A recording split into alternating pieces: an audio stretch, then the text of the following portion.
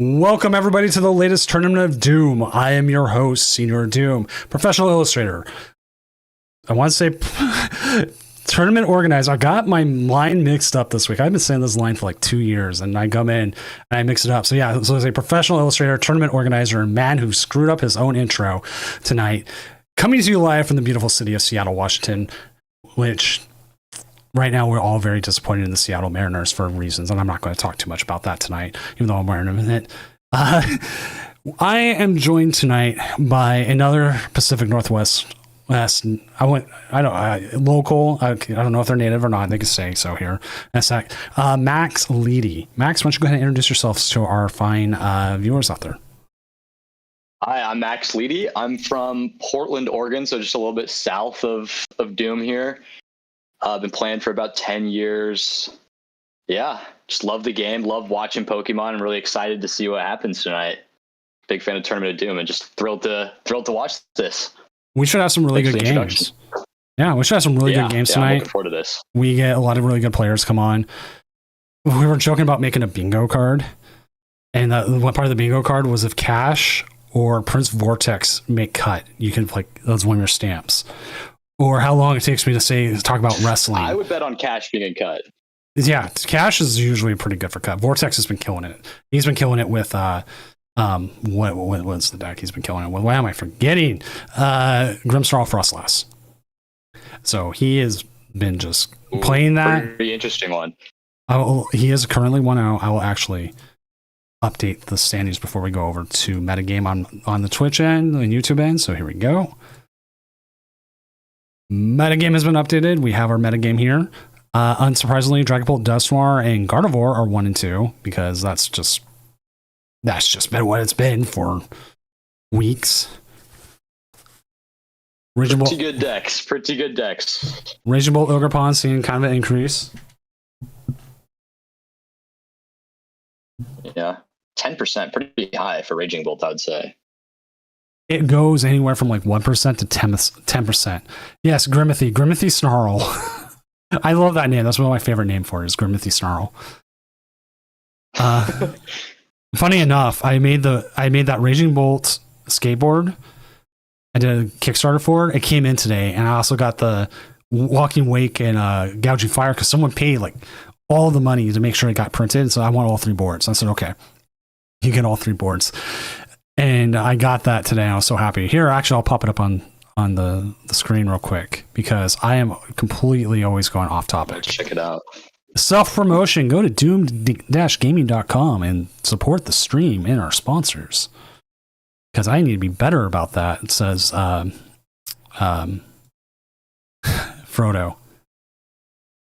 Oh, pretty sweet. Like I went with that. Pokemon skaters in the mix. Yeah. Still need more. Yes, we need to make the bingo more for the bingo, but I ran a Kickstarter for it. They came out really well. Part of me wanted to make it like one whole picture, but I realized if someone was this bad at drawing, they wouldn't even think about that. So I'm like, okay, we'll do that. Because it's hard. It's hard being a professional illustrator and doing it bad. It's like I was talking about players. A little frizz. They'll just come up with the most random lines sometimes, and there's no rhyme or reason for it. It just works.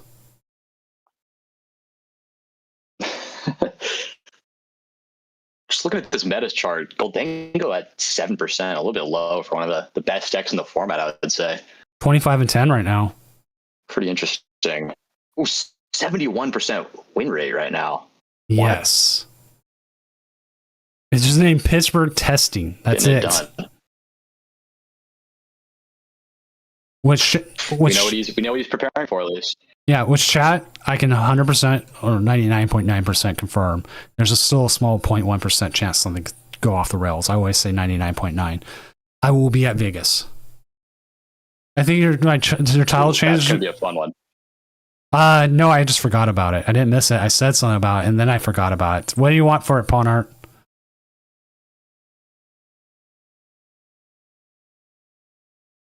But yeah, it's gonna be nice. Like I talked to Mrs. Doom fully about it, and like, yeah, we can do this. I'm like, yes. Then I'm gonna go sell $4,000 worth of cards to help fund it so I can go see like Penn and Teller because I've always wanted to see Penn and Teller. Little business trip. Yep. Well, actually, it is considered a business trip. How is Rockets Mewtwo 2-0?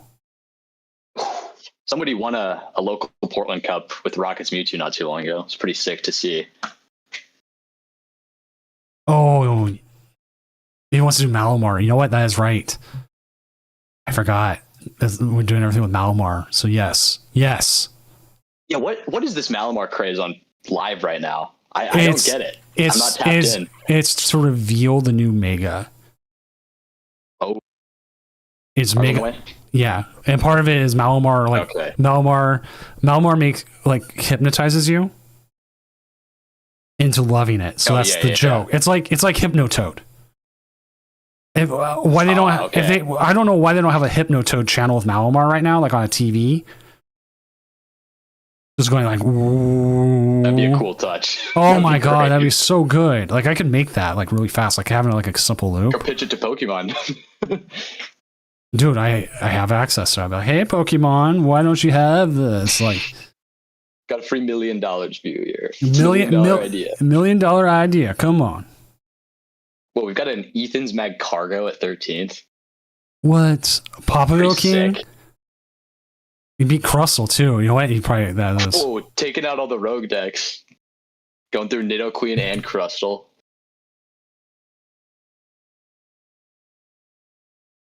I actually hit a Rockets Nidoking deck at NAIC, and like they really almost got me. It was a little scary. It's weird to hit, right? Terrabox. That's what I'm saying. Terrabox has been seeing some uptick. Rockets Porygon. I've been noticing that recently. Ooh, Rockets Porygon. I think Azul just played that deck on stream, huh? My brother's been playing Tatsugiri. That when Azul played on stream. What's up, Joyful Sandwich? I think Halucho is great, but that's because I'm glad they're going to go like to Mexico and going to AAA. Oh no, not AAA, CML. CMLL, AAA is the other one. And doing a match. Like I want to see Pikachu or Mega Halucha to do like a suicide dive. Oh, what's the Veed on? So Veed's on right on electric. Just seeing. Can you hear me? I think you froze for a second there. Oh, yeah. Now I hear you. Are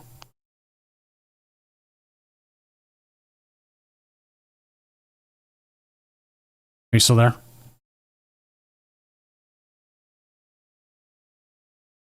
Did I lose you, Max?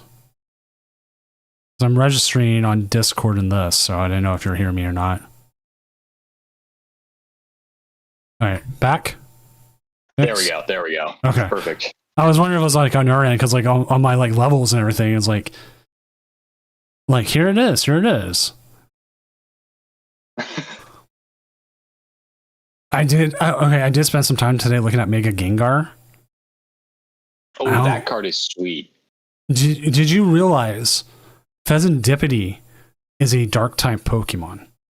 Oh, good point. I did not think about that. That is pretty cool. So you're going to be playing that with the Grimsley card? I think so. I've seen a lot of Janine or the Ninja Lady. I've seen that one. Yeah, I'm pretty excited for the new sets. The Megas are looking pretty sweet. Even if this first set doesn't have a lot of viable Megas, I'm so excited to try out that Venusaur, maybe the Manectric. Everyone loves a good 3-prizer. Let's see. Goldengo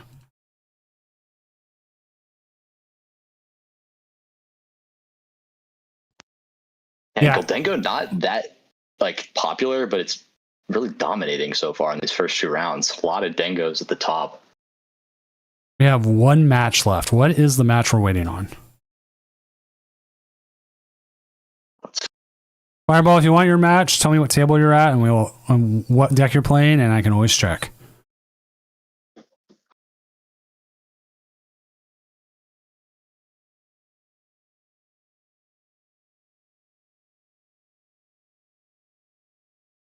Rifle Sandwich. We're seeing Charizard Pidgeot kind of still have a little bit of uptick.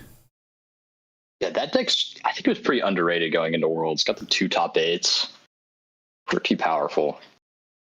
I Definitely think give a Gardevoir deck a run for its money. they're on Gardevoir. Let's see. Cups are for the week. Oh, this is a local of mine, Dexter. Yeah, he was saying he wants on, and you know what? I'll give preference for your first game with a local. Okay, nice. Yeah, he's been grinding this Gardevoir deck at Cups, getting it done lately. Got really close to a couple top 8s last season. Hoping he'll break through to a top cut this season.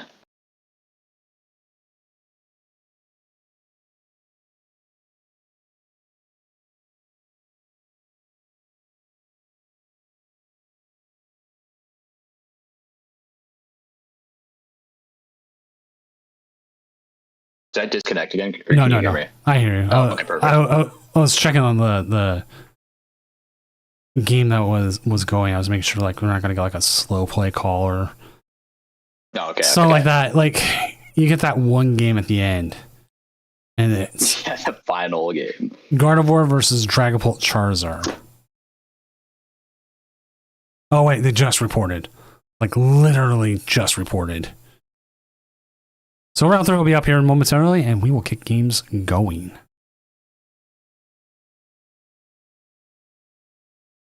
There it is. I'm table 1, table 7. Okay, good.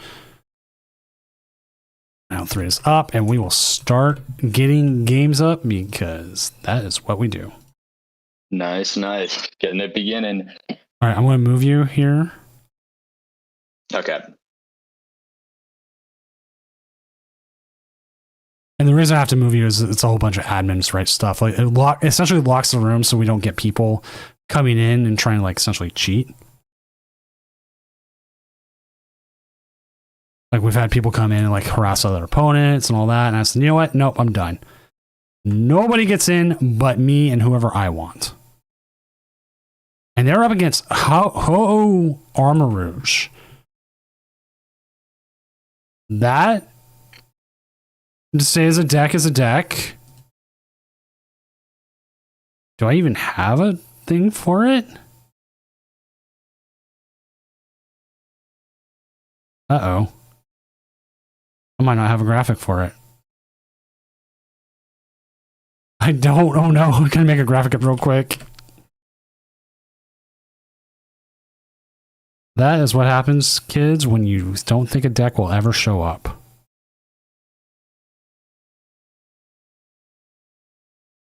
I have one for Gardevoir. I just don't have one for... Yeah, I just don't have one. I have one for Ethan's Typhlosion. How did I not do one for this?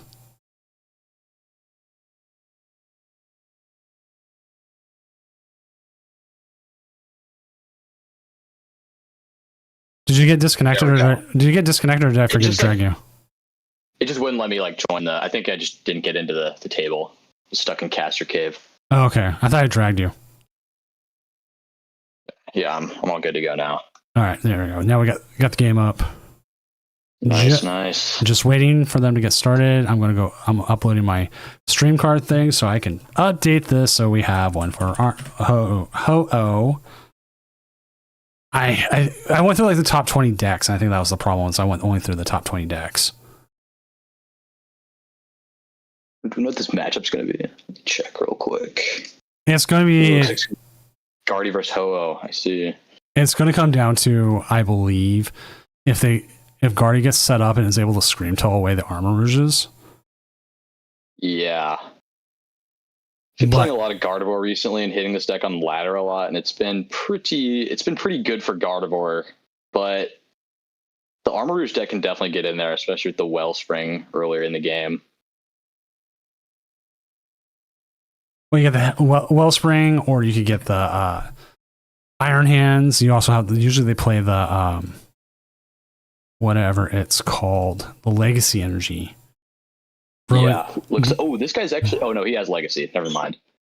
not checking in. There's a possibility that well, it doesn't say they've dropped. They could be taking a bit. That'd be a bummer. It happens. It's happened. We've tried to put games on before, and someone decides to drop, or they just haven't seen it yet. Hopefully, this guy will looks like make his way into the round. Because some people only want to play 2 rounds, some people want to play more. This guy's got a pretty interesting list here. He's got the Terapagos in there. I'm not super up to date on this Ho-Oh deck and the ins and outs, but I don't know if that's a usual inclusion. He's also got the Baby Chi-Yu. Baby Chi-Yu's been Seems great. Great in a lot of decks.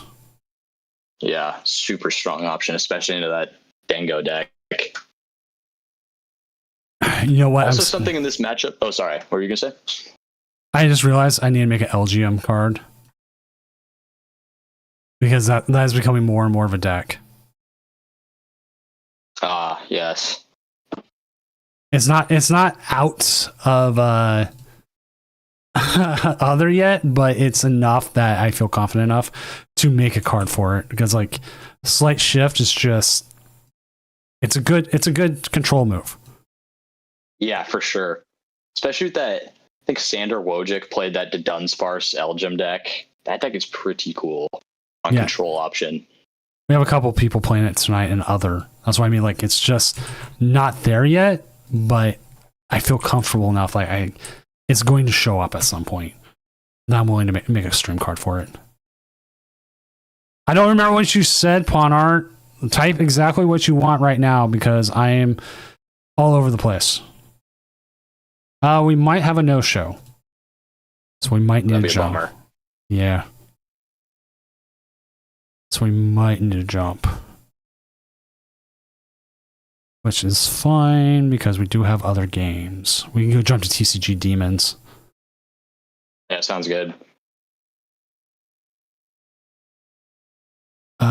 Yeah, the timer's going to run out right now.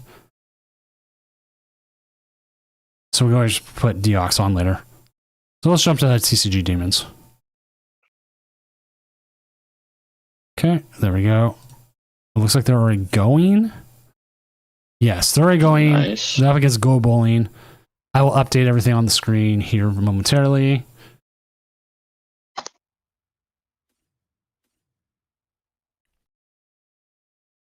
This matchup we've got Charizard versus Rocket. Pretty cool one. Rocket YouTube player seems like they got off to a kind of slow start here.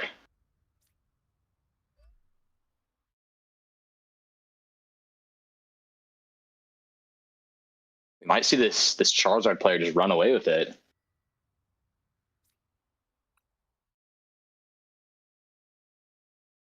This guy's choosing to include the Terapagos EX too. I guess he's got the Knockdown there, so it makes sense.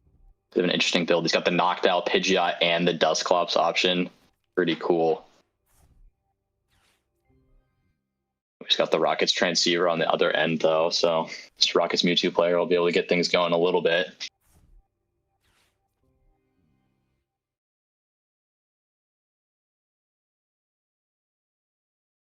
Pretty interesting matchup, too, because while the Charizard can hit into the Rockets Mewtwo for weakness, the Spidops can then hit into the Charizard for weakness. Pretty cool dynamic. Yeah, it makes things very, very... Oh, some interesting inclusions here. He's got the Rockets Zapdos. Can't say I've seen that card in a lot of decks. No. It shows up from time to time. I mean, it's not a horrible card to have. All right, let me update this. Jamming Wing.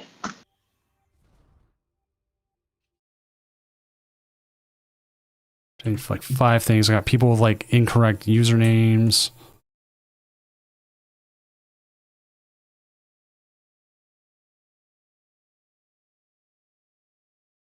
The game's already over. Jeez, I haven't even updated everything yet.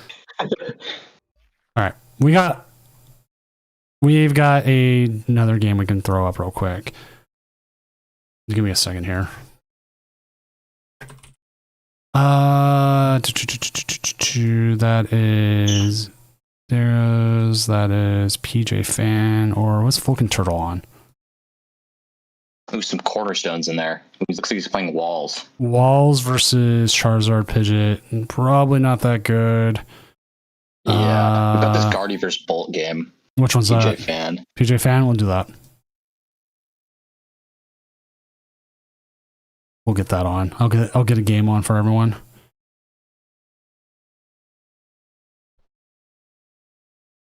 Ooh, pretty interesting here.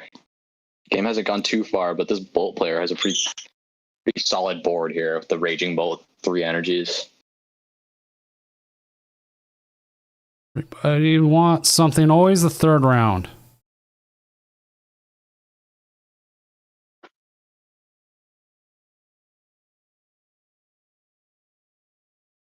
Let's see if this Guardy player can hit that legendary Candy Guardy this turn and steal this game pretty quickly.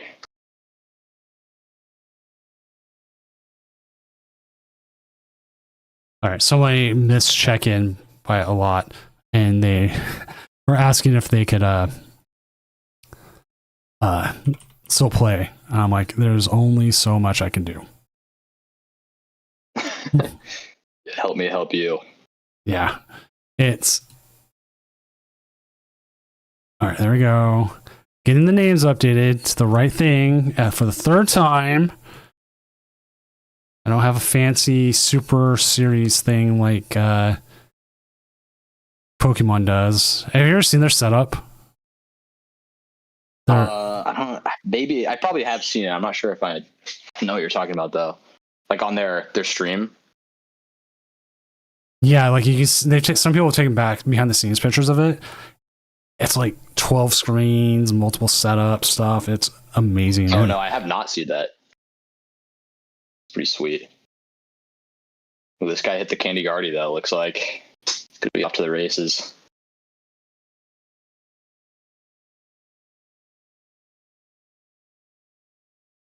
Then we got incorrect deck lists again. Cat trying to get on me. No. The amount of rockets bricks you could build a city.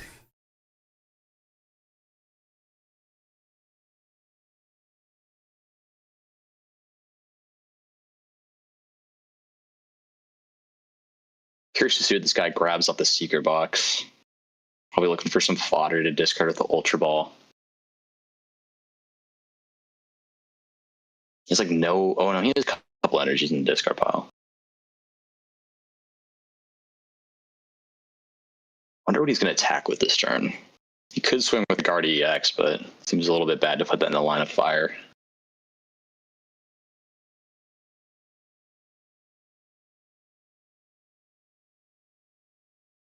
Oh no, is he going to whiff the supporter? No, oh, we got it. Thought the timer was about to get him there.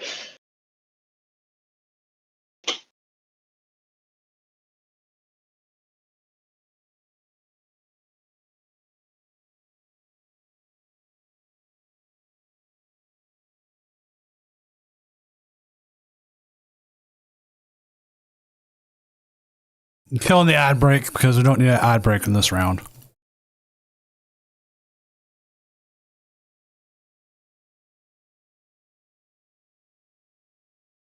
First only gets 2 packs of dual specs during regionals or worlds. During our regular one, they get 1.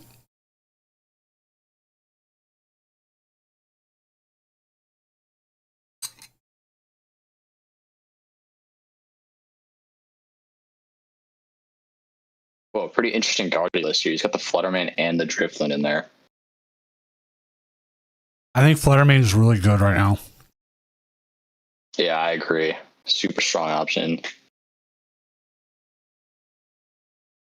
I've been playing a lot of the Jellicent deck. It's terrible to have that Flutterman just shut off the ability and make it all for nothing.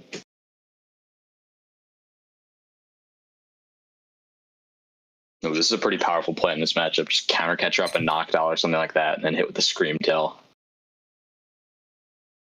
Especially when this guy doesn't have any Hoots on the bench to work with.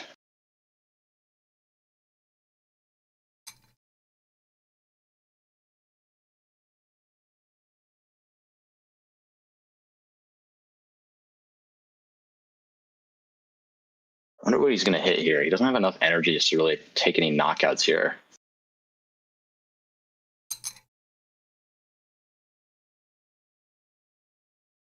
It hit into the Mew, but It could hit into the Mew. I kind of like going 3 energies and hitting 120 onto the baby bolt and just setting it up for monkey door kill. I think he's not going to go for that though.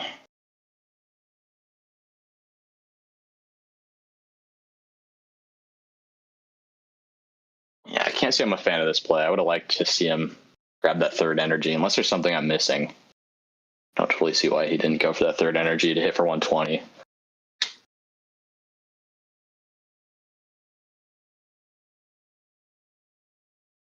yeah, everybody should sub. It is actually September. I don't remember what deals you. Yeah, I don't remember what deals you get. But hey, you do that, you don't get ads ever. And also, you get some cool emotes that I need to update. But don't ignore that last word I said, update. So it's cool emotes. Helps the stream out as well. It's like when I did like a video that was showing like all our sponsors. I was like, and viewers like you, thank you.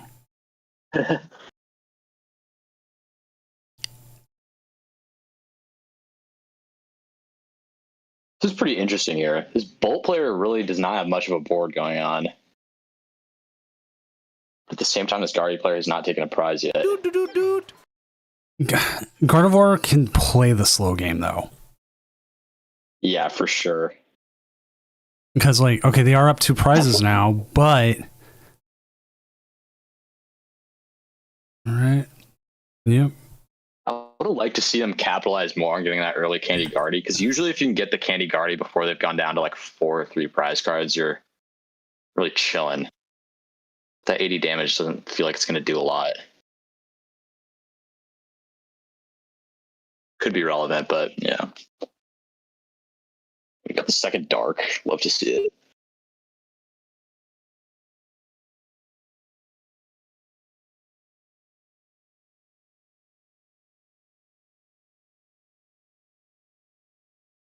This sucks. We have someone who has an incorrect deck list, and that's a game loss at this point. Ugh, feels bad. Yeah, and it's one of those things where like this happens.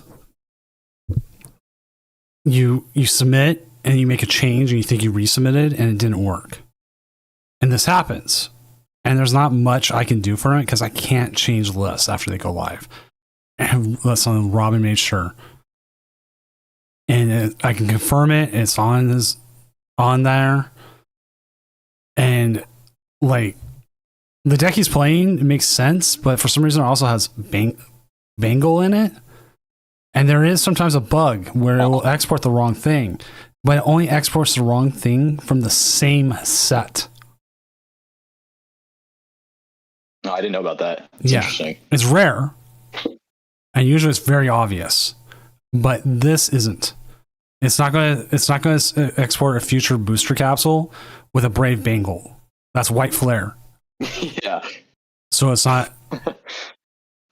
It's not the same thing. So there's like totally different cards. So there's no way for me to say, okay, that's a bug one. Like the bug ones we got was all their not Arctibax, Baxcalibur, Arctibax, Frigibax were like Relors or something like that. What the heck? Yeah. It's crazy. It'd be brutal if you're like going into a tournament you've been looking forward to and just get the bugged deck list. Yeah, it was like the Paldea Evolved one, and there was like something right beside it. I want to say, I'm double checking, but we had to look into it. We're like, oh, that is not right. Oh, super rough turn from the Bolt player. How do you become a caster like Max? Contact Pokeyemi. You heard it here. Pokeyemi takes care of all this. She's amazing at it, and there's a reason why I always say the ever amazing Pokeyemi, because she helps me with a lot of stuff here.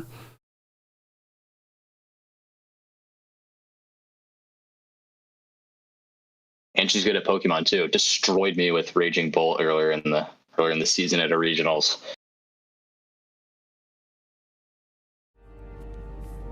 Wah, wah, wah.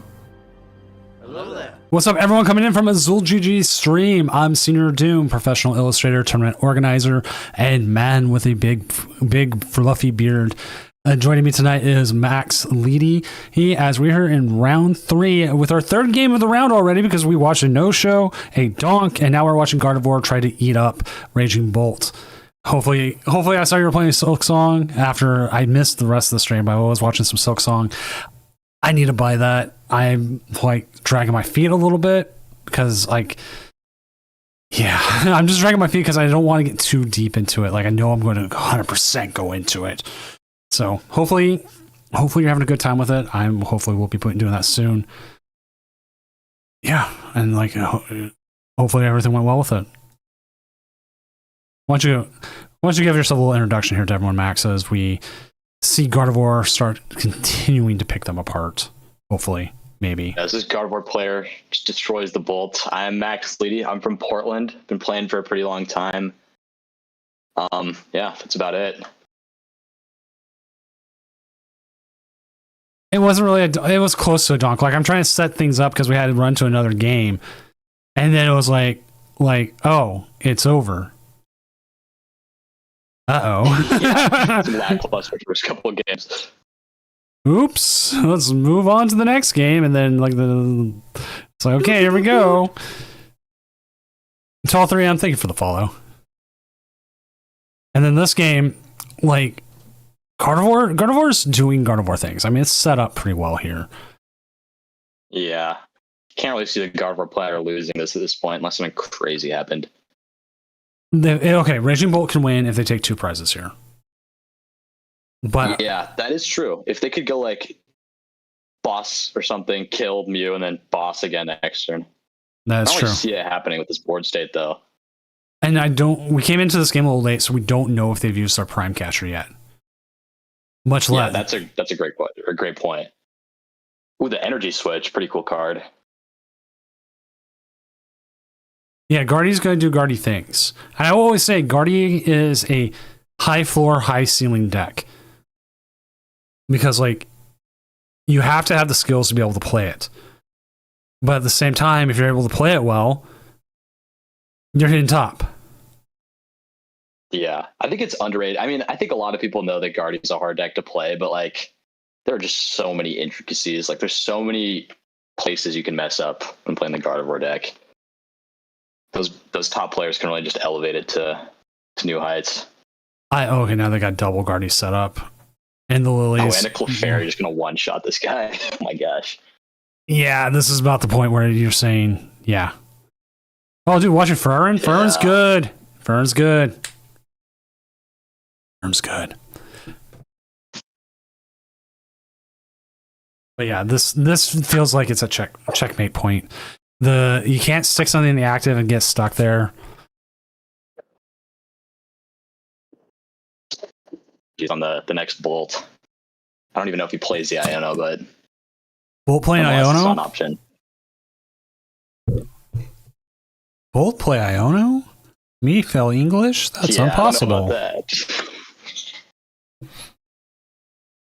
So one of the things I've been working on, I'm working on it even while we're casting here, is I'm making trophies for the 3 quote-unquote regionals, like I did with the Magikarp. Awesome. Yeah, which I almost got. It's taking time, and I feel bad for the guy who won because I haven't sent him his full skateboard prize package yet. Because the skateboard literally arrived today, and then the mat's not here yet either. I'm like, oh, dude, just be patient, it's coming. He's like, no, it's cool,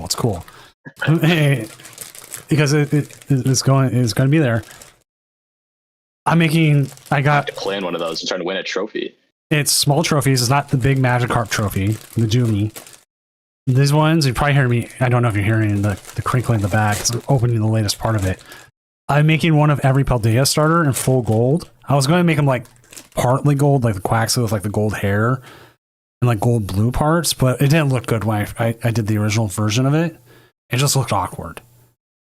I was like, why is it partly gold? Why is it not? Whereas in Magikarp, like if I left the eyes white, yeah, it makes sense.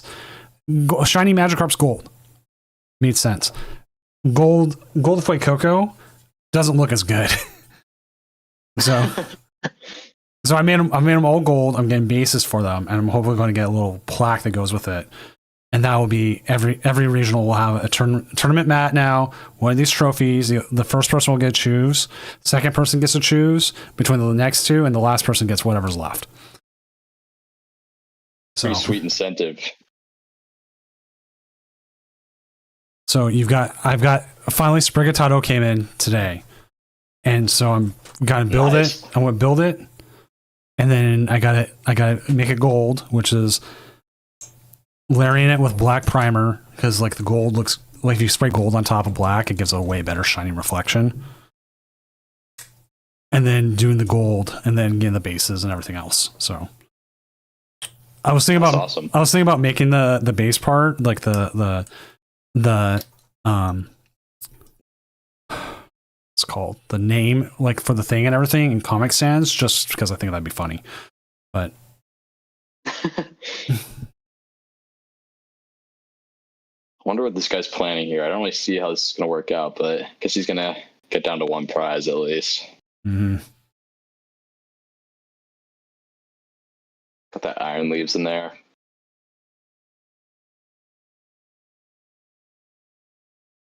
Iron Leaves is going to be a harder KO. Possibly. I think he's still going to be able to kill it, though. You can Yeah. just retreat the energies, go to the other Guardy. Yeah. Yeah, he's got plenty in there.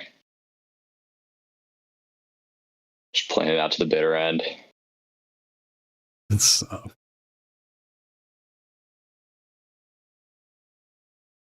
Yeah, this is a pretty rough matchup for both, I gotta say. Not a ton you can do if the Guardy player gets rolling. which Guardy did Guardy things. It's going to do what it does. Yeah.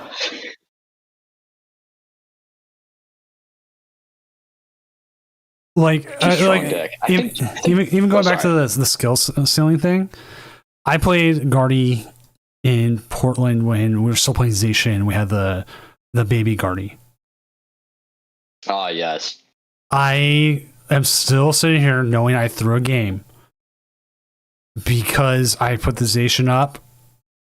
I put the Zacian down and like 100% locked myself in on the Zacian attack that I shouldn't have, because if I attacked with anything else, even if I didn't KO against the Gudra, I would still have another turn. Yeah. Instead, I handed them the game like that, and it was like the dumbest thing. And like I still sit there at night going, man, this sucks. What did I do? Just haunting you still.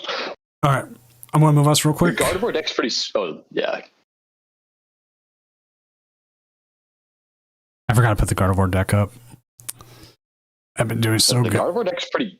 It's pretty crazy how many different versions have existed in the last couple of years. I still miss the Baby Guardy version. I bought all the alternative arts for it. It was great. Oh. And I was so happy. There's an ad starting in 3 minutes. I can't stop it now. I've stopped it enough times. Twitch is like, no, we need to make money somehow. And I go, no, you don't, Twitch. I work for Amazon. You're rich. And they're like, no, we're not. I'm like, you're rich. Give me those ads. Give me that ad money. This guy's got a pretty interesting list here. You got to research. He's got the Poffin in there too. Some synergy with the Drifloon. Okay, here's my question for you. If any Guardy you play, what's up, Zeki? I was just talking about you. I just got the skateboard in today. I'm waiting on the mat. Do you play Devo in any Gardevoirs you've played, or do you not play Devo? I do play Devo right now. I was playing a lot of the Fluttermane deck before Worlds. My list wasn't quite the same as Riley's list, but it was pretty similar, and I just could not get it done against Dengo enough. So I've been playing a lot of Jellicent on ladder recently, just exactly Henry Chow's list with the Devo, and it's been really, really strong. Like, I think it definitely has a favored Dengo matchup. It's much more favored in Poltnor because you have the baby Frillish, and you can just start attacking with that pretty early. Limit their options. So I've been liking the Devo version a lot. It also gives you great options into the Grimmsnarl matchup. Which I think is important. Yeah, Grimmsnarl is the one that's like the hardest for me to beat with Gardevoir, but the Devo definitely gives you some realistic lines in that matchup. I was a huge fan of I think a year ago, NAIC era, when right before Worlds, I was playing a lot of that like double monkey, triple dark Devo deck with the Fluttermane. That's like one of my favorite decks the last couple of years. Sounds so good. And then we had like the Turbo Energized version. Yeah, that one's crazy. Yeah, there's like 3 eras of Guardy. There's the baby Guardy era, and then there's the refinement with Monkey Dory era, and now it's just straight up Gardevoir and Monkey Dory getting it done. Still being the best deck in the format, probably. You know, Monkey Dory 100% became like the MVP. Yeah, no kidding. Like, that card is just crazy. And I feel like it's, at least for me, when I was looking at it when it got released, it's not the most obviously powerful card, but once you start playing games with it and getting multiple Monkey Dories out, it's just crazy the plays you can make with it.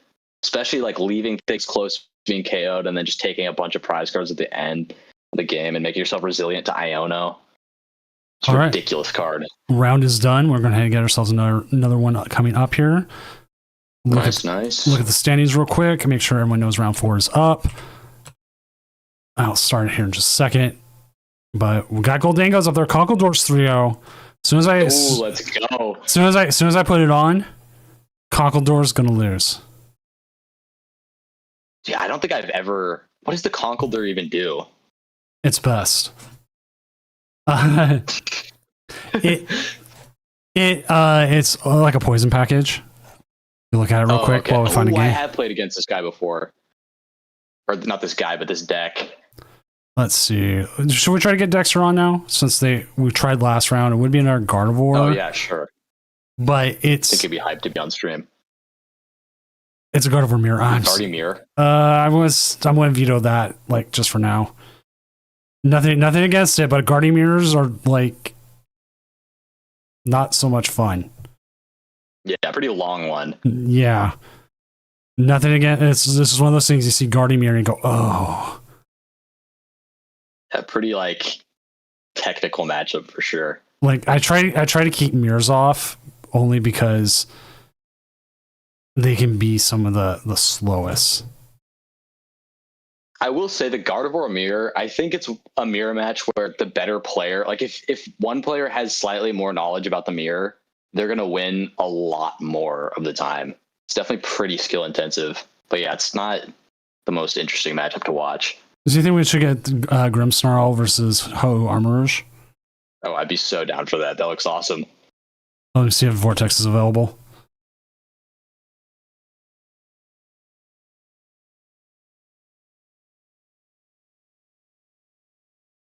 I think that would be a fun one. Like again, nothing against your boy. It's just that. Yeah, not a great match to watch. Honestly. Yeah. Like, hopefully we win some more and we can see him later on. Yeah, like there's a good chance we end up stuck with it in like top 8, and like that's just one of those things that happens. I can't prevent that, and it just sucks. So, he can't stream this round. Unfortunate. He has to wait for his partner to go to sleep. Okay, so nope, that one's out. What's up, by Dragonbane over on YouTube? Let me see if I know anybody else. We might be stuck with that.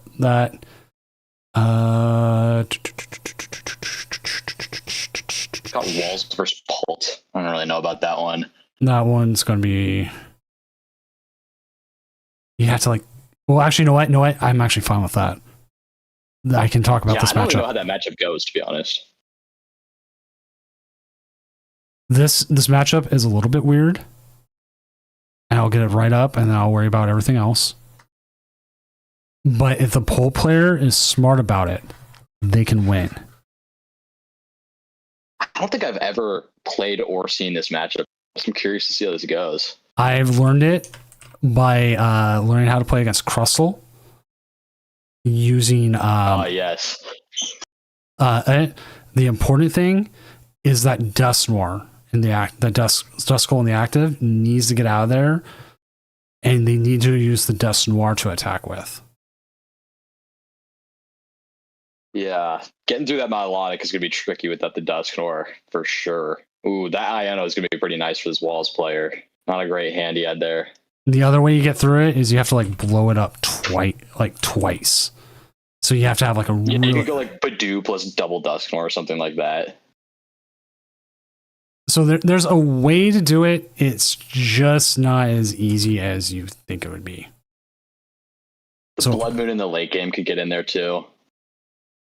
Yeah. Yes, Blood Moon can late game. So if like they take too much, that's been one of those walls, like one of those walls techs. So yeah, we'll have to see what they do. Yeah, I'm curious to see. This Dragon Ball player's got a decently strong board. Oh, not able to move the Duskull though. Not great. Oh. But you can still move damage with that Monkey Dory. That Monkey Dory can actually attack depending on how they set it up. Ooh, that's a good point. Confuse the Milotic. Do they play Mist Energies in the wall deck? Melodic is 100% prevent all damage and effects from Terra Pokemon. So they don't even need the Mist Energy to prevent... Oh, it's effects too. Okay. So they are so well set up for that. There's just no... no... The Hero's Cape too. Jeez. If the Jamming Tower gets around that, but still, if he's able to bump this Jamming Tower, it could be troublesome to get through. This is where like it feels like this game could already be done, depending on the Dragon Ball player. That's why I was like, okay, you know what? It's interesting enough. I can speak from experience knowing that this could be something. Yeah, this Dragon Ball player definitely has a chance still. Monkey Door's pretty key. Could get some Duskulls back online. Right now, he's just attacking with Baby Giraffe. Yeah, I can't say I've seen Cybolt off the Giraffe rig too much. Taking out that Duskull, though.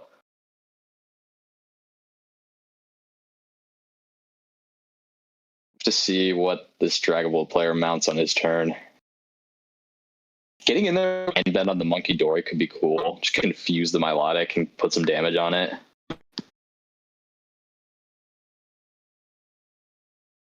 Hemiosaurus come in and redeemed random fact. I have a random fact. My cat Fizzy won't stop clawing boxes. No, I'll look one up. I'll put you on the spot too, Max. You need a random fact. If you just look up... I need a random fact. If you look up random fact Snapple, it usually has some really good ones. Okay, awesome. I'll get one going. Let's see. Oh, I got a great one. Smelling apples and or bananas can help you lose weight. Did not know that. That one's good. Here's one. Panda bears eat up to 16 hours a day. That's the life. That's the life. Everyone, we need to be pandas. He's got the double Duskull on the bench. That's pretty good. Now he's just got to get him involved. And the worst thing is that Neo... Oh, they probably just found out. Oh, wait, no, it didn't matter. It didn't matter because he went... I thought he was going to go all the damage on the Milotic. If I remember correctly, the Neo Turbo has to go on for the Duskull. So if it's already there, that's a huge issue. Oh, yes, because you could have attack with the Dusknoir. Which I'm trying to remember what the Dusknoir does, so I'm looking it up right now. I think it's like 150 for 3, and then you like can't retreat. I'm correct? Yeah. It's really good in the Crustle matchup. That's the reason why I'm sitting here like, okay, let's see if they see it. A pretty heads up player. He's just targeting down the Duskulls, not even bothering hitting into the Dragapult. No getting reason. rid of the Hero's Cape. Interesting. No reason to. There's really, really no reason to. Yeah, guess it's not really going to be a problem for him. Mouse keeps disappearing on one side. I don't know why. I wouldn't mind to see this Dragon Ball player just bench the Blood Moon earlier and start attaching to maybe get it online faster. Yeah, you need 2 psychic energy, and I think this one is playing 2 psychic energy. So you know what? They can still get it on. It can still become active and it can still do its thing. That Neo Upper would be pretty nice in the Dusknoir, though, I have to say. Wonder if this player knew about that line of play. They might not have. It's one of those lines of play. Like, I didn't know about it until my friend playing Crustle told me about it. He's like, yeah. Isn't that like a huge part of the Crustle matchup? I've heard people talking about that.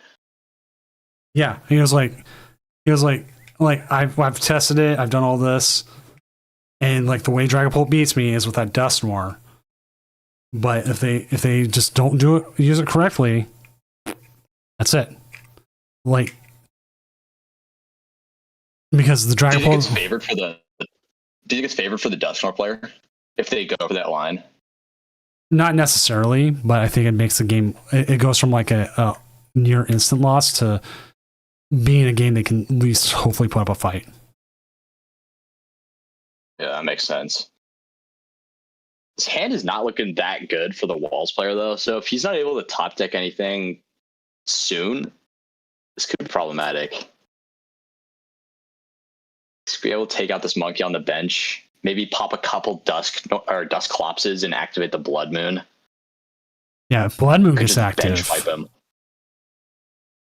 Yeah, unless this guy top decks like a Pokemon, he might just lose on the next turn. Because this guy can go hit the Monkey Dory for 60, and then he's going to try and bounce some damage back with Monkey. He can use his own Monkey Dory, kill the Monkey Dory, and then go double Dusclops, Blood Moon the active.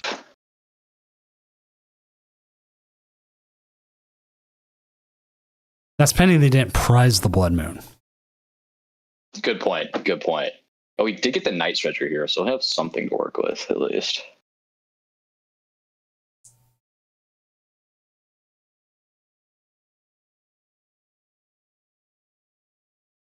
I'm just a giraffe, though. Poor guy.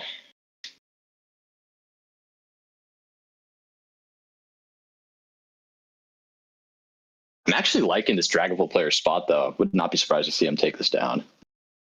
That sleep flip could be annoying, though. If he falls asleep and can't wake up. Yes. Could be big. The amount of, we see him flip tails.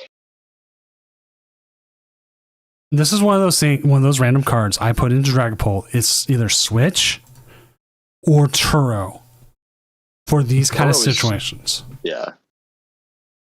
The switch would be incredible here if this guy plays it.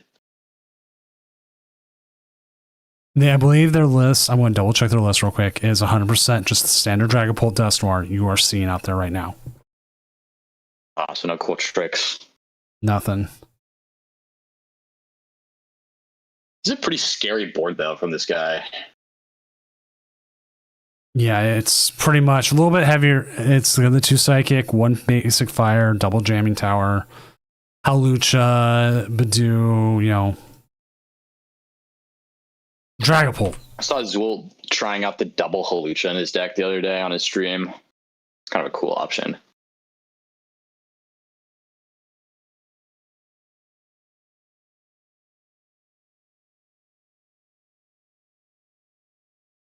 Oh, he's got the Dusknoir.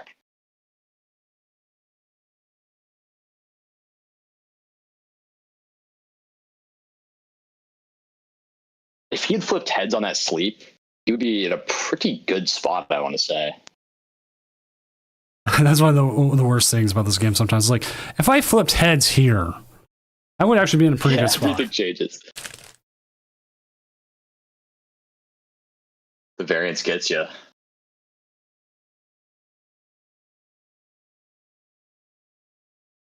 I wonder if he flips tails again, I wonder if it's correct to not even attack with the Milotic and just try and keep it asleep. I'm not sure if that's a viable option, but I guess taking the prize cards doesn't let the other guy use 2 Dusknoirs.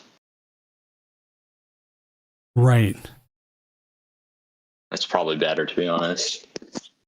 I have to look up what the stupid draft does because they've got it out there and it has to be out there for a reason. I think it just blocks basic EXs and then it does 160 for 3. Oh, he's got the Blood Moon in deck. That's important. Yeah, so Although this draft, we can get it evolved. So they're trying to use it to stop the bear attack, but Oh, he's using a Dusknoir right now. Interesting. Jolly Flame Man, I know a couple of people who have been trying to get Blissey to work and they just won't. They just can't get it to work. Now, okay, the question is... I don't know about this play. Well, counter catcher. Okay, I kind of see it. Maybe like you He's could. giving him another card to work with though off the prizes. I don't really love that, especially when you know his hand is not super strong. Yeah, like I almost felt like you could possibly I don't really know what that stay damage back. is doing. I don't see how that 160 could be super relevant unless he's planning on attacking with like the Dory or something like that. Yeah. Because now on top of that, you have to still move damage onto it if you're going to blow up the other dust clubs. Yeah, exactly. And now he's gonna have no damage to work with on his side of the field because he's gonna take this knockout probably.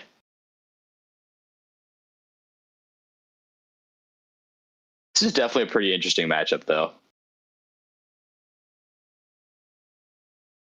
That Arvin off the prizes is pretty massive.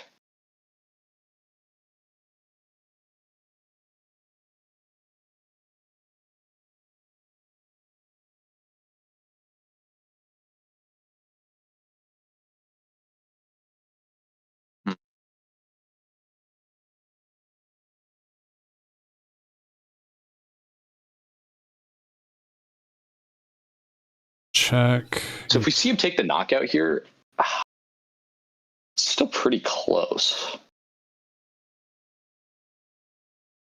We could still see here. I feel like Iono just attack with Dragapult. We can't kill it with Dragapult. I keep forgetting. No. There's no damage counters out there either right now, so you can't just blow up.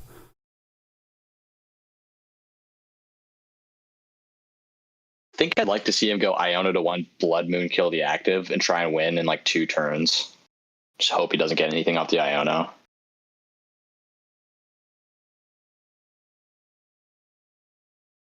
Because if he can clear out this Bilotic, the Giraffe Rig and the Monkey Dory are not too scary, especially when you can hit both of them with the Dragapult. You can just Latias switch back into the Dragapult on his next turn. There's Bear. Looks like that might be what he's going for. Well, okay. Iono, that'd be super strong. If you get Bear here and then Dusknoir, the Giraffe Rig. He can't Dusknoir though, because he's on 1 prize. Oh, he is. That becomes a different issue. But okay, you're getting rid of the.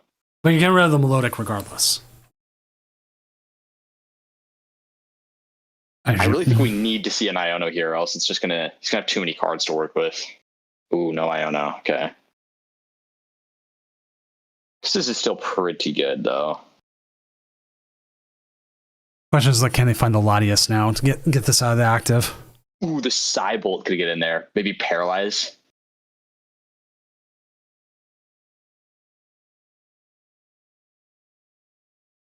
It's going for the boss. Ooh, boss Dusclops is pretty strong here. Yeah, because there's can't move it, I don't think. No to a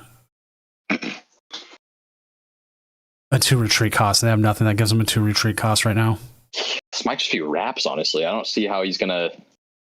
I'm pretty sure this guy's gonna be able to just knock him out on the next turn. I know. Gotta think that's an oversight from the Dragapult player. Like, if you're gonna use the Dusknoir like that and go down this line of play, I'd rather not evolve that second Dusclops. Because honestly, if he hadn't evolved this Dusclops, I think he would just win. Yeah. What's up, everyone coming in from Triple B TCG Stream? I'm Senior Doom, professional illustrator, really tall guy and person with a cat who keeps walking around knocking stuff off. Hopefully you're having a good night. I'm sorry that you had your budget battles tonight. Joining me tonight is Max. Max, why don't you go ahead and give yourself a little introduction to everyone coming in from Triple B TCG Stream. I'm Max Leedy. I'm from Portland, Oregon. Moderately tall dude. Not quite as tall as Doom, but... How tall are you? I'm 5'9". I'm 6'4", 6'5". Oh, yeah. You got me by a lot. Yeah, I'm hoping to... also, Frodo, I got to message you. And I've already said this on stream. I'm going to be at Vegas. Ooh, the Iono here. This could get tricky. This could. And Iono is Iono. Okay. I definitely kind of you could just Iono here. It's only got 1 card to work with, though.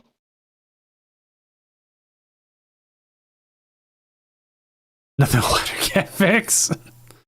That is the truth. That is true. People can like have a ladder.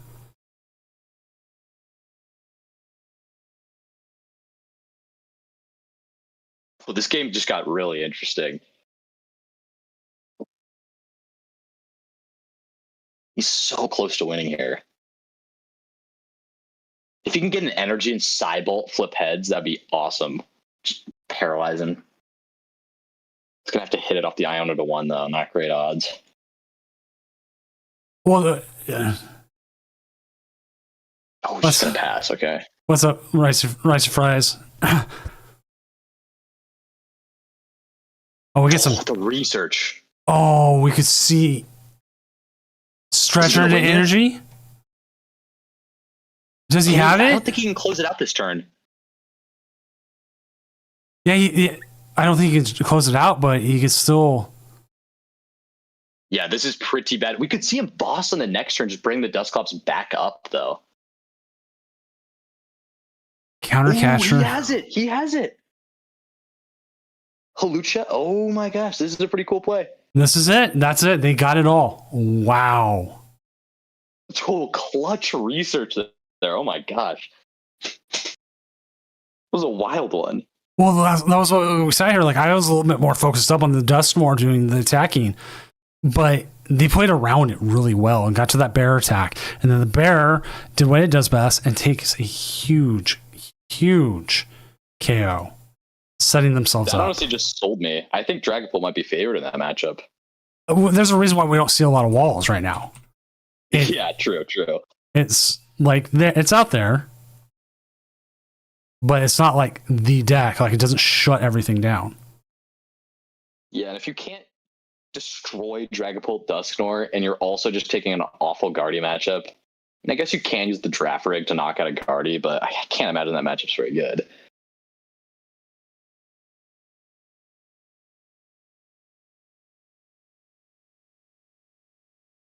Whoa, new deck 40. This guy's been cooking some stuff up. Oh, Vulcan Turtle's always cooking stuff up. All right, I want to move us real quick. Sorry, what'd you say? Just moving us real quick. Back to the Caster Cave. Nice. Let's see, where is it? There it is. So now you can see what I'm seeing. Oh, perfect. Is that just looks like the second place list? Yeah, You cut a pull TX for the nest ball. yeah. I've been trying to run the two Polt, and I always like prize one, and it feels so I'm a bad. pretty big fan of triple. And then I went and bought I thought it was a third full art Dragapult, and it turned out I already had 3, and so I just ended up buying a 4th. I'm like, you know what? That's fine. Yeah, at some point I play 4.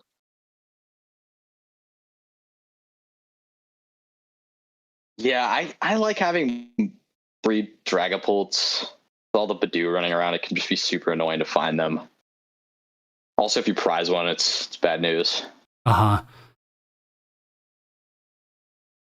Dustmore, how much is the Illustrator rare right now? $20. Oh man, maybe I can find it at Tabletop Village. Go to tabletopvillage.com and use code DOOM5 to save 5% on any of your orders. I'm still trying to do that. Or hey, go to Dual Spec. I forget their website, but go there and buy their sleeves. They're awesome. Or hey, win the tournament and get some free ones. Or take second. Just get to the finals. Or we also have Matoba has sent a bunch of stuff. Like at physical pricing, let me see if I can pull up actually a photo of it. He sent me a whole bunch of photos of the cards and stuff he's sending. Like one of them was like a jersey from Worlds, not the baseball jersey. Awesome. Let me see this jersey here. Oh, that's pretty slick. Yeah, he sent one of Haven't seen that those. before. The patches, a bunch of like unopened Japanese gem card sets. Oh, nice. Like this. This is all of them he's sending. Oh, whoa. So like if you want, Those are awesome. so if you like Japanese cards for whatever reason, and these are stuff I'm probably going to put in regionals, but also some tournaments and send them out. The Pokemon Sleep door tag promos. never distributed WOTC promos like this one, the Salamats. Oh, nice. So these are never distributed out. So that's another That's one. awesome. And it had a couple others, like there was like the Flygon, Beldum, Machamp, that's like an amazing one, Electabuzz, stuff like that. A couple of those. Korean League deck box.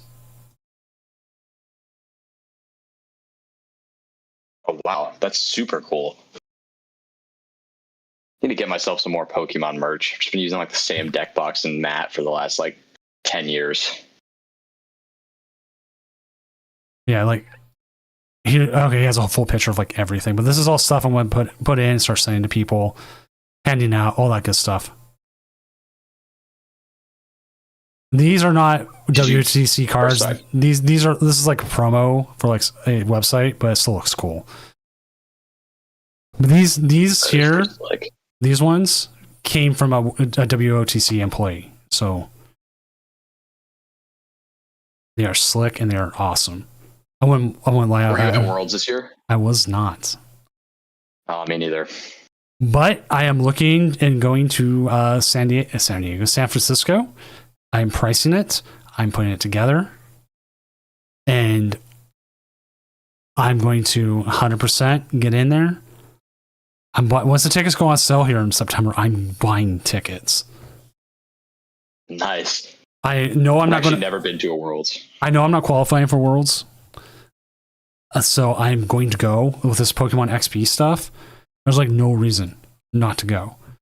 Like if the leaks are true, it's supposed to be like there's like setting up a whole like pallet town almost. Wow. That would be pretty sweet.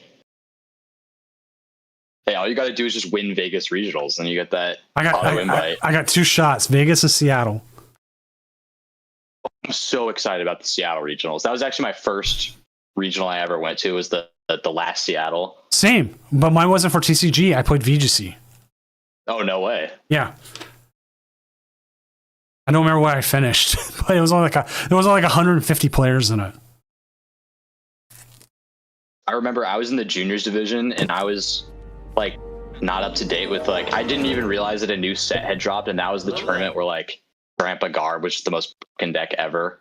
That was like I was playing this like old Darkrai Giratina deck, and I had like fighting Fury Belts instead of choice bands. What's up, everyone? Coming in for Fireball 258907 stream. I've introduced myself so many times this round, you probably know who I am. Especially, you want to introduce yourself again, Max? Or whole time set? Sure. Well, like, Max Lady from Portland. Yeah, we're like at this point, we're like, oh my god, can I stop introducing myself? All right, let's update the standings. We got 2 matches left. Let's guess what the pairings on that match is. What do you think match 1 is? Like matchups? Yeah. I'm saying it's one of the controls. Versus? I'm saying it's a control mirror match, actually. No, you're half right. It's the LGM control versus Okidogi. Classic matchup. That's the fighting type Okidogi with Adrena power. Pretty sick deck. So that's one of them. The other one, Goldingo versus Gardevoir. Ooh.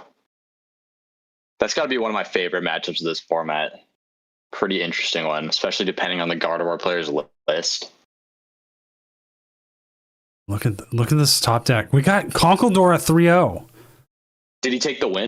He took the dub. Well, 4-0, I mean. Sorry. 4-0. I'm sorry. I thought I updated the standings. There it goes. Yeah, no, they're at 4-0 now. That's great. We could see Conkeldurr in the finals, perhaps. I mean, we've been trying to get like into the top cut. It just hasn't hit. We had Slowking hit top cut like 2 weeks ago. Was it like 2 weeks ago or was it last week? I had the Champion's graphic pulled up from last week.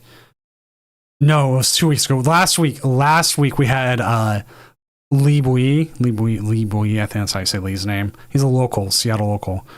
Great player. Takes Cyril Edge all the way to the finals and lost against Goldango. He said he like whiffed energy. He said he like whiffed energy in the 2 games. Like the energy. Yeah, I can't even visualize how you lose that matchup. Right? And so he like whiffed and that was it.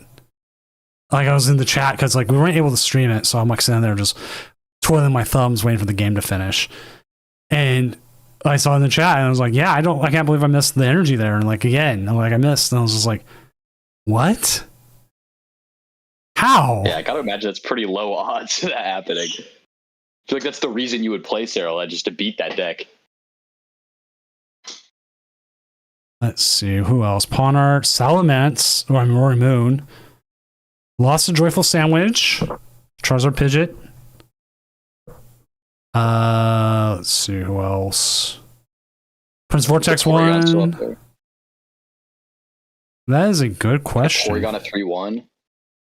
3-1. So they just lost. No, they lost last round to Goldango. Came back and won this one. Rockus Mewtwo, I think, fell off. Oh, we got a Serena. What is that deck? What does Serena even do? Which one?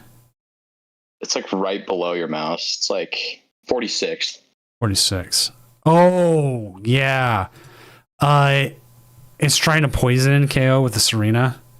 And it's using the Volcanion to do a little extra damage.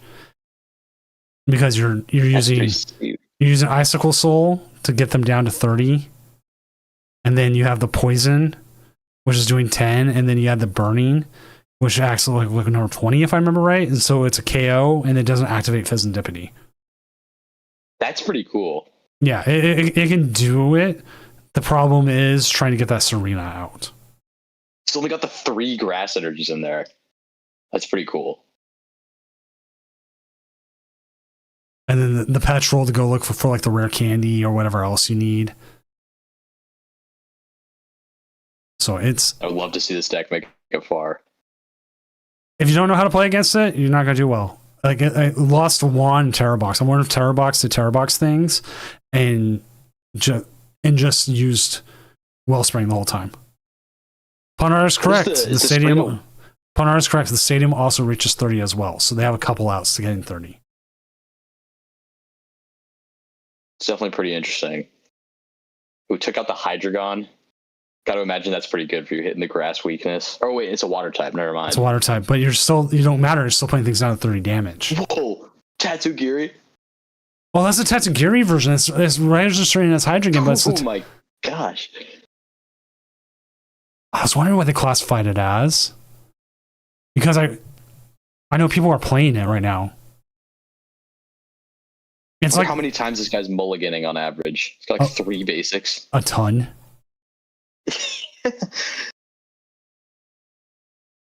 This deck has got to be tilting to play against, and they just get like Pidgeot, Double Blaziken, Hydreigon, Dusknoir, like rip it all off the Cinnabar lure.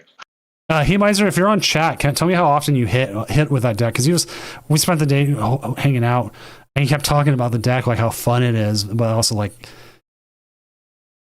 you either hit or you don't. That's it. Yeah, whiff 1 Cinnabar lure and it's over. Let's see. Got a lot of Joltik decks doing pretty well. We are just waiting on the control deck for Okidogi. Who's number 12, Callie? Gotta imagine that's Callie White. Pretty good player. You know what? I can check, but I'm not going to check on screen because I do not like to show everyone's logins and everything else. Oh, Cash didn't play tonight. Oh, wait, I think he's out. Maybe also Kelly Moore. Oh, Callie Moore. Okay. It does not tell me, but they said Panda Express is the best takeout. I got to agree with that. Someone said, I'm looking at some of them. Again, that's one of those things like, there's a lot of information here I don't want to share.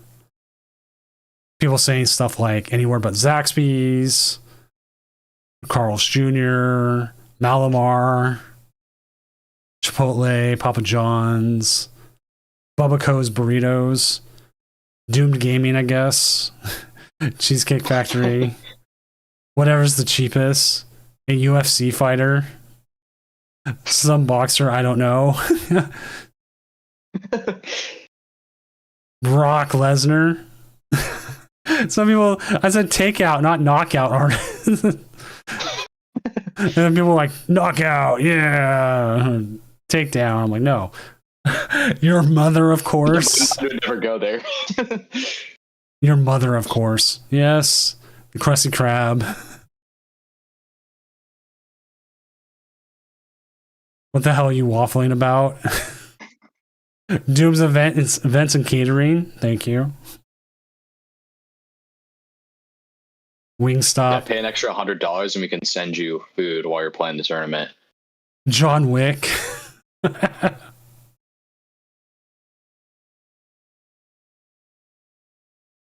Pizza Hut. All right, you know what? Pizza is always good if like you're willing to sit there and look up like the deals. I've got to say, I've never been to Pizza Hut. Might have to try it out. It's okay. If you do, you get the stuffed crust. You have to do deals. You have to do pizza deals. Like they will have stuff like they'll have stuff like $8 takeout. That's pretty good. Yeah. Like Domino's will do like $10, as many toppings as you want. Take as long as you pick it up. If you're close to one, it's great. If you're not, well, I don't know why you're not, but I guess you're not.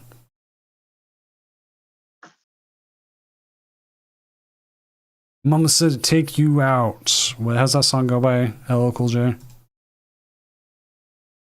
Oh, don't know if I'm familiar. I don't know. It's aging me though as well. All right, we are 30 seconds from finishing, and nobody's reported a game yet. All right, yeah, Domino's will do two mediums for $14. I have teenagers who eat a lot, so we have to get like the large pizzas. Actually, you know what? That's a lie. One of the teenagers eats a lot. The other one's very, very good about how much they eat, and are probably eating healthier than I ever did in my life. All right, timed out. I will give them a minute to see if anybody finished, but if they didn't, I'm just going to move on. Yeah, one of the risks of playing that control deck in the best of one.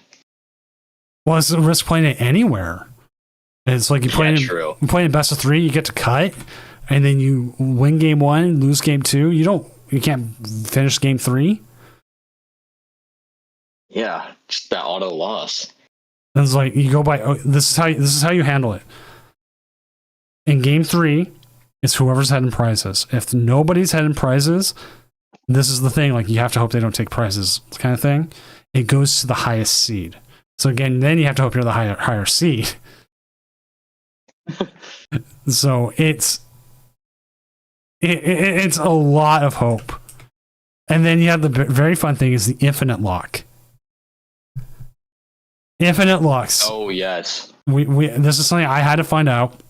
It's one of the things I say, rules are always written in blood. We had a pair of Snorlax, Blocklax decks pair up against each other. And they did not mill the other person's Pidgeot. And then like the Shiyu got stuck in the bench with all the energy. There was no way, they were out of ways to like get things back. So they were both essentially stuck there. Infinite the Pidgeot. And it's like, well, who wins?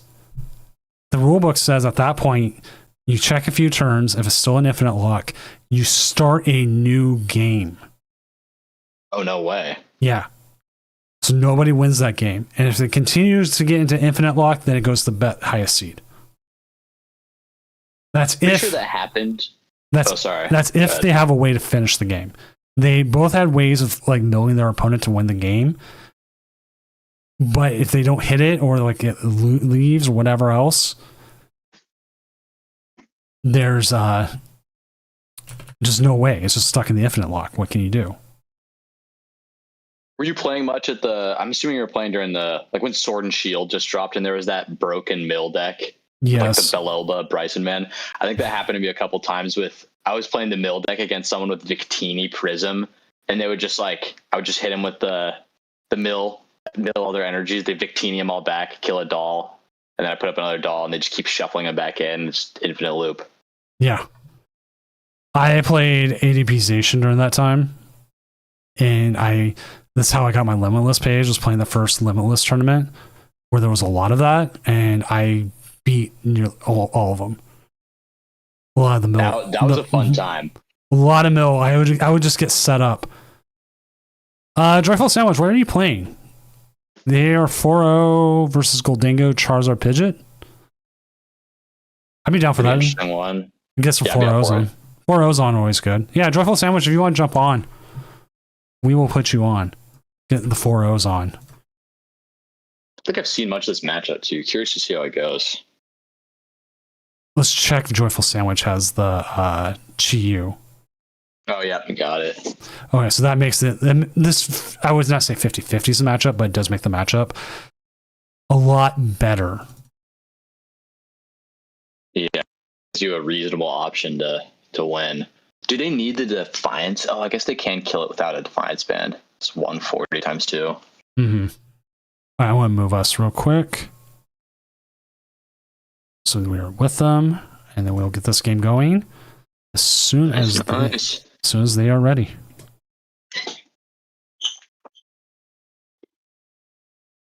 And it looks like they are a go.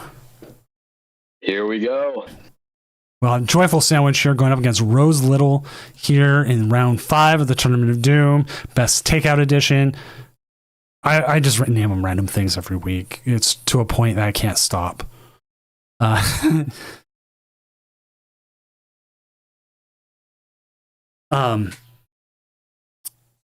like we were talking here, Goldingo has some favorite to it, but the Chi-Yu sets up. It can flip the price trade. And well, It's got some stuff here. Could get a Candy Pidgeot going.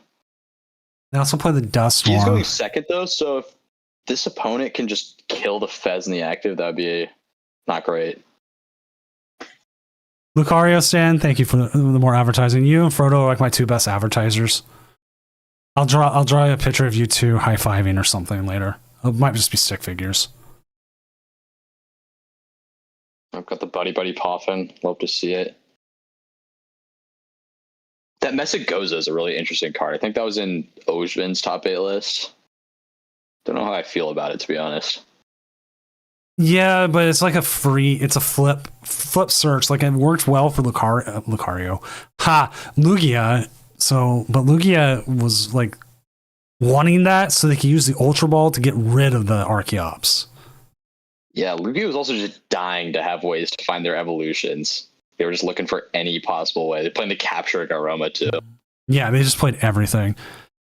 Remember when it was extremely broken? Yeah. Oh, God. I wasn't playing too much in that format. I was more just watching the tournaments, but kind of glad to have missed out on that. I played that format a ton. I played, I was so tired of just playing Lugia, I had to play it with Flying Pikachu to make it interesting. Tech for the mirror. It worked pretty well. It was also a good tech for single prize decks like Regirock or the Reggies. Oh, yes. So it worked out really well. This Messagoza could be pretty big here if he flips heads. Could get another, like a Pidgey or something like that.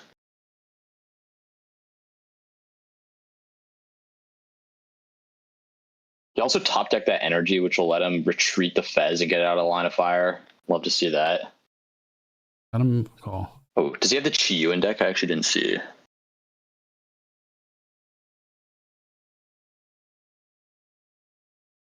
Ooh, gonna use the Ultra Ball. Oh, I like this. Not gonna Guarantee that Pidgey. Not gonna hand him the Mezzagoza, which I think is fine. Yeah. Especially when he doesn't show you the Genesect. He just might not have it. It's a pretty great start here from the Charizard player. Couldn't ask for much more. Got the Candy Pidgeot in hand. Oh, the the Shock. Jock. Nice. I love to see it. The Secret Box too. Never bad. Okay, he has the Genesect. I hate that Genesect, but it's 100% what is. If you had to choose a MVP from White Flare, Black Bolt, Gotta be the Genesect. yeah, like I go through like every set, and I'm like, okay, what is it? Like what card is like the MVP? And like sometimes the MVP shows up later. This Genesect is just too much already off the bat. Just so much value on one Pokemon, just turning a nest ball into 2 evolutions. That was like Dengo's main problem too before that card got released, was just finding the Dengos. Like, okay, here's the question: like, what's the MVP of Destined Rivals? Like, I'm looking through it right now. That's trickier. Because like Shaman isn't in like half the decks. I want to say Grimmsnarl is, although it's not that good. Is there any like random trainer that's good in that set? If you include Grimmsnarl, it's Grimmsnarl. I'm talking more like what is I gotta sing the Doom song now. what is the card that came from the packs? Oh yes. Oh, can you not get Grimmsnarl out of the packs? No. Wait, Oh, I didn't know that. is there a big ol' like 1 on there? Oh, it's the board. That's weird. Oh, it's the metal. That's what's throwing me. Oh, yeah. I thought there was something with like my thing. No, you can't get it from the packs. It's only available from the deck, but it's listed on that. Oh, okay, makes sense. Ooh, this could be a strong turn here if he's able to just Chi knockout. Also, he might. Really liking this Charizard player's position. Did I say, hey, welcome back to Doomco, Heat Miser? It's your birthday, so you get an extra taco on Tuesday.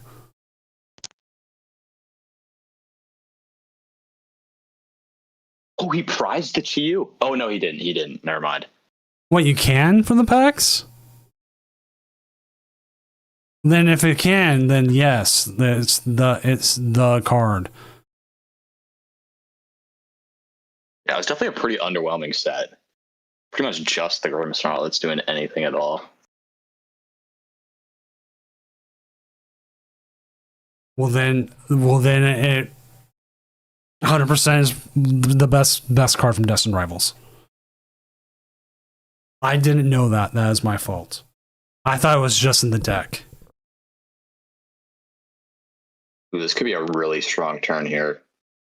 We could. Oh, the Bravery Charm's pretty important. I was gonna say we could see some crazy like Dusknoir on the Genesect, Briar for 3 kind of play, but that Bravery Charm doing work. That's so weird. Someone cleared the request and then called me back. Weird. Yeah, I was just looking at always look at decks, like our sets. What's the best thing? Like me and Heat Miser found today a whole bunch of Journey Together. I'm like, what's the chase card? Nice. What's in it? It's like Lily's Clefairy, and you only ever need 1. I'm like, Yeah, that's true. Mirac- Maybe Zoroark. Zoroark or Maractus, maybe Volcanion. But even I'd have then, to give it to Lily's Clefairy probably. yeah, like I'm looking through the list. That's where it is. Maybe Brock Scouting, like full art. Oh yeah. Or the Maractus full art.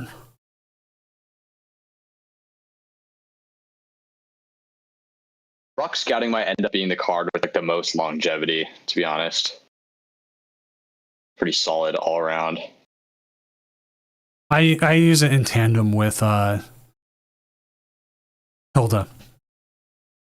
Yeah. Just get all those evolutions, all those Pokemon.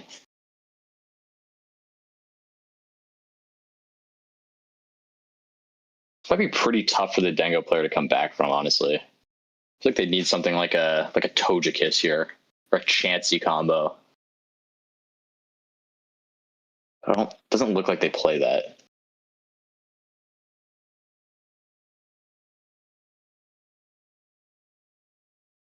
The Mega Fire of Envy is just so strong into this Dango deck. Just one-shotting anything on a one prizer. Yeah, Cash, not playing tonight, man? Or technically today.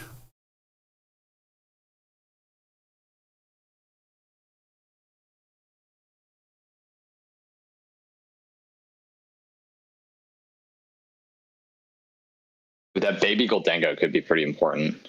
Just able to weave that in. Maybe even this turn, use it to take out the Chi-Yu. Just make things that much trickier for the opponent. Dylan, sir. Pretty sure this Charizard player has no energies in deck. This is super odd in hand, so not a huge problem, but currently doesn't have the pieces to set up another candied Charizard. Got the Fez to work with, though, plus the Pidgeot.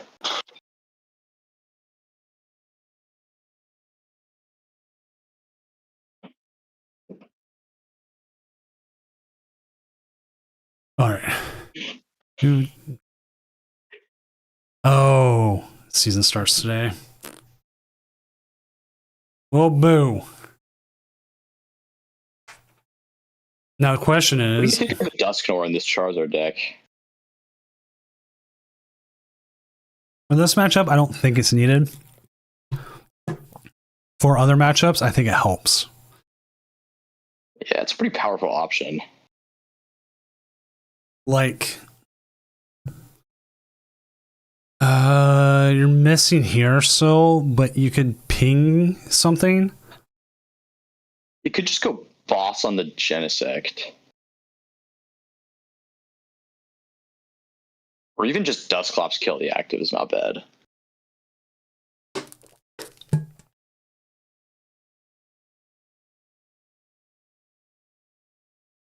should be pretty easy for the Charizard player to close it out. Yeah, you get KO on the Gen Looking side. for the boss. Yeah, there's just too many threats on the board for this Dango player to deal with. Like now, if you KO the Pidgeot, Charizard just still wins the game. You KO the Fez again, Charizard just wins the game. That Charmeleon is making it even more difficult. Oh, even that prize. And a lot of times you don't even play Iono. Let's actually double check. I don't know if this Goldengo does. They do not. So they're not even handing it. Yeah, I think it should just be checkmate here. And Unless, you never know. They could play two chances, double ticket, get them both in there, flip double heads. No, they don't. Okay. As much as that's plausible somewhere, they don't here. Yeah, it'd be pretty unreasonable to hit, even if they did have it in the deck. I remember playing Zacian Jirachi. That was a fun deck. That deck was crazy. Chansey wishes it was like Jirachi. Good Guru in that deck's like one of my favorite cards from the last couple of years. Just swapping a card for the top deck. Tillins, we're play Ethan's Ho-Oh, better deck. We tried to have it on earlier. Tried. I just didn't want to show up and get casted. Didn't want the heat. They're like, nope, I'm done.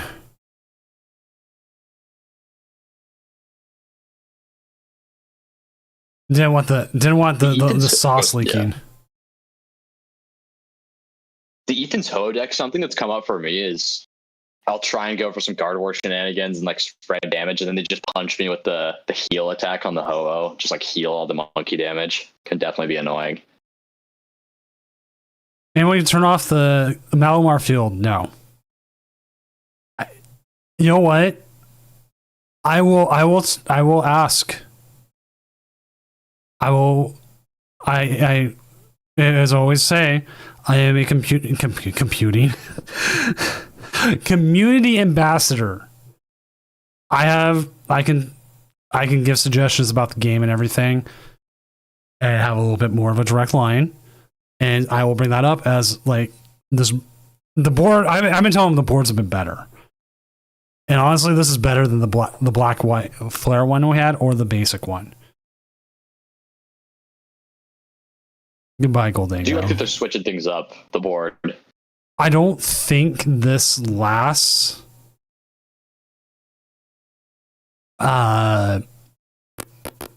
more so than I think the video comes out. Oh, it might be a week. I think it comes out next week. Like I would like it. And like part of me wants like custom ones, but also I know like 1 second here.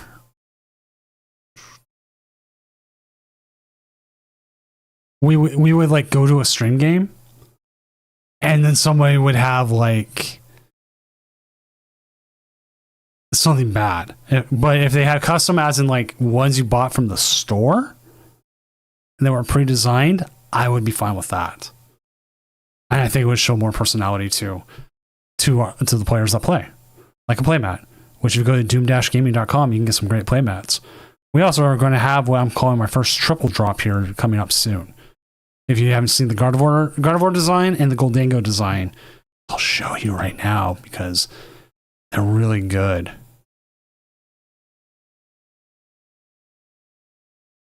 Now I gotta find them.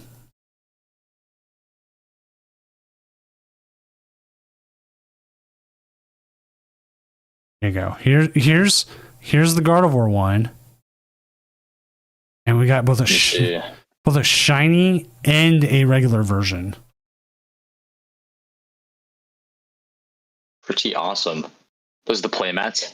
Yeah, they're not available yet. They're coming. And then we have the World Champion mat that I am going to sell. The World Champion has a unique version of it, but this is the Goldango design. Nice. So there's a third one coming, and I'll spoil it a little bit. Let's say it starts with a Mega and ends with an Engar.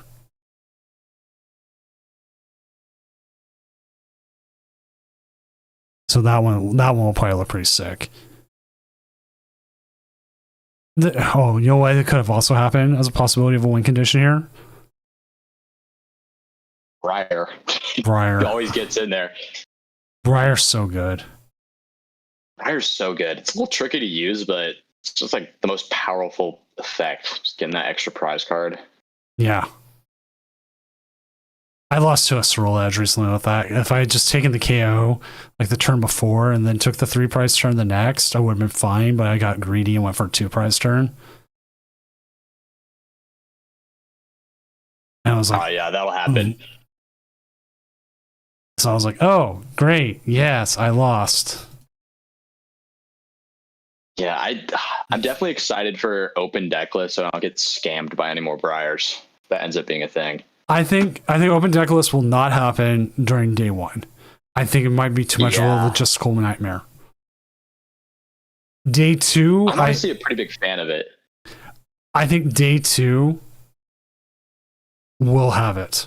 And I agree with like Zul said it and some other, I think it was Zul said it, some other people. It evens the playing field in day 2 because you have some players who have a huge scouting people like group, like everyone who plays together and they get everything together, versus players who might not.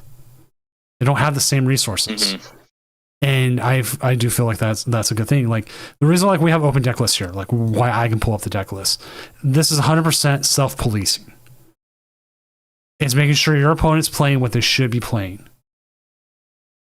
And they don't put in like some weird tech card to play against you. And then like you have to call me and we have to confirm it, everything else. It's 100% self-policing. It's been like that for like 5 years. It's just what online play is. Yeah, definitely necessary for online.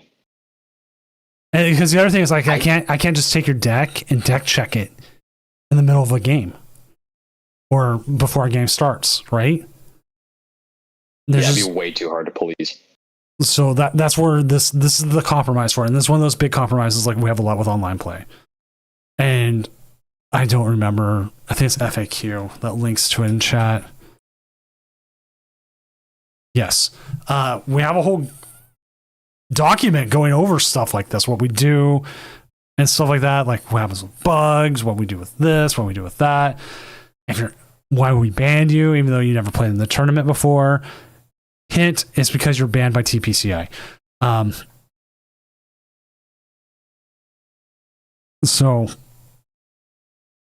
that kind of stuff. Like I've had people play like multiple tournaments and all of a sudden they're banned. Like, why? And I'm like, well, I found out who you are and that you're banned. Sorry. Hold the same standard of play. That's like we were talking about some of the weird judge calls I get weekly. A lot of times it's unsportsmanlike conduct. Somebody feels like when you're behind the screen, got to happen more often. Exactly. Uncle Door's still. Oh, they're streaming. Let's go sneak in there for a second. Includes paid promotion. Like, where do they have paid promotion at? I think this guy's about to win. Go to 5-0. Can take the kill on the Dingo. Got 3 Conkeldurs set up. Yeah, but he doesn't have a way of poisoning it. Oh, wait, no, he does now. I think he does. He has the booster. He's got a giant hand, too. No Iono, I'm assuming, on the other side. That's my assumption. Here comes the poison. Yeah, it's the Joltik Dingo.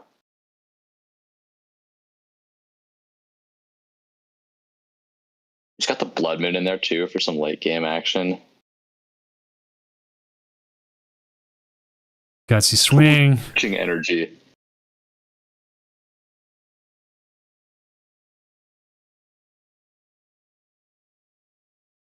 I'm going to give him a shout out as soon as our game's done. Because anytime I steal someone's stuff like this who is streaming, I at least should give them a shout out, right? Yeah, gotta give them their kudos. Especially when they're doing this well. I wonder if this guy's gonna be able to piece anything together. I don't see a way, unless I'm just tripping, I don't see a way for him to reestablish the brute bonnet if the Dango player is able to boss kill it. I don't see any like stretchers in hand or any Pokemon search. Yeah, that does become the issue. I guess he has the enriching energy to draw his whole deck. So assuming there's any out in deck, he should be able to find it.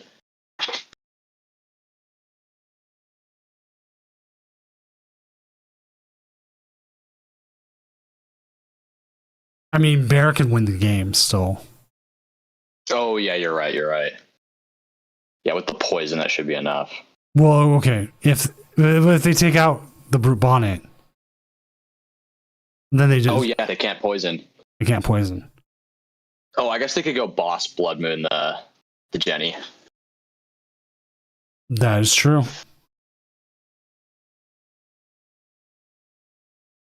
That's if they still have the Blood Moon. I think it's in hand. Oh, yeah, so It's in the so end. far left. Murder Bear. Yeah. Yeah, it should be wraps. Put that, you turbo energy, you boss's orders. GG. This deck seems pretty strong to me. If it Gardevoir might be a little bit tricky, but I think manageable. I think they see it. Yeah, I'd be shocked if they don't see it here. Yep. Maybe goes for the Fez by accident. Yeah, please don't go after the Fez. Oh, you just Okay, no. One prize. Just need one prize. It didn't matter. It didn't matter. I got scared for a second there. I'm like, oh god. There you go. Give him a nice shout That'd out. be tragic. Gabe D with that Conkeldurr deck, 62% opponent win percentage. They're winning. 5-0. You can't say Love they're to not see winning. They beat Espathra Zatu, beat Goldingo, beat Bolt Ogerpon, beat Goldingo, now just beat Goldingo Joltik. That's kind of funny. This Spathra deck like boosts their attack cost, but the Conkeldurr is just like, nope, free attack. Doesn't matter. That was actually something that came up, and I don't remember what Discord it was. They were asking, why does the Angel Light word not affect Mew EX, but the Bears does?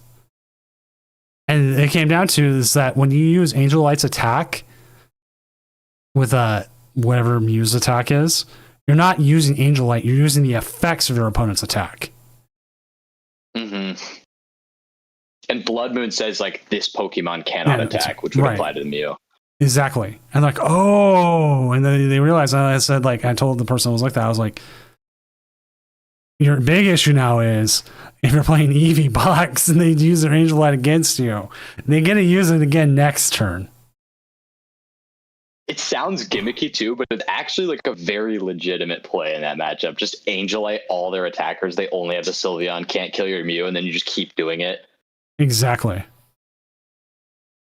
Yeah, pretty funny interaction. Eevee, Flareon Noctowl, Eevee box, 5-0. Let's see what they beat. Grimmsnarl Frostlass. Oh, check out the Grim. Terra box. That's a hard one, but I can see it. Carl SoCal, Dragapult. That one's, I wouldn't say favored, but it's good. Charizard Noctowl. 3-1. Oh, that was Demon That's Slayer. going to be a tough one. Maybe he has the Leafeon to kill those Charizards. I think so. Yeah, I looks think, like he does. I can't remember if I ordered an Eevee EX or not, but they're not playing one. Oh, they are. Never mind. I think they do. Yeah, they got it. I don't remember if I ordered it or not, and I can't find the receipt or email saying I did, but I swear I did. That's one of those weird things. So I don't know if I spent $5 or not, but it's like not gone from my account, or they refunded it to me because I never did. Is Max commentating? Yes. Planning on playing some Eevee soon? I have all the parts for Eevee, except now I have to get a Leafeon, and I still need the EX. I had an EX. I had a stamped EX when the Prismatic nice. not this one, the one that was stamped with Prismatic Evolutions on it. I sold it. Yes, you did, Mr. How Chirp. much does it go for? I don't remember how much this one it goes for right now. I'd have to go look. That Prismatic one's pretty expensive. Yeah, Prismatic is expensive. Dude, I don't like this card, I gotta say. With the fruits in the background, it kind of throws me off. I don't know. Yes, Mr. Sharp, we did give you a shout out because we stole a little bit of your game. And anytime I steal a game, I always give a shout out. Let me see. Yeah, right here, it's down to like $8. But when I sold it, it was. Oh yeah, it was like it's way up there. Yeah, it was at like 25. So just gotta look through my old bulk cards and start selling some of those. Yeah, I went through just all my team up and everything else, 11 cards, and I'm well over $4,000. Oh, nice. What helps, I won't lie, is one card here that I'm trying to sell the last one of. I will bring it up and you'll see how much it is now, and you're going to sit here and go, oh yeah, that makes sense why it's over $4,000. If you haven't already guessed, some people in chat are like, God damn it, Doom's talking about that card again. If I can find it, let's see what the current price value is on it. Because it's insanely high. Here we go. Oh, yep. For a damaged one. For 900. Mine is not damaged. The one I'm selling. Wow, this Jeez. is at least a 9.5, if not a 10. And like I've had multiple people, dealers and everything look at it, and they've all panicked and they all try to lowball me on it, and I'm like, nope. I know what I got. Like, I know what I've got. It's like KSC cards here, 0%, like driving the price down. Like, and they have a heavily played. Like, these ones seem like someone's trying to like lower the price. Whereas then everyone else is like 26, 25. A couple years ago, my brother used to play the game, and he went to an Evolutions pre-release with me back in the day, and he got the Charizard, and I like vividly just remembered him getting the Charizard, and I don't know, a couple years ago I was like, Sam, didn't you get that Charizard? So we looked through his old collection for like a whole day, and we found it and sold it. It was super exciting. If I had known better, one of the ones I sold early for like $150, I would have held on to longer. Yeah. But yeah, either hold on to them or sell them out now. I'm just saying to sell out now because I'm afraid that there is a bubble and that the bubble's going to implode at some point. Yeah, it all seems too good to be true with all the cards just skyrocketing. like it's just like I don't know if it's crypto bros or sneaker bros or what. Now Latios has been up in price for a while. I think it's one of those cards like Shiny Charizard from like Neo Genesis or whatever one it was, or one of the Neo sets. It'll probably keep value. But some of these cards are like skyrocketing in price for whatever reason. Don't make sense. I saw that a lot of like the random megas and tag teams are worth quite a bit now. Got a lot of those lying around. I gotta figure out how to sell those. Like I'm a little surprised Goldango's been up there, but I think because it's been such a viable deck for so long, it kind of makes sense. 12 looks a pop. And then the prismatic, like this one's so good. That one's awesome. I love that one. But like if you go look at some of the prismatic stuff, like some of it is just highly overpriced for what it is. And it's just like that card should not be that high. But it is, and it's like, why? You got Dragapult, arguably the best card in the game, going for 99 cents. Funny. Like, okay, you know what? I can guess the Umbreon. I can guess why Sylveon, popular Pokemon. These ones. This is like what everyone's chasing. But still, like, I don't think this Blood Moon should be that much. Or Dragapult here. Like, normally these I'm not a huge fan of that Pult. I'm a huge fan of it. I just don't think it's worth $90. And then the problem is you get ones like people will listen like the Japanese ones in this, and it screws with the price. So like this is one of the hard things about checking these prices is people put stuff like that in there.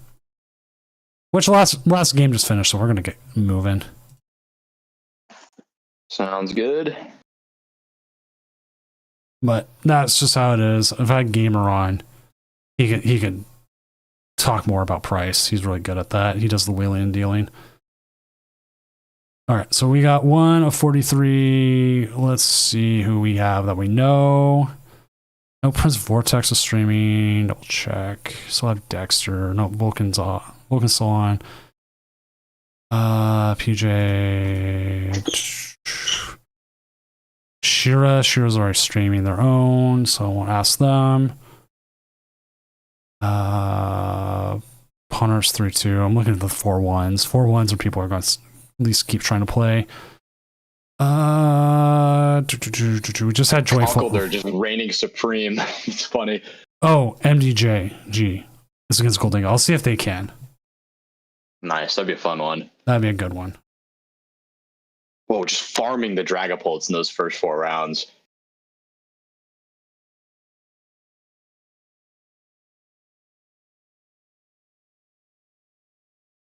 Let me see if they can. Planning on making it out to a cup tomorrow. What do you think I should play? I've been eyeing up the Jellicent deck. My friend's playing this control deck that just destroys it, so I don't know if I can go for it. Might have to go for Poltnor. Maybe this Conkeldurr deck. Who knows? I took Poltnor to my last challenge, and I went 0-3 drop. Oh, it could definitely happen with that deck. I played against my first round against Raging Bolt. I got him down to 1 prize. I hit him with the Iono for 1. And they needed an energy, and they top decked it. No. And the only reason I had the Badoo out, because I didn't start Badoo, I started a Bear. Was because I prized my Latios. So I needed a free retreater. Or something. That's rough. And so he was able to get it, and he picks off my one there. Second one, I hit a Joltik box. I just trip. Nothing good. Get blown up. Done. Last one, I hit Gardevoir. I whiffed the energy for game. He even showed me. He Ionoed himself to 2 and hit 2 researches. No. Not 1, but 2. But 2. Research, got everything for game. And after that, I was like, you know what? I'm done for the day. And I moved on. All right, looks like they're set up. MDG's good player, good watch.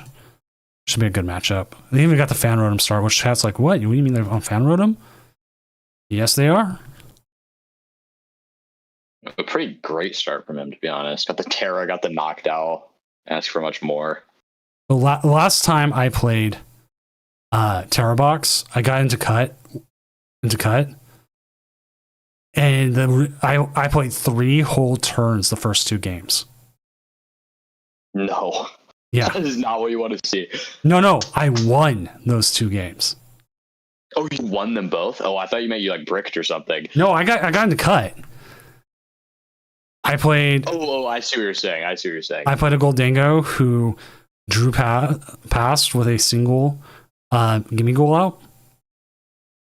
I actually set up a I think it was the Cornerstone was the one I actually ended up setting up because I had like Crispin, and then I had the little green the other ogre pawn, and I attached to that, and then I had an energy switch, and that was it. Getting it done. Oh, is the limit list down? All of a sudden saying server not found. I didn't know it's round 6 is up, right? Oh. It's giving me a server. This is working for me. I don't know. I will give it a fresh. My internet's not down. It looks like it's working.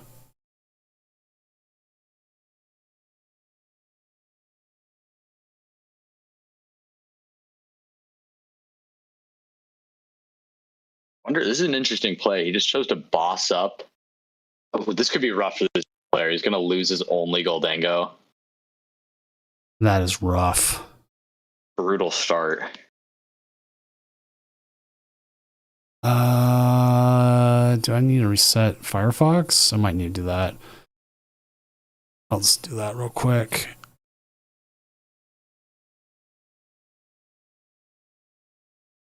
I tried playing this Terrorbox deck to Portland regionals. Thought it was gonna. I was way too confident in my skills. I played barely any games with it, and then just was floundering. Could not figure it out. Did terrible. I took Dragapult. I got into like 2 ties and everything else. Yeah, this is weird. It is not loading for me. Chat, is anyone else having issues loading Limitless? You know what? I'm going to load up on Chrome. It could be a Firefox thing. The situation is there it goes. The continuous coin toss could be great. If he was able to continuous coin toss heads, kill the Pika. Doesn't look like he plays it though, or doesn't have access to it. We had a continuous coin toss win a game. No way. How many heads do you get? They needed like 3 to knock out a Badoo, and they got it. And that was like the donk. That's ridiculous. Like the only time I seen Goldango, donk. Okay, there it goes. Now it's working for me again. No idea what happened.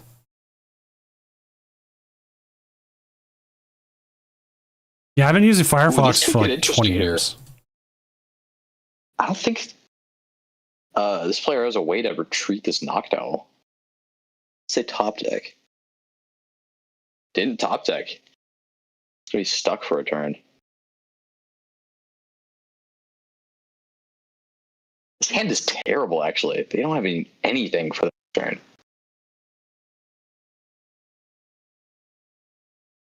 Super clogged. They can't even thin down the hand and use Mew. There it goes.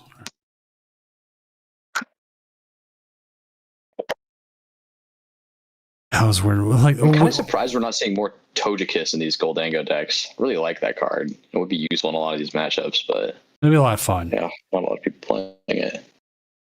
I wonder if it's literally just a I have trouble setting it up thing. Yeah, that's true. There's also a lot of pieces you can prize. It's also a lot of not even just prizes. It's just an easy target for like a Dragapult early. Going after the peak. Gotta take out the Pikachu. Definitely like this. Ooh, if we don't see a top deck here, this could go pretty badly. Whoa, discarding all 5? Guess just saving the energies for later? I'm assuming they're putting it into the discard so they can use superior energy retrieval. I feel like this Ogrepon Terrorbox deck doesn't use a lot of Ionos. Like maybe one. Kind of would have liked to see him hold the energies in the hand, to be honest. Maybe just playing it extra safe.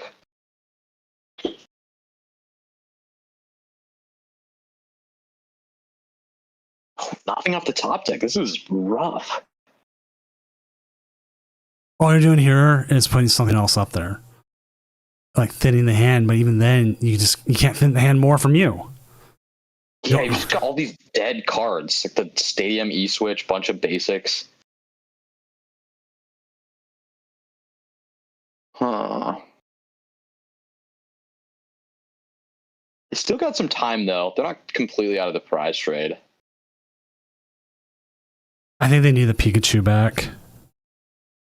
Yeah, losing that crystal is also rough. It's going to make it pretty tricky to build up another Pika. Yeah, you need that Teal Mask to help build that up now. Teal Mask and a lot of Energy Switch. Yeah, I don't even know what top deck they would need here. Probably like a Fez into multiple pieces. Because I feel like even one knockdown wouldn't quite do the trick.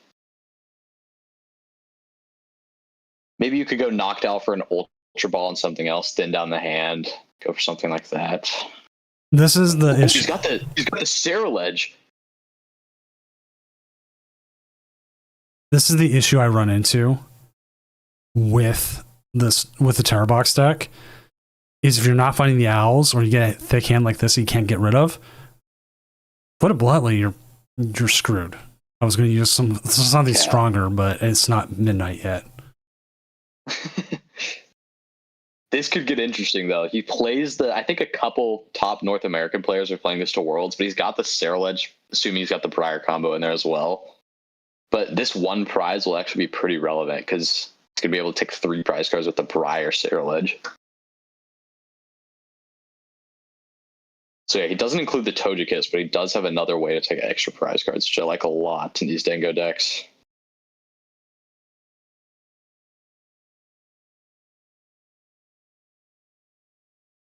Cypher stack the deck be strong. Cypher Maniacs is a pretty crazy card.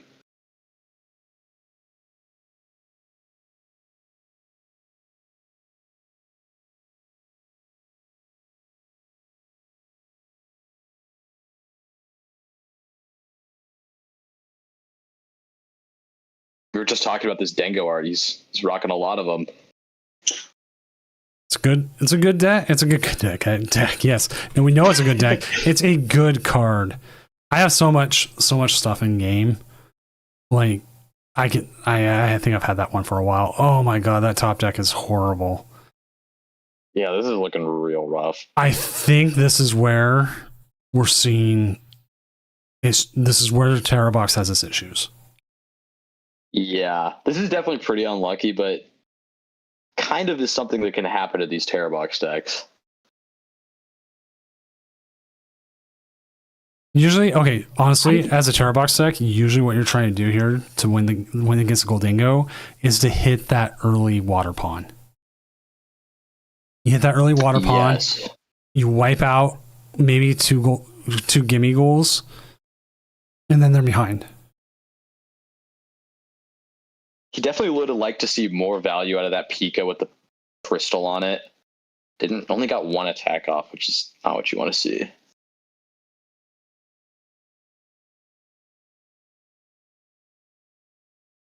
Huh. Yeah, I don't know if there's a way for this Terra Box player to come back. Have to involve an Iona or something like that, but even then he's got Fez plus coin bonus. It's gonna be a lot to get through.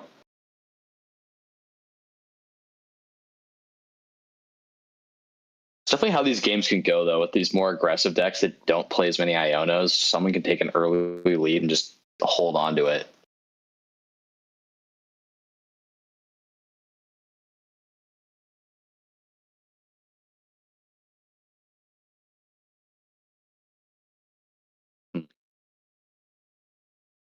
Ooh, opting for boss.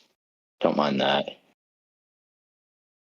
However, this player is down 3 bosses at this point, so Pikachu could put in some work if he's somehow able to power it up. They just need something. Yeah, even a single knockdown might be able to do the trick. Oh my gosh. Not what you want to see.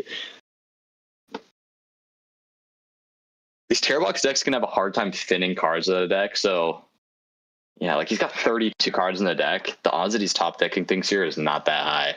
No.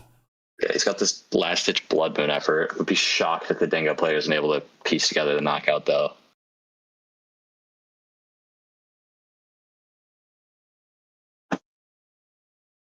Okay, he has it knocked out at least.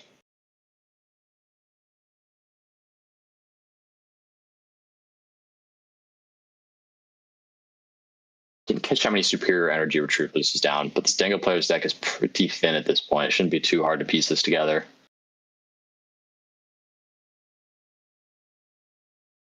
2 superiors.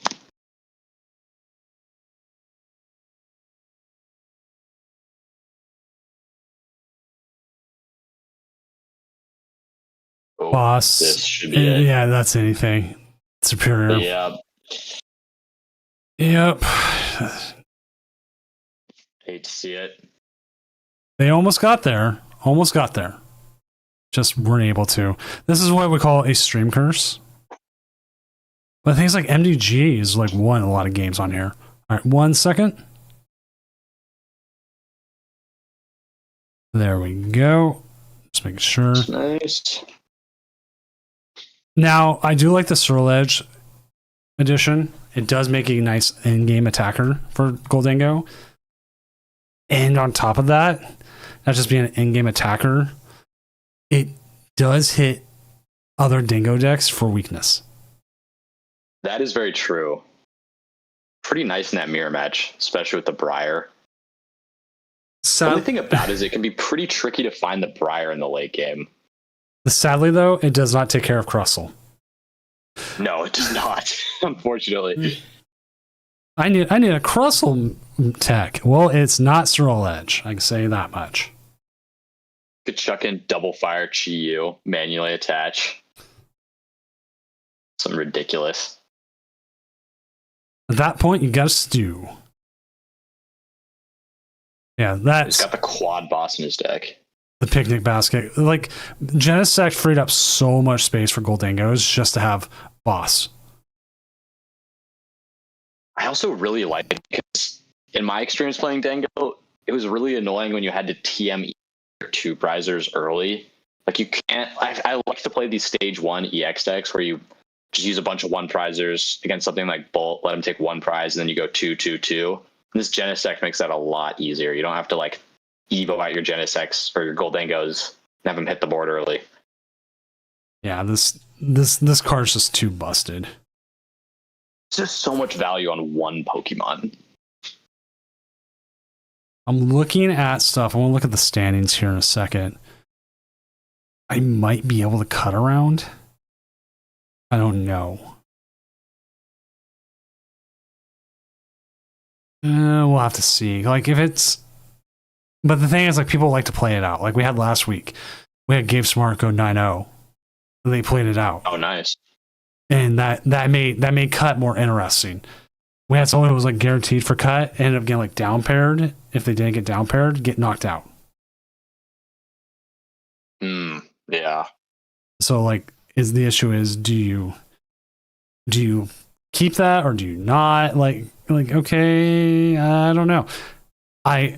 We crossed the threshold pretty easily to hit 9 rounds, like 261. And if you look at the FAQ or even just the details here, we do it after 226, and we did easily cleared that. And we didn't even with the like players who no showed.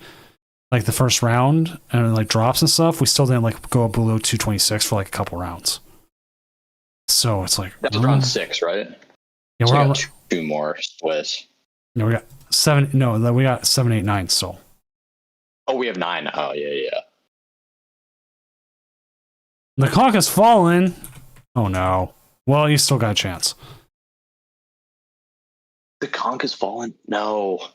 That sounds like one of those Olympus has fallen movies or something.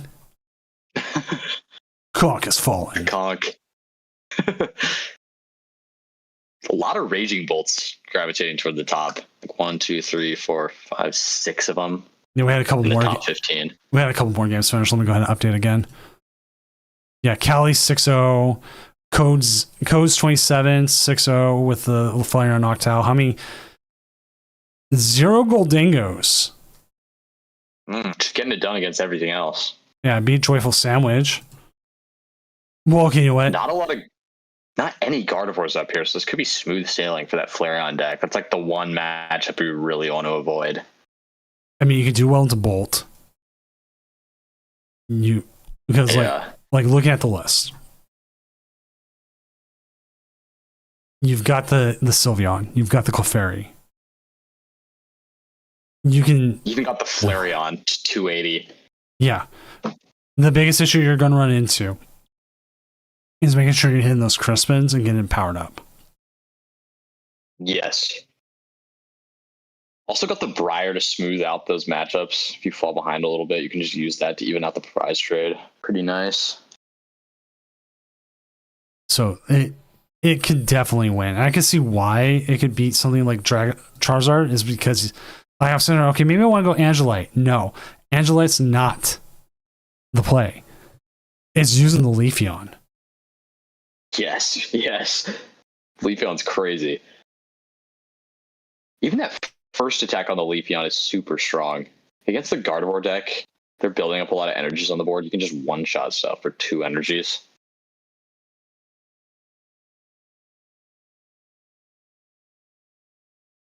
Let's see who else we got.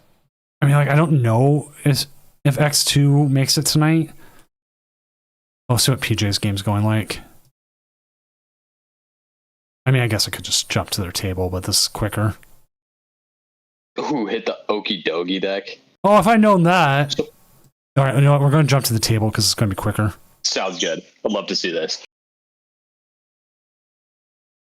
Because, like, at this point, this game's going, we will just put it up and I'll just turn all the fancy stuff off for a second. I'm not going to try to touch the names or anything else. Well, it looks like he was attacking with the Mew EX earlier. Oh, I just fully bricked and got Water Pond twice. Okay, so that didn't even matter. It was Water Pond, just did Water Pond stuff.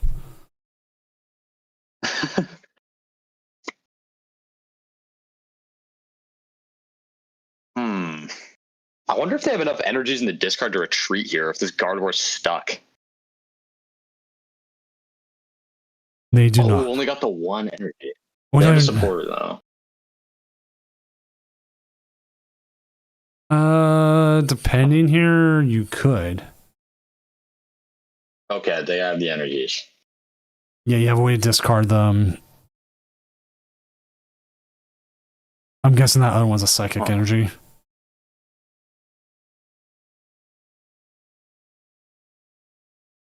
Yeah, it's a pretty commanding board state here. It's a double monkey Gardevoir. I wonder why they were using Mew EX. It didn't seem like the best attacker in this matchup, but its weakness can one-shot them if they don't have the dark on it. It might have been, they had no option. We don't know. We just caught into this game.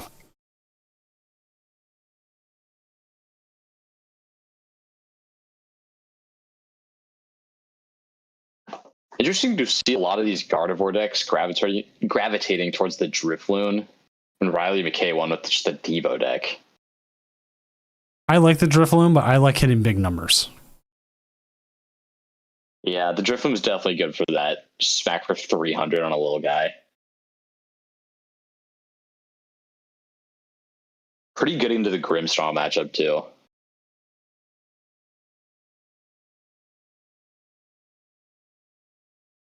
We got the Luminous.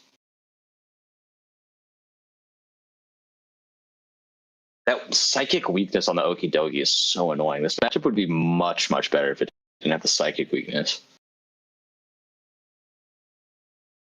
Ooh, we could see some interesting plays with the Maractus here. The Gardevoir player does not have that many cards in deck. And a lot of the... Ooh, I guess he killed the Drifloon, so the energies are going to go back to the discard pile. But in that situation, his energies are really spread out, and we could have seen him go for some kind of stalling plays on like the Screamtail and then boss up a Guardy. We could see the Screamtail here go after that Maractus preemptively to make sure that Maractus... I would like to see that, to be honest. It's like the one way you lose this. Because then you don't have to put a lot of energy onto that anyways. because now you have the Monkey Dories, and you can move that damage off. And then with how many, I don't even remember how many energies in the discard. Oh, we'll find out here in a second. 4. You move 2 onto it. You keep the other 2 in the discard. You move the damage off that. Now you're hitting more than enough to KO that. So yeah, the Monkey Dories might just be too much for the Maractus to overcome, because you can just do like 90 damage with all your damage built up on board every turn, and they're feeding you damage with corner. It looks like he's just going to take out the Okie Dokie. Don't hate that. Yeah, I don't hate that either. Just take away your only attacker on board. But it looks like he might come from Maractus, actually. Know what? That's correct. That's correct. You only needed to move 3. You didn't need to move all 60 to the Maractus. So moving it to the Okie Dokie was the better move here.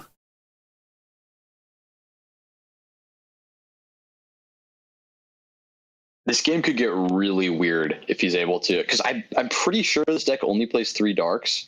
So he's only got the 2 Psychics left. So if he's able to Maractus the Guardy, it just can't attack. And I think that would be enough to win. He might need to get some Monkey Dories involved to counter the triple Monkey Dory on the Guardy side, but yeah, maybe the Monkey Dories are too much to overcome. You can just kill the Maractus.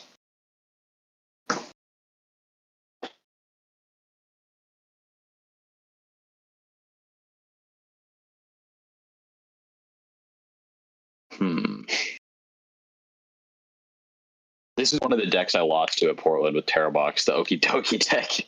I ended up one of the decks I tied was Dragapult in the last round. I played it all the way through. I played every round.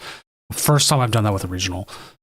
Because like I would miss my like winning in, keep going, and I'd be like, oh, I'm done. I don't want to play this last round. I'm tilted. But I tied a Gardevoir. I tied a Frostlass Monkey Dory. And so like I was like, oh man, that's harsh. I lost to a Joltik box. I beat a Joltik box. What else did I beat? Oh, I beat a Roaring Moon. Oh, we could see him win this turn. I think he might win this turn. Is there enough to? He can go Fluttermane, triple Monkey on the opposing Monkey. It might not be enough damage though on the active. Yeah, I'd only be doing 180, so it'd be 20 HP left on the active Dogie. Could see Drifloon? Yeah, Drifloon's not bad. I think they're winning in this spot.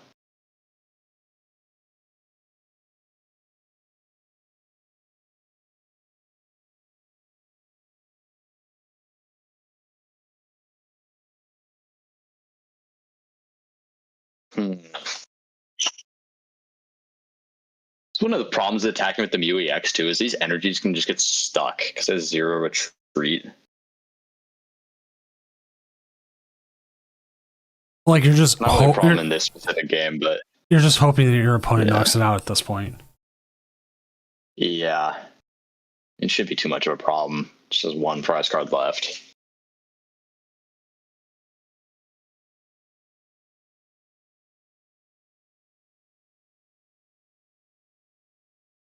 I like how this guy's got maximum bling except for his bravery charms. Yeah, there's gold ones, right? I'm not. Yeah, there are. I wonder why. Just doesn't rock with them. Yeah, he's just like, I don't care. Man, too many credits. Or they don't. Cornerstone. Or they just don't have the credits. Yeah, true. Spent them all on the rest of this bling. That's definitely one of my favorite things about live. Like on PTCGO, especially when I was younger, it was so tricky to like build the meta decks because they're all just so expensive. But now it's just so easy to build decks. Okay, this is the change in tournament stuff as online tournaments have gone. It used to be with PTCGO, everybody wanted their code cards right away. Mm-hmm. It was, where's my code cards? Where's my code cards within minutes? I have forgotten for like 3 days here, and nobody has said a word before. Yeah, the codes have just lost so much value on live. Used to be such a big deal. I mean, you still get some value out of it, but I give them randoms, and like people get more value out of the randoms sometimes than they do if I gave them all the latest set. Yeah.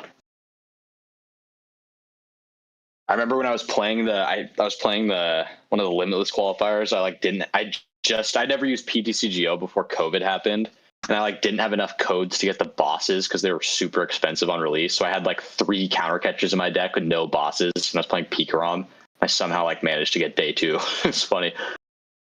Oh man, I had so much in that, and then when live came out, TPCI, the people with them were like, "Hey, you want a code card to like give you like a really good boost up?" I'm like, "Yeah, I could use." I already had like over 100,000. It gave me like another 60,000. I was like, "I don't think I ever need code cards again," and I haven't. Like I just over and over and over again, just keep doing it.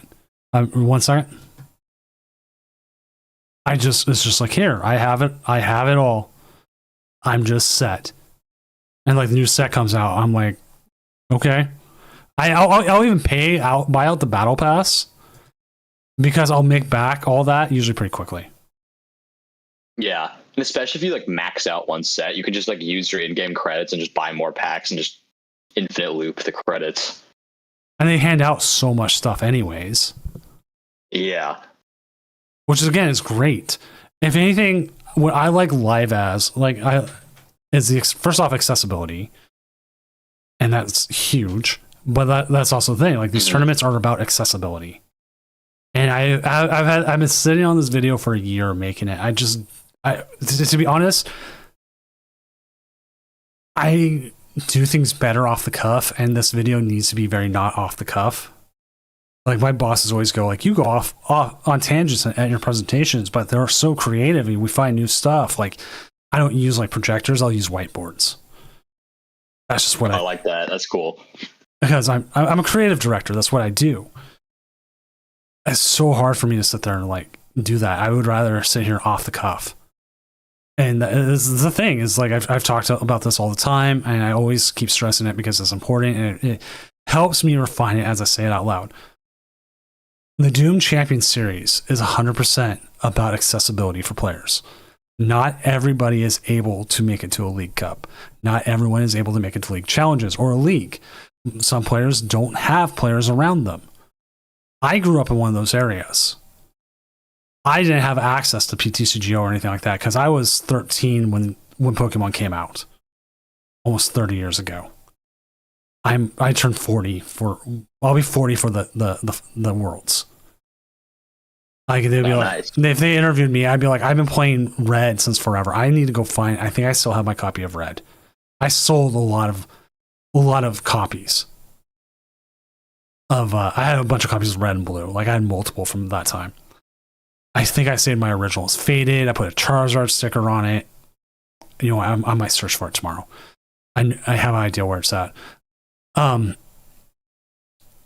be like, yeah, I've been playing forever. I've got my Dark Charizard card. I've got my Japanese Pichu. My first set of Japanese cards I ever finished from Neo Genesis was the Jumpluff stages. I have it both in English and Japanese. The holos, the versions, all that. It was great. I was like, cool. But 13-year-old Doom would have to drive at least 40 miles to go maybe even find a league. Like a Toys R Us league. And 13-year-olds, I have to work around my parents' schedule, and we did other things. Like, I see these Poke parents who go all out for their kids, and it is great. But not everybody has opportunities like that. But if you're at home and you can put some time in, these kind of tournaments do great. You get to play against harder people than like when you might hit on the ladder. You get that feeling of like, I won a tournament, and that you might not have. And yeah, that's why I think like live has its issues. But like last week, we had at the end of the night, we had 37 disconnects. This week, with a similar amount of players, we have 0. Yeah, pretty incredible. They just pushed out. They just pushed out a new update. And they've been making the server stronger. But yeah, like French Vortex is saying in chat right now, closest casual league's 35 minutes away. Hour plus for a League Cup. My closest is 5 minutes for stuff like that. But I know players around here who can't.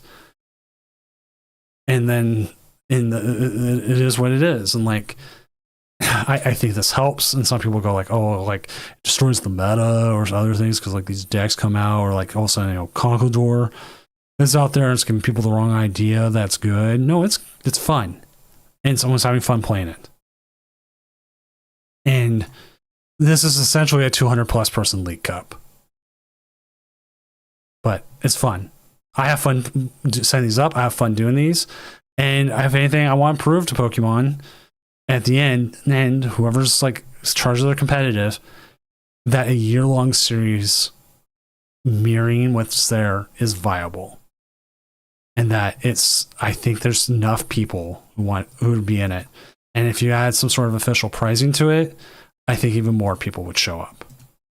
If you had championship, if you have it as your own series and you get championship points within that series, that leads to in-person pricing or even cash. I think more people show up.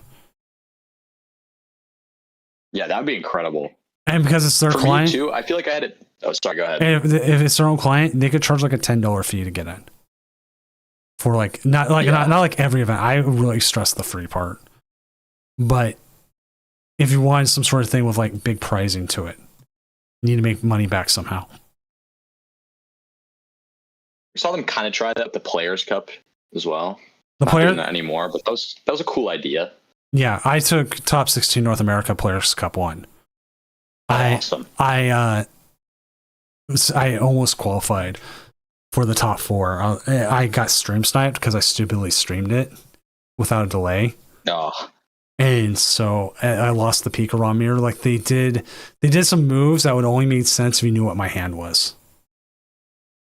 Oh yeah, that sucks. So, and I looked back on it and I was so disappointed. Because I played my heart out. I beat a lot of players, a lot of good players too, and yeah. But that's the risk you take streaming. And look, we are on delay. We're on I think I increased it to 20 seconds now. It might still be at 15 because my settings keep screwing up. So, and as an organizer, I go through, and if we do catch someone stream sniping, 100% penalty. Doesn't happen. I think the whole 3 years I've caught 2 people blatantly stream sniping. That's pretty good. Not too many of them. Yeah, for me too. Like playing during COVID, it was just awesome. Like I had quite a few leagues and league cups around me as a kid, but just getting to play against masters was so fun because we didn't have that many competitive juniors and seniors around. And just like for me, COVID was like a blessing, not in the sense of the pandemic, but in the sense of the online tournaments, giving me an opportunity to play against top players from around the world. Just super cool and great to improve your skills. Okay, one of the games someone reported, and then it's in the match finish, and then like the finish thing came through. I was like, "Oh man, can you confirm your opponent won?" Kind of thing. I messed up on the time. It confirmed. And it wasn't. And I'm like, "Oh, can you confirm like they won?" No. If they're in that matchup, don't tell me anything. It was. I thought there was more time because we have a game with a tie, and they've like not chatted. And I have no idea what's going to happen. And I'm giving them like, I think we put 2 minutes in the FAQ is how long it is. Like, versus the Guardian Mirror that ties. Yeah, Guardian Mirror versus Guardian Mirror. We give it 2 minutes because like if your game finishes and like you have a victory screenshot in the thing. Mm-hmm.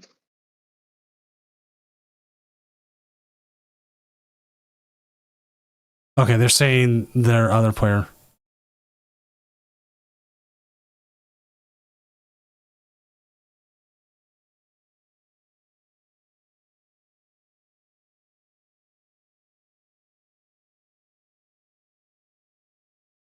I'm just making sure. It sounded like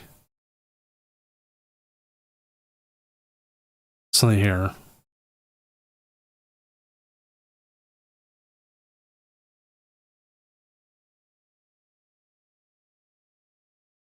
No, I'm just making sure the player's not antagonizing. Oh, I just noticed we got a Terapagos. Whoa, this deck is crazy at 5/1. It's like Terapagos Poison Item Lock. Shira has been testing this out every chance they get. 5/1 too, pretty good. Well, this deck is crazy now that I'm looking at it. I think it's correct if it's not. I've got the triple Freelish in there. All right, I want to get this moving.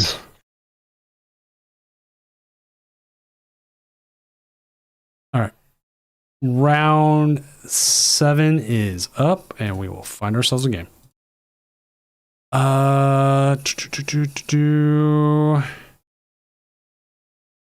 Starting to run people down. That's the problem.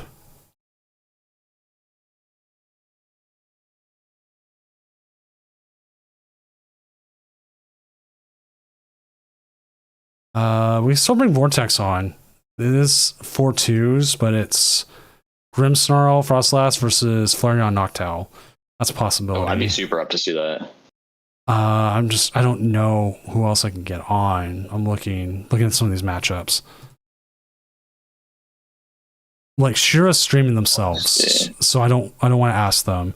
We just had PJ on with Gardevoir versus Alex. Would be like, again, I don't want to put him on just yet. Got a Dengo versus Colt Noir at 6-0. Which was that? Infinity Ring versus Kodet? Yeah. Let me ask real quick.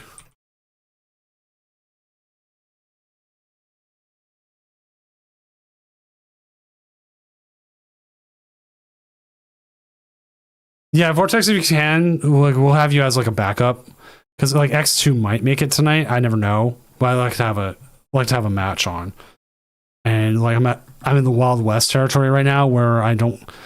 Some of the people have already been on. Like I don't want to put them back. Not saying it's a bad thing. I just don't want to put them back on right away, so we're not just like saying like we're playing favorites.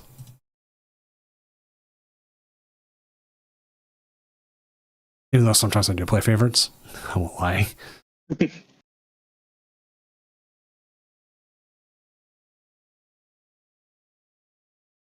Because Gabe D's playing, but they got their own stream again, so again, that's not someone. No response. Shaolin Ware, 100%. Yeah, let's just jump to Vortex. Sounds good. 4-2 is not out of it, but it's not 100%. It's like, I have not heard back, so I will just get the Vortex. Oh, I know. Oh, I forgot to update the thing. Let's update that real quick. Is the difficult part. Oh, Dengoverse. Yeah. Ooh, pretty interesting Grimmsnarl list. Got the 3/3 Frostlass. Oh, Prince Vortex's list has been amazing to watch. Yeah, definitely gives you a better chance at a Dengo. Ooh, okay, his hand isn't dead. He's got the secret box. Just saw a bunch of bad cards and got scared for him. Oh yeah, I've been there. Ooh, rough start.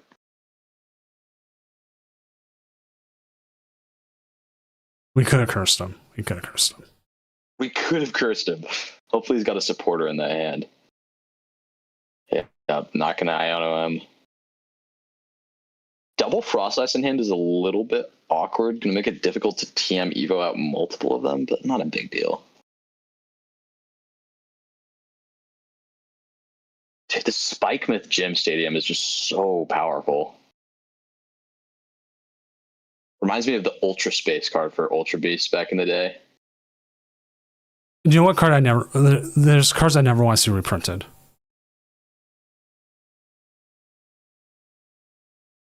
Yeah, these stadiums that search out Pokemon are just ridiculous. Chaotic Swell. Chaotic Swell. Good call. That is a broken card. Yeah. As any card that is broken, that is a broken. It's the ultimate blank stadium. Oh my god, you go and knock it off with the stadium. Okay, there's like 3 cards I don't think we'll ever see reprinted. Number 1, Floatstone. That is never getting reprinted. That's another disgusting card. Oh my gosh. They've been giving us so many other things than that. So, boom, that's never getting reprinted. Chaotic Swell, never getting reprinted. Never ever. And then last one, anything with ADP's GX attack. Yeah. The fact that they printed that is just crazy. Like, that effect is just ridiculous. I sometimes wonder how deep their testing goes. And if they don't hit some of these things, or they do. Or I will say, however, that ADP wasn't super like dominant until Zacian got printed. Exactly. Like back when it was just Keldeo ADP, it wasn't that. It was like pretty strong, but it wasn't anything dominant. So it's like, okay, what is it, right? Like, is it worth reprinting? Like, I was hoping the Megas would have something like that. I don't know. I don't even know how many sets we're going to get Megas as we see. Ooh, that Leafeon setup. That's not good. Leafeon already out. Oh, no attack though. Pretty rough. If you can punch into it with a Grimmsnarl, that'd be pretty good. Doesn't have it in hand though. Chose not to play the stadium last turn. Now he's getting punished for it. Doesn't have an out. I mean, he can use Larvin for Ultra Ball, but definitely not what you'd want to be doing because it can just get one shot in return. Also, getting punished for not using the research last turn could have allowed him to get more basics in play. Like, I don't hate not using the research, but it didn't work out for him here. Like, I think we're going to see Megas for a while. Like, not just like a 4-set thing. I think we're going to see it for a while. Really? Yeah, that wouldn't surprise me too. I didn't realize until recently that they're considering it like its own block. It is. It's like 100% changed into its own block. We don't know when we're getting a new game, but think of it like, I'm looking at the sets real quick. Scarlet Violet ended with White Flare Black Bolt. Now it's the new block. We had, for the last Legends game, we had Astral Radiance. It had four sets. It had Astral Radiance, Lost Origin, Silver Tempest, Crown Zenith. Oh, and Brilliant Stars. Crown Zenith was its reprint set. So, like, if we get Megas, is it just the 4, or are we going to get more? Because if it follows like all the other sets, like it's a whole new block, whole new thing, we should get like 1, 2, 3, 4, 5, 6, 7, 8, 9, 10, 11, 12, 13, 14, 15, 16, 17 possible different sets. Like, that's including mini sets. And we have the 30th anniversary coming up. So what is that going to be for the new celebrations? Yeah, we'll have to see. Curious to see what's going to happen with that. Also, something interesting is that I'm pretty sure, unless I'm totally wrong, I'm pretty sure Brilliant Stars and all the V-Star sets were still part of the Sword and Shield block, but now they're making the Megas its own separate block, which is kind of interesting. Yeah. But that's because they knew Scarlet and Violet was coming out like right after that. But we don't know what's happening now afterwards. It's pretty interesting here. Vortex is getting punished for not getting down the stadium. Now he's having a hard time finding his Grimmsnarl and more basics. He was able to find a supporter last turn, but I think looking at Whippasaur's list, they only played 2 areas 0, so yeah, I think they could win the stadium battle. Yeah, they definitely could. It's also going to be interesting because this Grimmsnarl deck doesn't play tons of outs to basics. They play limited amounts of Poffins and Nest Balls, so this Iono could be tricky to hit. Yeah, we see him with the Grimmsnarl. They get the basic, but no Grimmsnarl. This Leafeon is just such a huge threat, this matchup. Pawn saying it'll probably be like Heart Gold Soul Silver, where it's like 5 sets. That could make sense. Yeah, that would make sense. But our sets have just gotten bigger since Heart Gold and Soul Silver. Like Black and White had quite a few, but then like XY had even more, and then Sun and Moon had more, but then Sword and Shield kind of like upped that number, and Scarlet Violet is like about the same set as Sword Shield. The hard part is like This is interesting. looking at the sets I'm using with Pokemon cards. It has every single number you can look at. So promos, some when they have the trainer kits, so those are in there. So he goes for the corkscrew punch. Sorry to interrupt you. Oh, no worries. You're commentating on the game, which we should be. We're commentating about a lot of stuff. We should be commentating about this game, but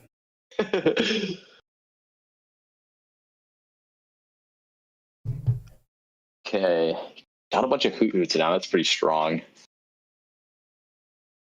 And definitely one of the problems with this Grimmsnarl deck is you just don't have a lot of outs to your cards. Like you're just kind of hoping to hit them off research. You're playing limited amounts of Pokemon Search. I think that's part of the right now. I think that's part of the reason why we saw Grimmsnarl just not show up at Worlds. Yeah. Like A lot of the good players gravitate towards those decks with super powerful draw engines. Like I'm looking at Worlds right now. I'm going to pull it up. The last major tournament we had.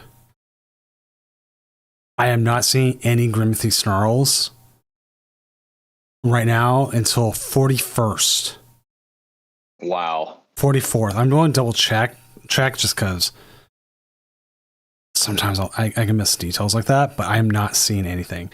Ho-Oh Armor Rouge did better than the best Grimmsnarl. Yeah, that would not have been on my World's bingo card, I have to say. Oh, Armor Rouge outplays in Grimmsnarl. I think it also had a super low play rate at that tournament. Yeah.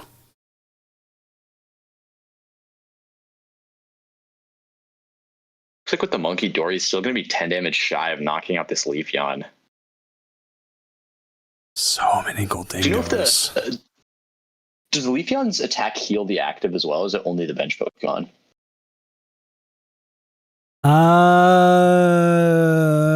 That's why we have cards we can look at. I want to say it's only bench, which is pretty annoying here. It's going to allow the Monkey Dory to just clean up that Leafeon. Oh, super weak hand from Vortex here. It's 100% says bench. Okay. Ooh, no energies in deck. He's got them all in hand. That's painful. He's definitely still got a chance, but this is looking kind of rough. Is it looking grim? It's looking a bit grim, I gotta say.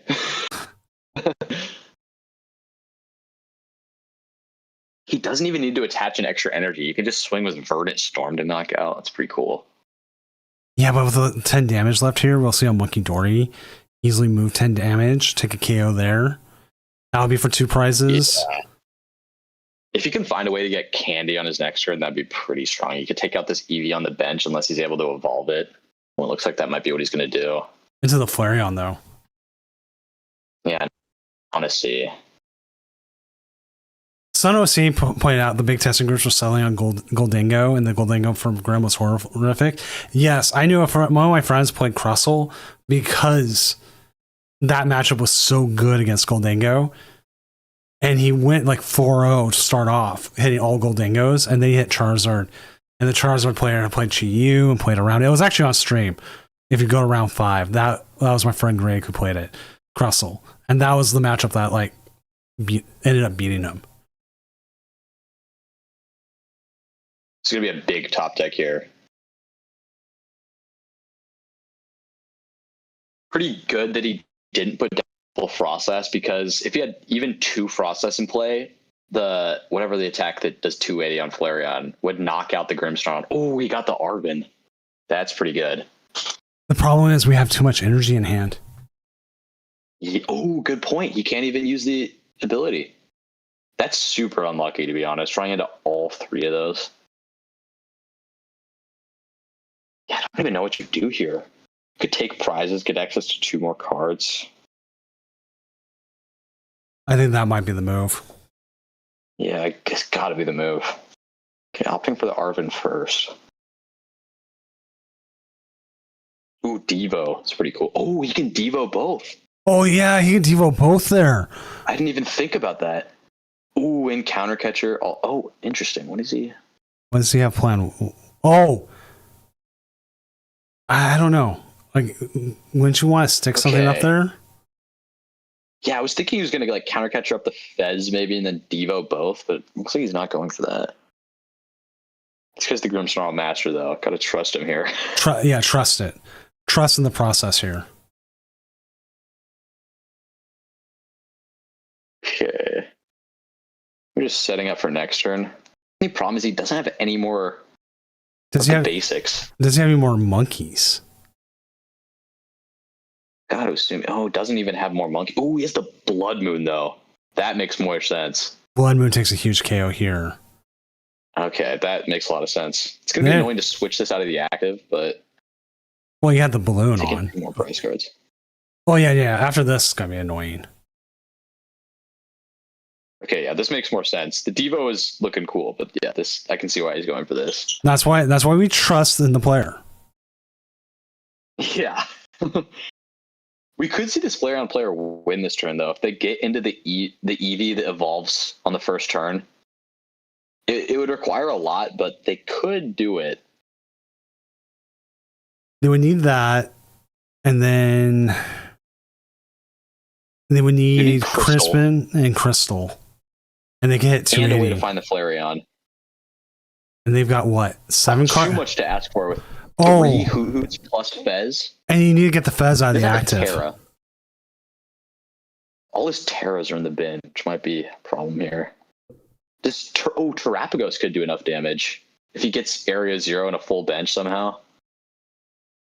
He can hit 240 and the process can tick for enough damage to kill it. There's the 0. This is a great game. I'm kind of glad we put it up, even though like you'd be like, we want the 6 O's or something. But you know, sometimes at this point, I still like to try to get something. Like I'm going to watch and see if anybody has like a winning in the 7 and 8 rounds. I mean 8 and 9 rounds, so we get something really good. That would be hype. Got a winning in. Those are always good. That I don't care who it is. I just put them on. Ooh. Attach. You could go in with the Cruel Arrow here. Not Terra. It doesn't have the. Ooh, setting him to 2 cards. That's gonna be rough.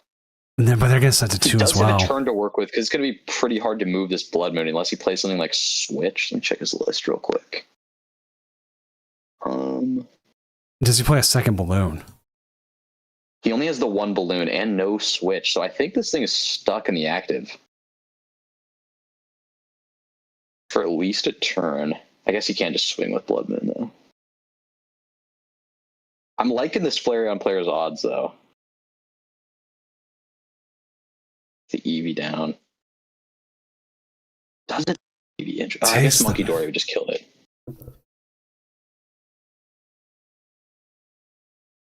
Not much to work with here. No, but they have access to Grimmsnarl again. But they have no way. Yeah, true. But they can't accelerate the enemy. Yeah, the air balloon on the Monkey Dory is proven to be really annoying here. The air balloon would just steal the game. But if you don't take any KOs here. See what he eyes up. If you don't take any KOs here, they get top deck and possibly one or more cards from the Mew. And he does have a Terra in play, so Noctowl is not even an out. You need Terra plus Noctowl. Good point. We watched that last week. Someone put down a Terra and used the Owl without putting down their Terra first. Oh no. It's a nightmare scenario. And I'm like, oops. But yeah, by not taking a knockout this turn, they're preventing any sort of sensitivity. Yeah, that's going to be a big thing here. I think this Flareon player has to close it out this turn, or else they're just going to be able to win. So they're going to have enough monkey damage to kill a Hoot Hoot, plus use Blood Moon.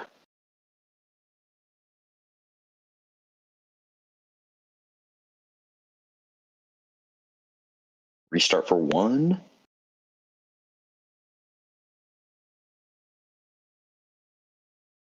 Crispin. I mean, we could see the Fez take a shot. We could even see him going with a genome hacking. No, he can't do that. No, he doesn't have enough to get to genome hacking. His Blood Moon's just gonna be able to kill the Fez, though. Yeah, Blood Moon comes back on. I don't know what he's going for here. Oh, wait. Oh, never mind. I thought he was gonna be able to. Yeah, this should just be game. Yeah, that's game.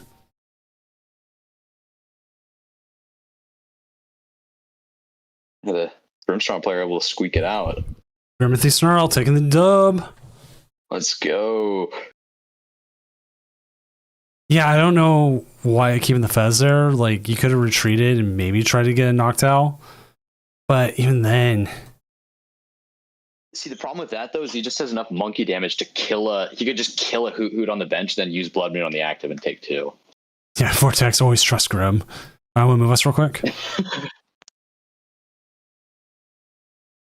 Well, that's what I mean. Like, trust in the player. Trust in the player who plays the deck all the time versus, like, me.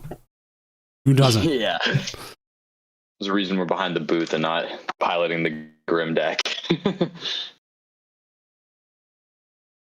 Okay, so we got 11 6-1s right now, 2 7-0s. The 7-0s should be able to ID. Because I think... So we'll have a Dingo and a Bolt. Look at the Conkeldurr. Took another loss. I know, but if they should still play it out, because if they hit 7-2, X2, with this percentage... God resistance. The God resistance, they would get in. 76% resistance. That's ridiculous. Right? Like I'm not picking on Brie Godoy here, but I mean... Yeah, that's beating 70%. Yeah. Like, let's see who they beat. Like, the 2-2 drop, the 2-4 drop, the 0-3 drop. Loss to the beginning. Yeah. I'll get you. Oh, Airbot, no worries. If you can stream later, that'd be fine. Because as we're talking about, you should be able to just double ID into cut. You're at the point 7-0, double ID. We'll get you. We'll do that. How does resistance work? Resistance is a tiebreaker. So how it works, let's look at Airbot here. It's the combined score of all your opponents and their resistance into it. So your opponent should have, let's see, 6 plus 5 plus 4 plus 6 plus 2 plus 3 and 0. So they got 26 wins versus plus 2 plus 1 plus 3 plus 4 plus 2. 14 losses. So that's out of what? 40 games? 40 possible games? Yeah. So then you do 26 divided by 40, if I remember right. Yeah. So you take all your opponents' records, add them together, and then divide it by how many games that were played in that, and that's how you get your resistance. And with that amount, well, this is 0.65. This one's a little bit more. Here it has more, 60. Well, it's not even 65%. I probably screwed up my math somewhere, but that's how it figures it out. I think there's something else with like rounds or something else. Correct me if I'm wrong, but it's used as a tiebreaker. So as it is right now, Airbot is 1% over Infinity Ring, so they get the number 1 seed. Infinity Ring gets number 2. So if we ended right now, Airbot would play against Canned Kiwi, and then Gardevoir would sneak in and play against Goldingo.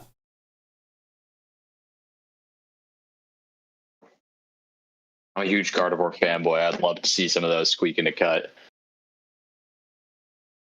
Yeah, it could. You never know. Yeah, not too many of them towards the top, though. Yeah, so it is basically the better the players you play, the more resistance you get. So a lot of times, like, winning early helps. So that's like what the Conkeldurr did. 4-3, 1-1 drop, 5-1, 6-1. He's the reason that like so many have like 4 of them have losses. 3 of them have losses. Hello there. What's up, everyone coming in from Meridian? Oh my god. That's a road I take. Miriam Plays. Thank you for the raid. Hopefully your night's going well. I'm Senior Doom, professional illustrator, tournament organizer, and guy who built a Sprigatado model during one of the games because I need to spray paint it black and then gold, so we have a fancy trophy. Joining me tonight is Max. Max, why don't you go ahead and give yourself a little bit of a self-promotion, because it has been a while since we've self-promoted. It has been a while. I'm Max Leedy. I'm from Portland. Been playing for a pretty long time. Don't have any socials for you to follow, so nothing to shill on my end. But yeah, just love watching the game. How's the tourney going? The tourney is going pretty well. We are watching Goldingo tonight. Has been doing pretty well. It's Goldingo's world, and we're just all living in it. And won last week, right? Pull up the champions thing, and oh yeah, it did. This card is so good for graphics. I love the smugness of it. Yeah, just look at him. He's like, I won, and you can't stop it. I'll 100% admit, I stole that from like fighting games. Someone else stole it from fighting games to make deck stuff, and I'm like, oh, I can make this look better because I'm a designer, and so. So I'm like, cool. And so I put it, I made it look cooler. And within my branding, I have like a whole brand book for the tournament stuff. And that's how it is. Also, Diggus. I see what you're trying to be. It's all good if it's your second tournament. Ask questions. Everyone in chat ask questions. I've been playing tournaments since 2018, I want to say. TCG tournaments. I was playing VGC well before then. And Max here, you've been playing since you're a junior. Yeah, about the same time actually is when I started. So we have experience. Question is, where do I want to ship this to?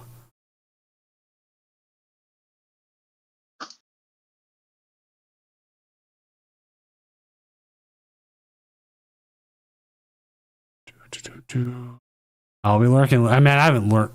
I lurk so many streams. A lot of times I just turn it on and then I'll go like do chores and forget I'm in someone's stream.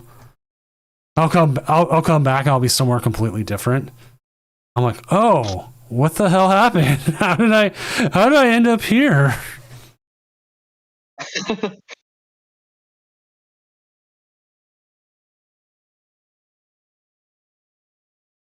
Let's see. It's like we're watching the Cockle Door, still watching the Terror Box. I am a Terror Box stan. Or EV Box. I just like the deck. We got one surviving Terror Box. Actually, let's look at metagame real quick and see overall. Like Dragbolt Dustwar, 46.98% win rate, but you can't take that too much because like I would assume some of these were no-shows. Let's see. 0-2 drop. Missed round. Yeah.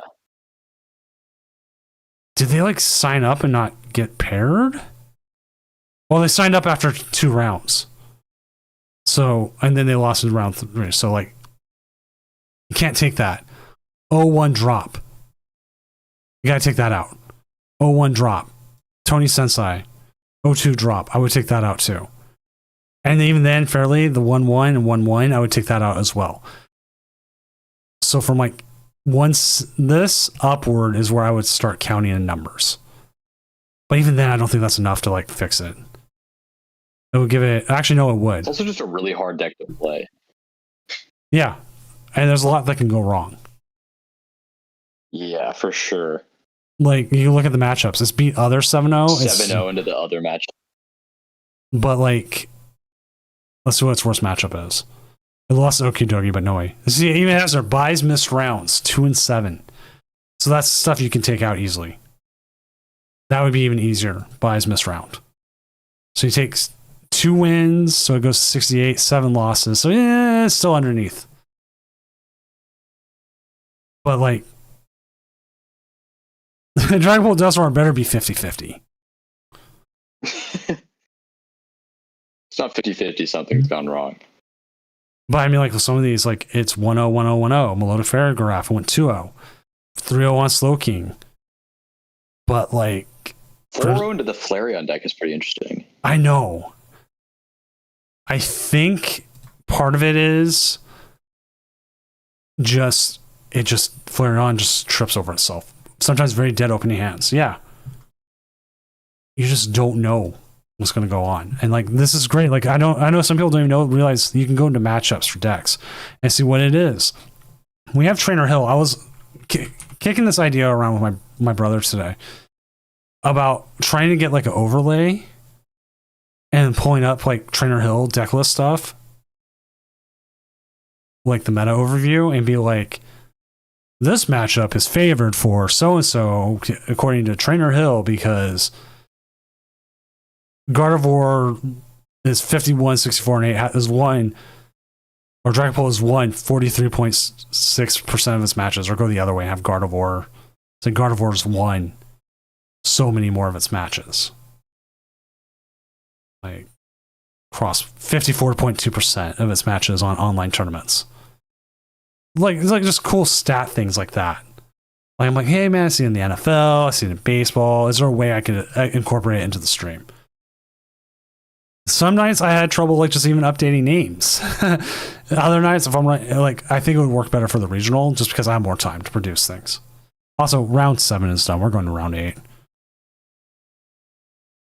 Let's keep the tournament moving. Find ourselves essentially a win and in. When the hype starts building, getting closer to that top cut. All right, who do I know? We could get Joyful Sandwich back on against Cali. Dragapult Dusknoir. This is essentially a win and. That'd be a cool one. Let me see. Get Joyful back on. Oh, Joyful. If we can't find anything. Yeah, Joyful is asking for the ID. Okay. That's fine. I wouldn't be surprised if this Dragapult player refuses the ID though, because it's a pretty good matchup for them. I would, if you ID now, the problem is there's still one more round.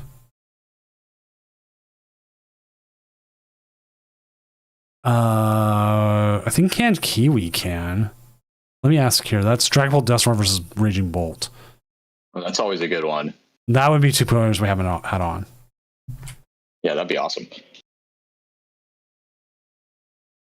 That one can really go either way too. I think Poltnor's a little bit favored. It's scary. It is scary. I'm just asking what either player. I don't care who. Someone. I'm keeping an eye on Joyful Sandwich.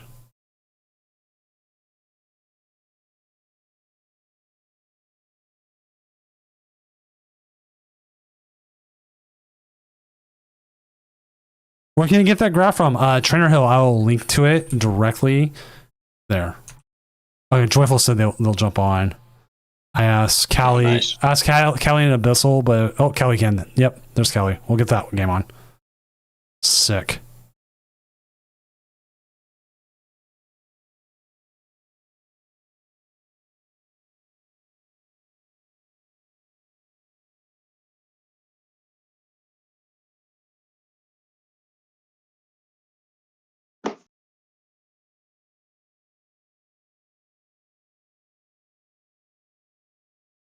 Yeah, okay, that is Callie. They just forgot to change their name. I'm like, yeah, my brain's kind of fried as it is. I thought it was you. I just wanted to make sure before I go and be like, this is what it is. This is who it is. Ooh, pretty strong start here. I don't have it up yet. I'll have it up in just a second. If you want, talk to them like they're blind. Okay. Oh, Blood Moon start. If you guys can't see it, other guy just started Blood Moon. This could be bad. All right. There we go. And it looks like we got our first ID. The people who I said would ID. I totally forgot to reset the round timer. There we go. It's close enough. Yeah, this guy's playing Raging Bolt, so it shouldn't be too big of a deal that he started Blood Moon at the Latias option, but Badu might stop him from finding it.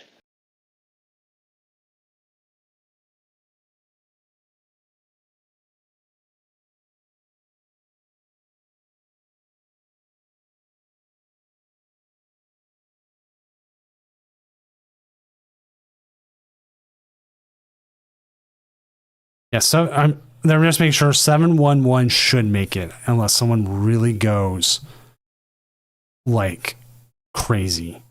I'm actually going to double check how many 6-1s do we have. 1, 2, 3, 4, 5, 6, 7, 8, 9, 10, 11, 12. So I mean 6. So it should be a clean cut.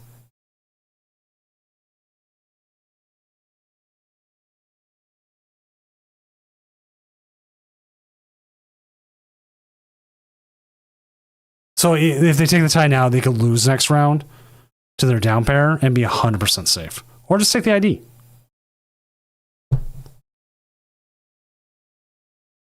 Because if we've got 12 people at 6-1, that means 6 are going to move on. And that means there's going to be 8 in top cut.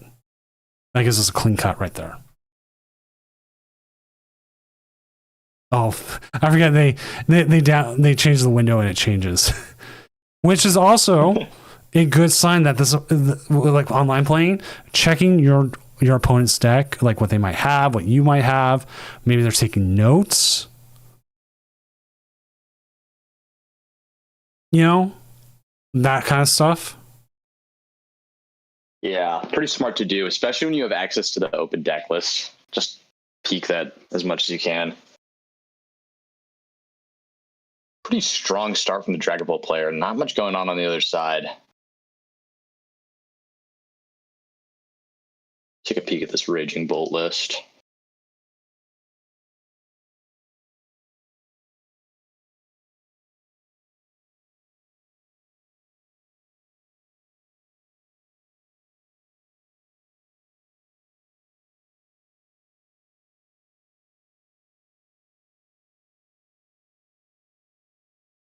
Okay, here's a question for chat and for you. Making these trophies, would you prefer it if it was on a square base like a coaster, or would you prefer it was on a round base? They both sound pretty cool to me. And like I can get 4x4 inch ones like that should fit all the models. Like Fake Coco's like the whitest with like a whitest base, so I have to get like so big.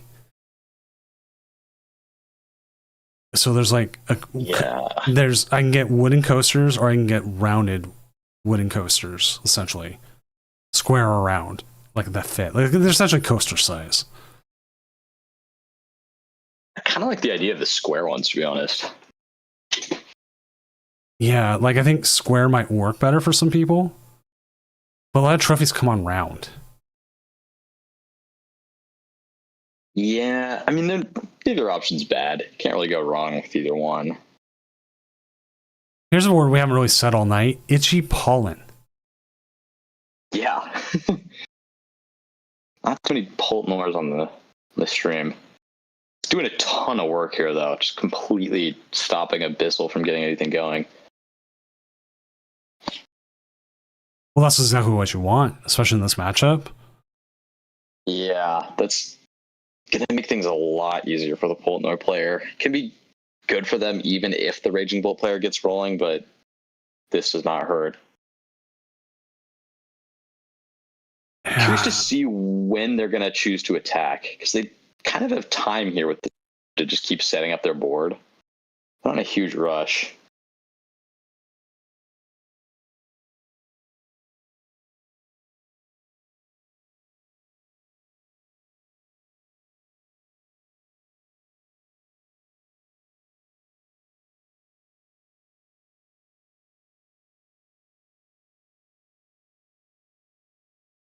Or we could do a hexagon. Ooh.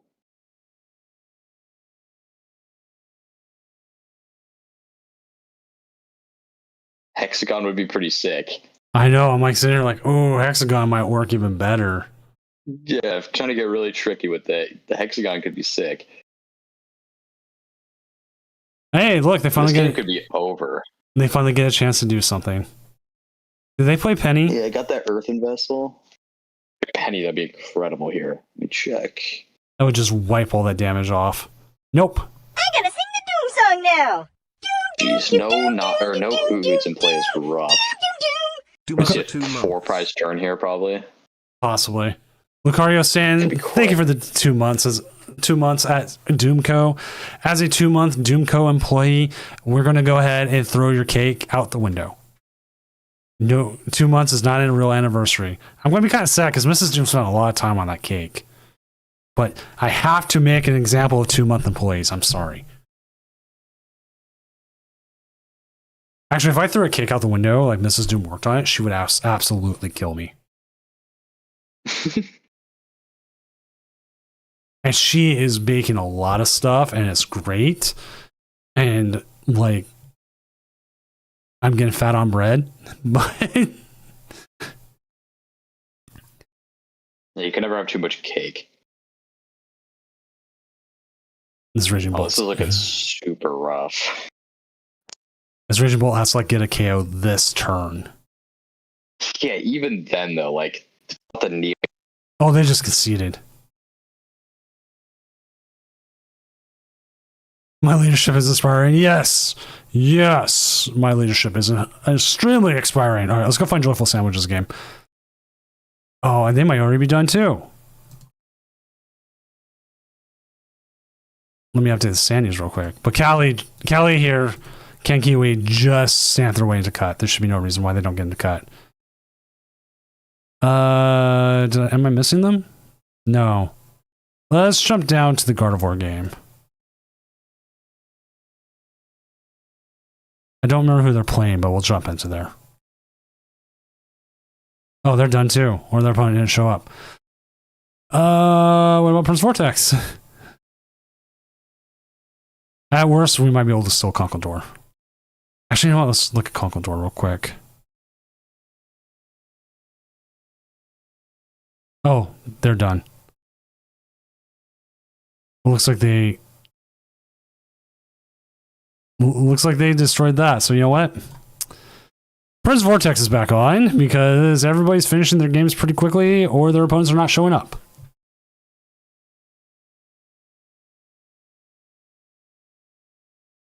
That is what happens.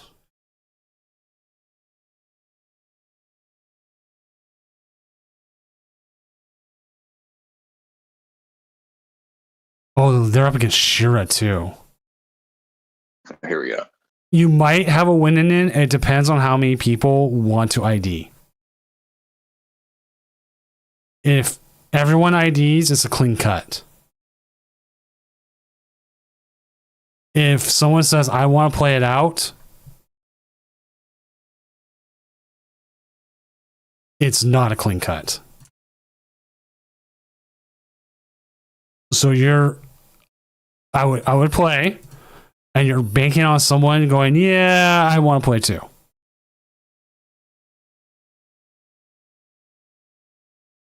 Oh my god, we could see like a million prize cards get taken on this next turn.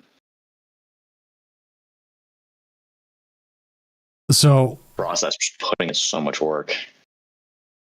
that's essentially what we had happen like last week. Was someone or actually multiple people decided to still play, and because of that, it caused a disruption and cut. We had X2 make it, which you have an insanely high resistance, so you should make it. But the question is, does someone want to? Like, they could get a matchup they want to like knock out. They feel like they could beat. Or they want to help a friend. We've had that happen. What's up, Goldwire? Like, if I take you out, my friend has a good chance of winning.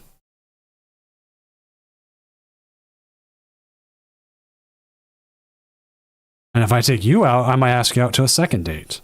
I don't know. We'll see.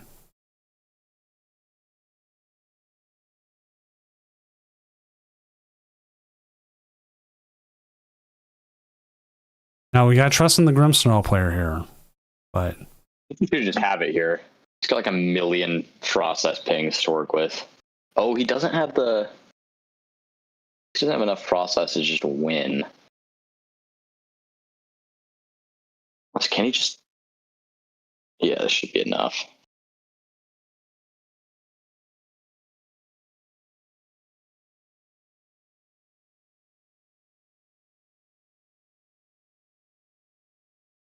Jeez, yo, brutal. so brutal. Is Grimmsnarl taking it down? We have a lot of games finishing quickly, which I'm totally 100% for. Trust me, I'm 100% for that. I haven't had one of these end before midnight in like a year and a half. We had one end at midnight because everyone was playing hyper aggressive decks, and we were having every round finished like with like 15 minutes left. Well, that's pretty hype. It was just a hyper aggressive meta, like the people who played. And then I've had some end before midnight because like when we first started, there wasn't as many players. But Joyful Sandwich, Ken Kiwi, they should be in. Gabe D has the best chance of being the X2 who makes it in. I will go and Still got that great resistance. I am dropping anybody who missed this round. There you go. They're gone. So you just, but some people miss it. And we're still waiting on a couple games here. Like Joe here, still playing against Cinder Jace. All right. They missed round 4. I know. But won every other one. Yeah, and the only reason I know. Take down the Typhlosion. And the only reason I know they missed round 4 is because it's showing me here on the no-show detector, they missed round 4. That's pretty, I don't know. That's, maybe he's just flexing on him, just saying he can miss a round and still make cut. Maybe, but other than that, they are killing it. Yeah, because we still have a lot of 6-1s left. PJ went 5-3. Saw Shira go 5-3. I love Shira's poison deck. People in contention. Right. Yeah, the poison deck is pretty sweet.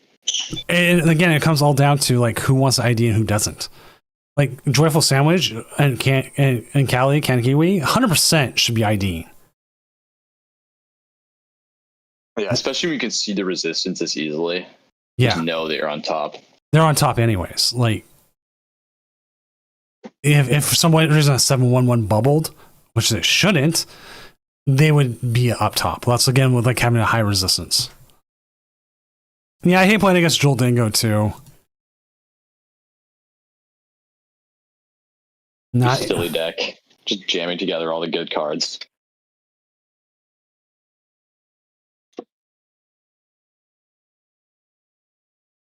It's pretty hyped to see a Conkeldurr in contention. I mean, like, have we had it? I don't know. Well, let's go. Let's go look at some Tournament of Doom history. A little history lesson. Yeah, we'll go history lesson here real quick. We will go into a couple of these.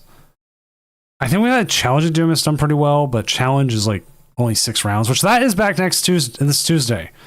I'm sitting here going, oh, why did I do that? I get off vacation and I'm going in. No Conkeldurr here. No Conkeldurr here. LCQ had a top 16. Still no Conkeldurr. Had Toe Scroll. No Conkeldurr here. No Conkeldurr here. Blissey made it once. That's pretty cool. Nothing there. Ironthorn's Crustle. Toad again. Spidops. Flygon. Oh, no Mewtwo. Spidops. Oh, Armorer's a different card.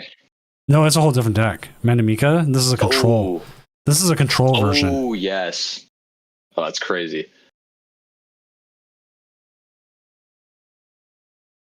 So that, yeah, like I don't think we've had one. It's making history. And did I update the leaderboard recently? Oh, that's the old one.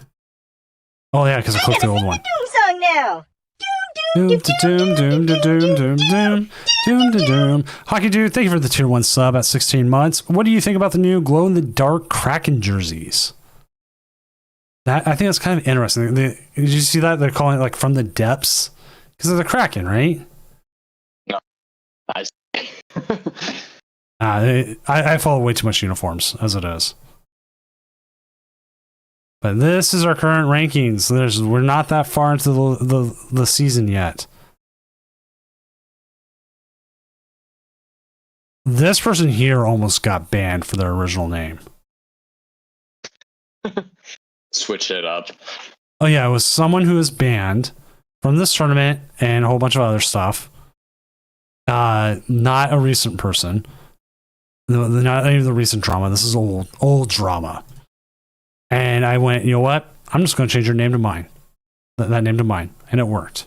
Oh, you chose that name? That's funny. I'm like, you got a warning, and I changed the name. Like, I try to keep up on names, and people can report names. This one I saw was pretty easy.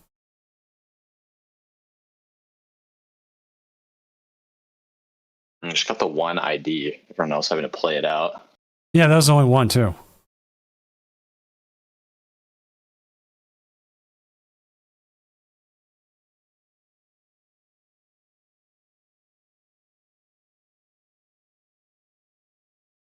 All right, let's see. How many are we waiting on? I didn't see Marshawn's reaction. I love Marshawn Lynch. He's like my favorite. Mrs. Doom was like, why is he in Subway ads? I'm like, because they paid him. Free money? Yeah. Oh my god.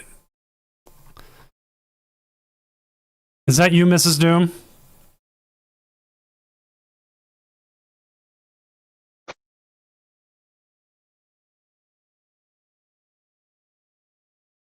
That is an old account if it's you.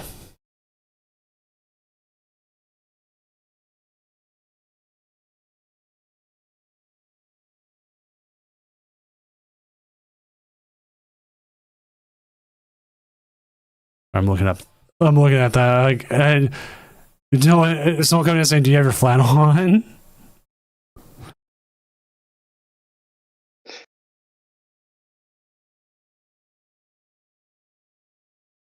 Okay, there was a time. There was 100% of time Mrs. Doom came on and was talking about, like, knew exactly what I had for dinner and everything, and it freaked me out. And I ran into our bedroom where she was quote unquote sleeping. I'm like, that's you, isn't it? Oh. The wife stream sniping. No.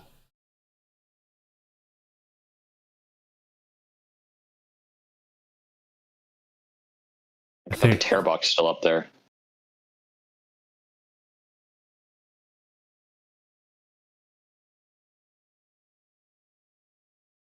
No, I do not have a flannel on tonight.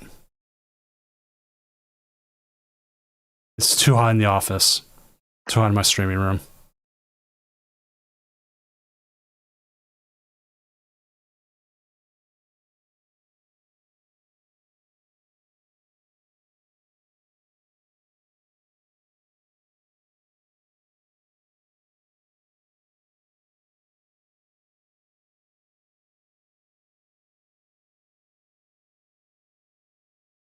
This is the last round, right? We're not gonna have a No, ninth. we do have a ninth. That's where Oh, we do have a ninth. Okay. that's where the chaos comes in. We are just waiting for a couple more here.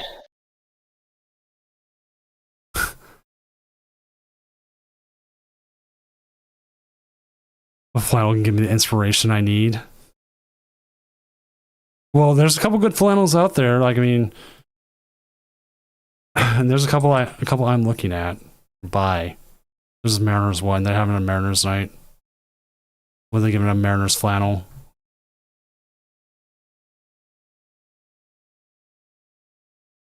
I recently went up to Seattle to watch the Sounders versus Miami game for soccer. Oh my god! I'm gonna see Messi play. We get free tickets to stuff, like sweet tickets from work, and 100% everyone wanted that. And I can see why. Yeah.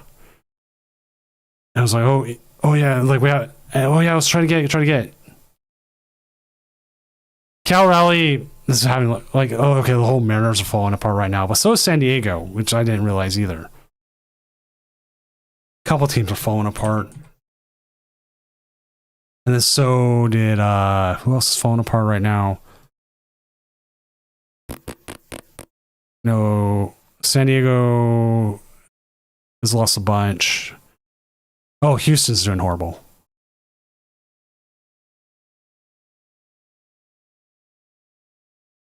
But I'm staying off baseball a little bit, man. This hockey dude right here is just so hard to talk about it when like your own hands are around your neck. Like they're tilted right now. Imagine playing tilted. That's how it is. Oh yeah, the Astros won.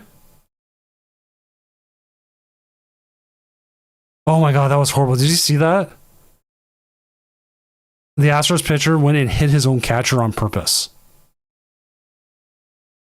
He got You're a huge baseball guy. I gotta get into that. Yeah, he like his catcher tried to call him off, and he threw the pitch, and the guy hit a grand slam. And then the next pitch, he crosses him up, so he makes it seem like he's thrown to somewhere, and he doesn't, and hits his catcher in the chest. It's like, oh my god, why? That's a dick. Oh, we're about right past midnight, so I can say that. Oh, is that the doom rule? Past midnight? You get a little bit more spicy. Ah.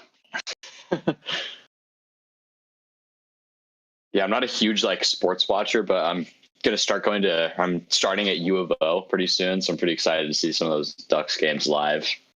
I lived in Oregon for like 6 years, 7 years, and I never went to a single U of O or OSU game. Oh, really? Yeah, I've never been either, actually. I went to a lot of Blazers games because you could get Blazers tickets for like $2 at one point. Oh, yeah, I think we're going to get some tickets this season. My dad's like getting back into the Blazers, and he wants to get the whole family out to those games. Got Dame back, too. That'll be fun. That was fun. That was fun when I saw that. I was like, oh, hey, Dame's back. He like left for a couple years, but basketball's so weird like that, where it's just like people just go. They just 100% go. Isn't he like super injured right now, though? So he's not going to be able to play for a while. Yeah, he like tore his Achilles or something like that. Oh. They're also, that's one of the interesting things is like basketball players, and this is just all over sports. Injuries are so much higher right now. Really? Imagine you could have, yeah, like baseball players, like pitchers are blowing their arms out because they're throwing harder. Basketball players are like blowing their like Achilles out because like they're just like not stretching it and stuff. They're just going super hardcore. Like this is the way they're doing things. So like they're pushing their bodies harder and farther than they ever have.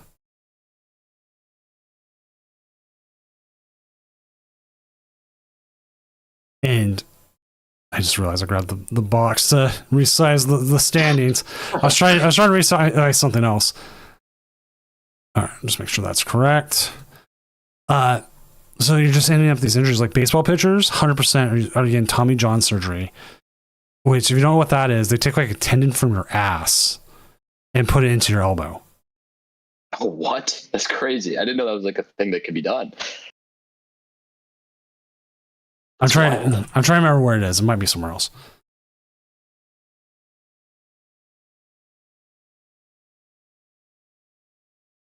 Yeah, you use a tendon graft from another part of the patient's body, hamstring, quadriceps, etc., and you graft it onto the elbow. Well, Joyful, I'll 100% need Top Cut matches. If anybody's, I always ask everyone in Top Cut if they're able to stream, just jump in because we can keep going.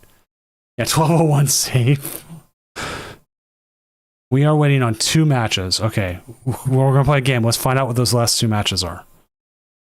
No controls left. I'm guessing a Guardy's involved somehow. If everyone IDs, because right now our last 2 matches are 5-2s and 4-3s and a 4-2-1. Oh, one just finished. There we go. Guardy versus Raging Bolt. That is actually one of those rules you have to take into consideration for like slow play. If a Guardy player is slow playing, is it because it takes 2 minutes for this freaking animation to run? Yeah, that's a good point. That's something I'm shocked they haven't fixed yet. It's just brutal to play Guardian on the ladder. Yeah. So it's like, okay, what do you do? What's the call? It's like, well, I 100% have to like look at it and be like, okay, they are playing Gardevoir. Does slow playing benefit them in this situation or not? A lot of times, no, it doesn't. So then it's like, okay, if it doesn't benefit them, oh, there's a last match. I think slow playing is also less of an issue in best of one when you don't have the option to go for the 1-0. Like, I feel like that's mainly the incentive for people slow playing. Yes. Well, we had one slow play call tonight, a single one. And I came in and the guy almost timed out. And we actually have 35-minute rounds because it takes time to set up and everything. And then with the clock being 20 minutes, that's like it. Time out. Yeah. You time out most of the time. Something's gone wrong. All right. Last round is up. We'll see if we get some IDs or not. I'm going to jump. We're going to steal Gabe D's stream, so I'm not going to move us. So we can just sit here and watch. Counter action. You get the Conkle Door action. It's not a win and in, but it's a possible win and in. We don't know. 7-1s. He should be good if he wins this, I think. It all depends. Resistance. If any of these 7-1s play, and Gabe here, yeah, they're all filling the top 8. Yeah, then Gabe has a chance. I would not be surprised if they all ID though. I will say, be guaranteed. We got the first ID just came in. Infinity Ring and Joyful Sandwich. I figured that one was coming. Done. First ID. I actually should go into the other matches and see what they're saying. Really pulling for someone to not ID, so we can give Gabe a chance to make cut. I always pull for it just because I like the chaos. Chaos, in one sense, also makes for better content. But also, I just think it's fun. It's like, okay, we just watched this X2 make it because someone decided, you know what, I want to try to make 9-0 or something. That would be cool if we saw someone go for the glory points.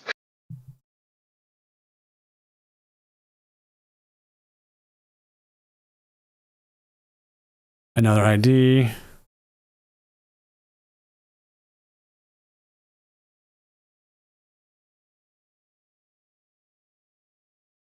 All right, codes and canned kiwi broke. There we go. Both took the tie, so they are done. And the last one is Blue versus Airbot Gamer, which the only way that one happens is if Airbot Gamer wins. Oh, yeah. And that's Raging Bolt versus Terrabox. Could definitely get it done. So while I wait that out, let's see if Mr. Chirp's playing. They are. We'll go ahead and watch this game and see.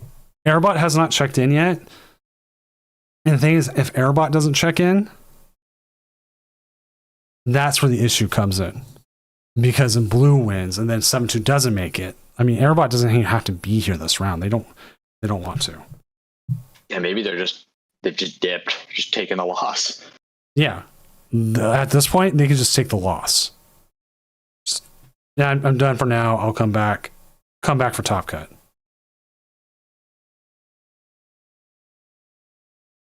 What it does affect is seeding.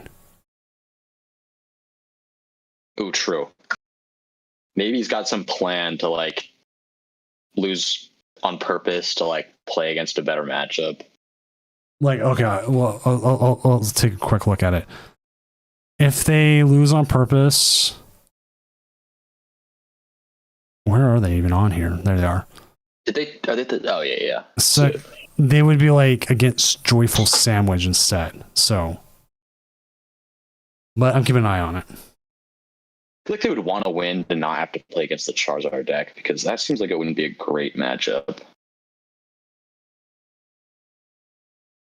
This matchup's got to be one of the harder ones for Conkeldurr, though. Got to imagine the Poltnor is tricky to deal with.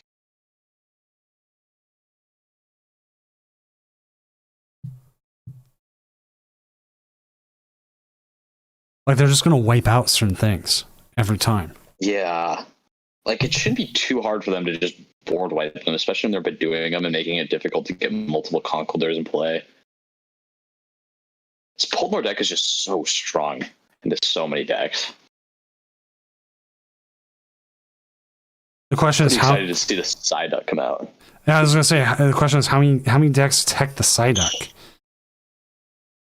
I would be surprised if a lot of people don't play it at first, just assuming that other people are going to play it and do the work for them, but could give Poltnor an opportunity to swoop in. It's sort of like the Decidueye effect, where like people start cutting the Decidueye text and it gets good, and then people start putting it back in. I mean, that happens like every deck. Like you get a good deck out there, and people tag for it, and then it disappears, and then it comes back. Yeah, just gotta ride that wave correctly. Except Gardevoir. Gardevoir never leaves. It doesn't matter how much you tech for it; it's still going to come after you. Yeah, Gardevoir is just so hard to beat unless you're playing a deck that's just like the entire point of it is to beat Gardevoir. It's hard to play like a good deck in the meta that just and tech it to beat Gardevoir. Like there's no card you can just throw in to deal with it. Exactly. It's like, okay, I throw this in. Doesn't matter. The way you beat Gardevoir, and I don't think we'll see it until after Gardevoir's rotated, is something like Path to the Peak. Yes, that's true. Or alternatively, because you know what they would do with the Path of the Peak meta, up their stadium count again. Yeah. Even Path to the Peak has its counters. Definitely makes things annoying, but Path to the Peak would be a really interesting card in this format. You would need something like Garbodor. Oh my god! Imagine how disgusting Path to the Peak would be in Dragapult right now. They have like no abilities that they're trying to use. Like I'm even trying to think about like what other decks would use Path to the Peak right now. Yeah, probably Poltnor. Poltnor for sure. That makes the Guardy matchup a little bit better. It'd probably push him into being favored, honestly, if they had access to that. So no 6-2 will make it. They didn't show up. Again, they could take the loss. It doesn't hurt them. All it hurts is all it does is hurts all the 6-2s.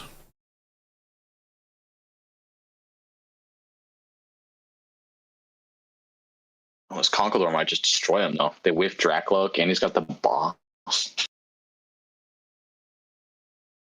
That's one of the things, like, I feel like Dragapult needs to fit in a rare candy somewhere. I like rare candy. I was playing Dragapult with rare candy Brock Scouting for a while, and that worked really well. Yeah, it definitely gives you that burst potential when you have a slower start like this. And now with like Hilda. Yeah, Hilda. But I was then definitely underrating Hilda at first. Yeah, if I had to pick a second card as the MVP of the black-white sets, it would 100% be Hilda. Oh, one I forgot about that I was going to mention was Air Balloon, too. That's another strong card in that set. Like, not quite as good as Hilda, but yeah. It's still up there. It pairs really well with Genesect. Yeah. Getting Genesect and Balloon in the same deck or same set chuck Skuldango over the edge into being just a super strong deck. Oh, Airbot was in the shower. Well, it doesn't matter, Airbot. You were in. Everyone else ID'd, so there was no way you weren't making it. So you were fine.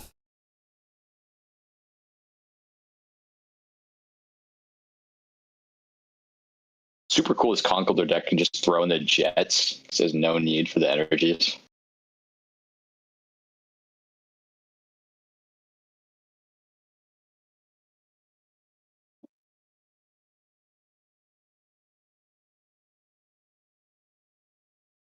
That is true. Miraidon can be a deck that uses Path to the Peak. Oh, good call. Yeah, that would definitely be playing it.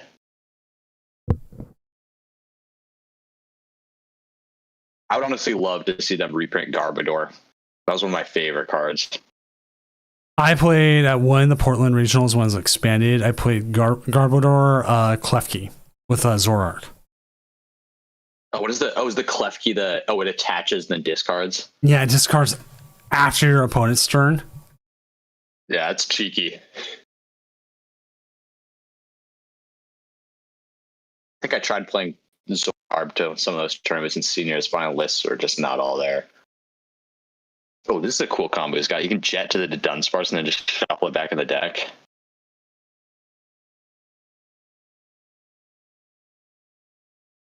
Plus, this deck never decks out. Never decks out. Yeah, true. Got the free stall matchup. Don't even need energies, and you never deck out. And you have infinite switches.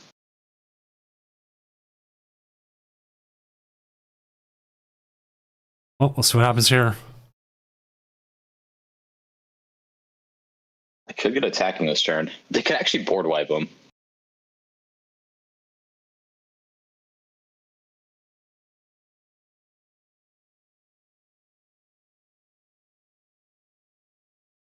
Yeah, even with a slow start, I think they're still going to win this. As long as they can find a Hlucha or the Dusclops.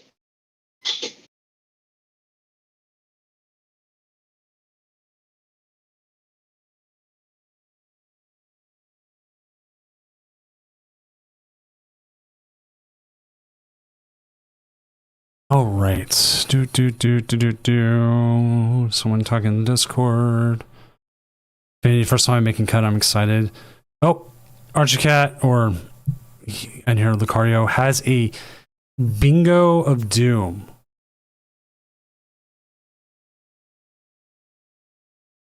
Checking it out.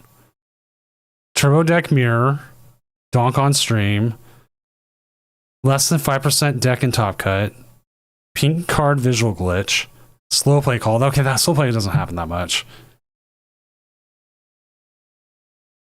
Free bad visual glitch.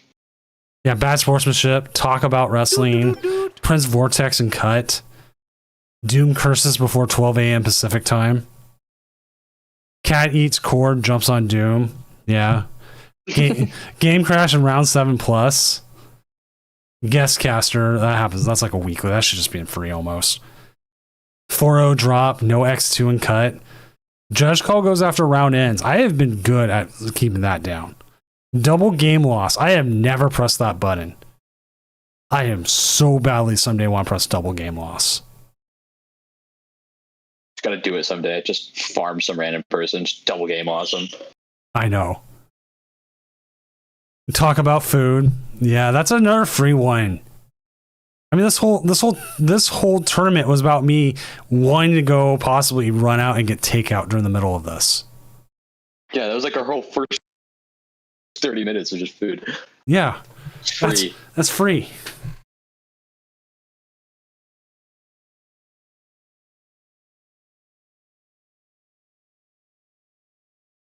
It doesn't matter. Coldmore players playing it interesting. At this point, I've timed it. I could possibly do it in one round. If the round goes to time, I would need someone. I would have to deem someone a judge to watch the tournament though while I'm driving. And then on top of it, I would have to make sure whoever is also casting plays nice. Yeah, the moment Doom leaves, I just go completely off the rails. Just get crazy. Like, I mean, I can listen and like mod from like my phone, but I can't like mute somebody. that privilege is away on my desktop. Maybe like the regional where I lost internet in like round 1, and I was like, oh no! It's because my breaker that has the internet box decided to pop. Oh, brutal. So I figured it out pretty quickly. I'm like, oh god, and I figured it out, got it going. It's like, okay. The other ones we've had my internet, the box that the internet is, like where they connect it in, caught on fire. Oh. So that, I didn't get back on that. The internet was just dead. And I didn't have it for like 3 days. Fire. Yeah, we didn't have it like for 3 days. So like I could boot my computer up, and I don't have Wi-Fi on my computer, so I couldn't even like hot through my phone, hotspot through my phone. Just done. Now I got set up so I can, because we had a power outage here for like 3.5 days last winter.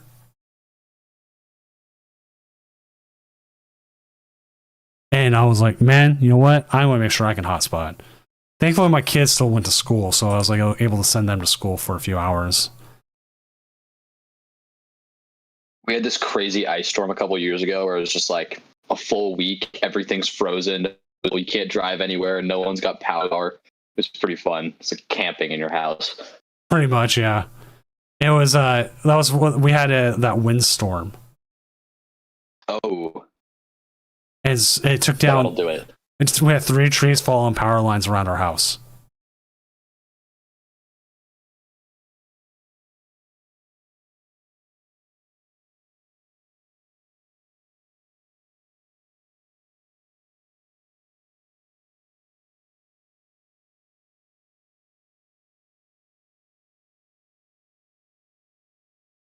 So like that was fun. Like Yeah, we had to go like Planet Fitness to take showers. Oh, brutal. Gonna drive. My garage I had like open manually anytime someone came home. It was pretty brutal. As we get off, we should have had is like Doom off topic. That'd be another freebie. Yeah, that is another free space. I mean, I like the idea of the bingo though. That's fun. yeah. I'll just link to it in chat. It's on.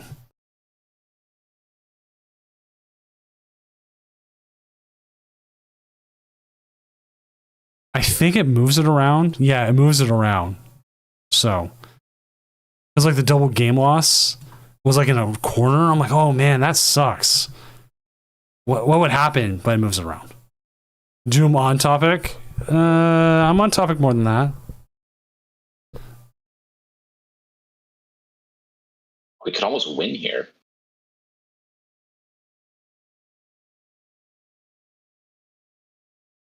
So close yet so far. Conkeldor draws a lot. Yeah, he's got plenty of Dunsparce. I don't think this Dragon player is going to be able to win next turn, too. Unless he has like a boss wouldn't even do it. Called Dragapult an artist because it draws a bunch. Okay, that was horrible. I'm sorry. No, that was. It took me a second to get it, and then it registered.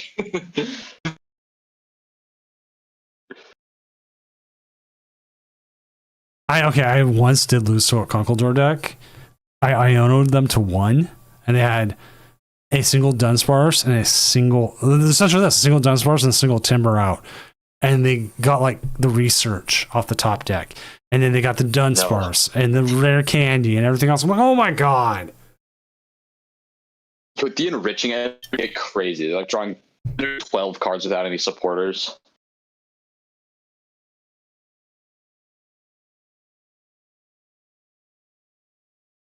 I really like it in that new control deck too. It's pretty cool. Oh. That's game. Wah, wah. Womp womp womp. No Conkeldurr. Yeah, well, I mean, it wasn't happening anyways, but Yeah, true. I want it to someday. But as it stands, we have our cut. We've got the matchups figured out too. See who's playing who in the first round. Yeah, we got Terrabox. Also, Big Math Zero. I realized he followed me earlier, and I forgot to say thank you. I apologize. I try to always thank all my followers. Try. I'm not always the best at it. So we're gonna have Terrabox going up against Dragapult. Dingo versus Dragapult. Flareon Noctowl versus Dragapult with the Dusknoir. And then That could be a good one. Charizard Pidgeot versus the Raging Bolt. Can I get a slow play for the bingo There's to card? take it down. So If you had to pick a player to take it down right now, who would you say? oh wait. Maybe Kalimore Canned Kiwi. I believe in them. I think they can do it. They can get through this Flareon. Not too many hard matchups up here. I'd be surprised if the Charizard's able to navigate through all the Dragapults. And I think Terrabox has a good shot against Slowpoke. Let's look at the Slowpoke list. Yeah, real quick. true. Playing the Ooh, they do Toad have Scroll. Toad Scroll. That kind of I wonder that how much that comes up. I think that works better against the Dragapult Dusknoir. Yeah, shutting off the Night Stretchers. They don't have too many outs for the Terrabox matchup. Like no Stamp, nothing like that. No, like because Terrabox's so not out there, nobody plays Shaman. Yeah, true. They've got the Clefairy. They've got access to Mew as well with the Clefairy. Got the Wellspring. Academy at Night. Whoa, that's cool. So my Iono protection. Toad only comes up against Dingo. That's actually a good one to put up against Dingo. Yeah, that's got to be the main reason they have it. Yeah, make the Dingo better. And the niche situations with Guardy makes sense too. Like if they already use their rod, you could prevent them from using Stretcher. Yeah, that card was super nasty against Guardy, especially when they were playing like the Brent 60 back like a couple months ago, and they had 4 stretchers to just shut off all the recovery. This guy's playing triple boss too. That's interesting.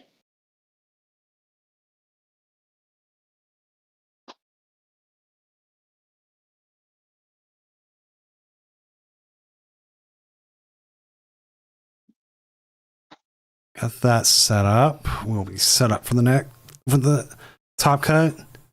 Let's see what other list we got going. What about the other Slowpoke?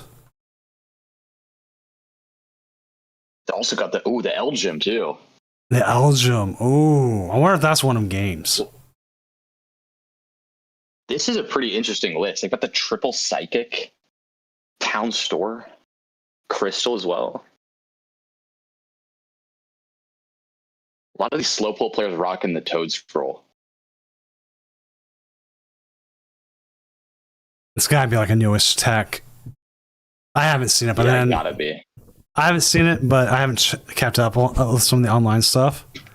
I've not used Elgym once today. LGM.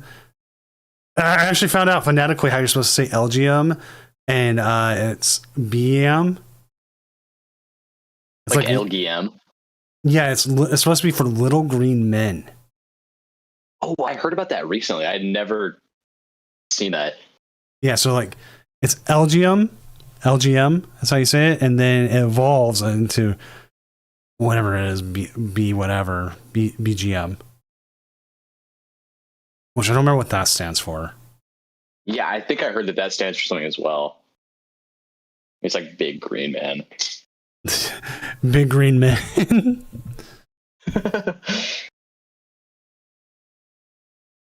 I'll look it up. I think I saw it on Twitter.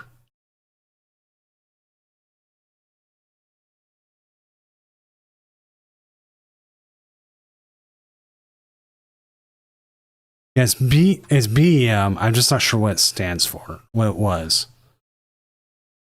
Yeah, B. Huh. Or BEM.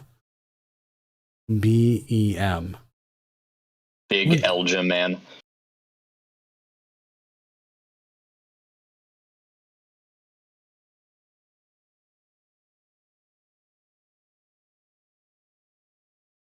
No, I had a thing. I'm just trying to remember what it was.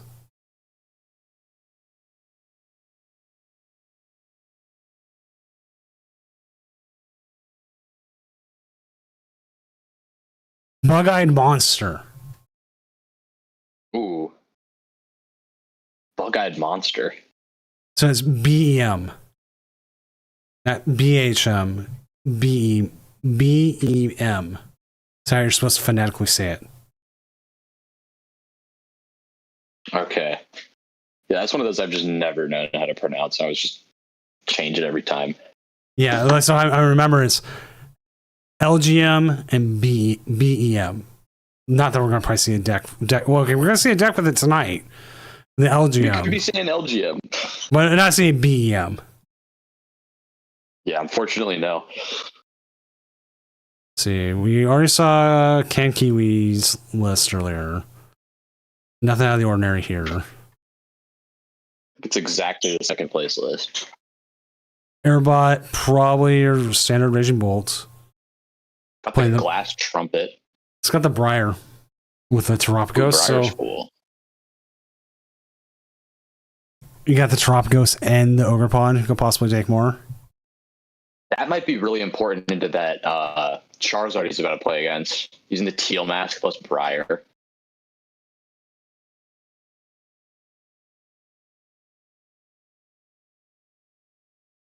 Laying around the tear box, the dingo. Dingo's not playing. I think everything's pretty much well set. Is that the Ceruledge dingo that we saw earlier? Ooh, Togekiss. Togekiss, yeah. Prince Vortex, always a pleasure to have you on, man. We'll get you. You'll probably top cut next week, or at least be up there every week. Vortex is up there. Is he the Doom goat so far? Him and Cash have been up there. Like I need to clear my new 4 Horsemen of Doom. Yeah, Cash might be like the OG online grinder.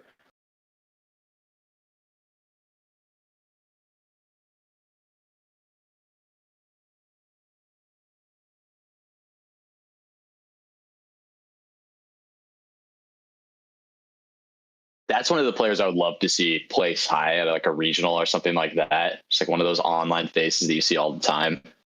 Like I would love if he came to Seattle. Yeah, that'd be awesome. Oh my god, I'm so excited for Seattle. Hopefully they announce a Portland as well. Kind of skeptical that they're going to now that we have Seattle. I feel like we're going to end up with what's it called? Vancouver. Oh, that's another good one. Went to Vancouver for the first time for the regionals this year, and it was just a great city overall. Oh, I love Vancouver. There's a steakhouse right by there we go to like every year. Riley's. Oh, that's sick. Might have to check it out next time I'm up there. Morning, Bay de Teo.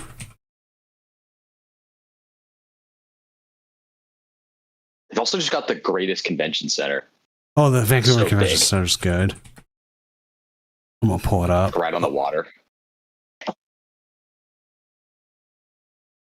Because I don't think it shows my house on here. If I'm in if I'm on maps, like the street level. Oh yeah, there it is. Yeah, the steakhouse we go to.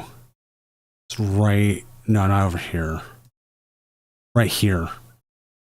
Oh, it's like right there. That's sick. Yeah, it's like right by there. Okay, it's not right there. I think it is further down. Oh my god, I hate this thing. It always puts me in the tunnel when like you're trying. When you're trying to like go around it, because now I'm like by the hotel.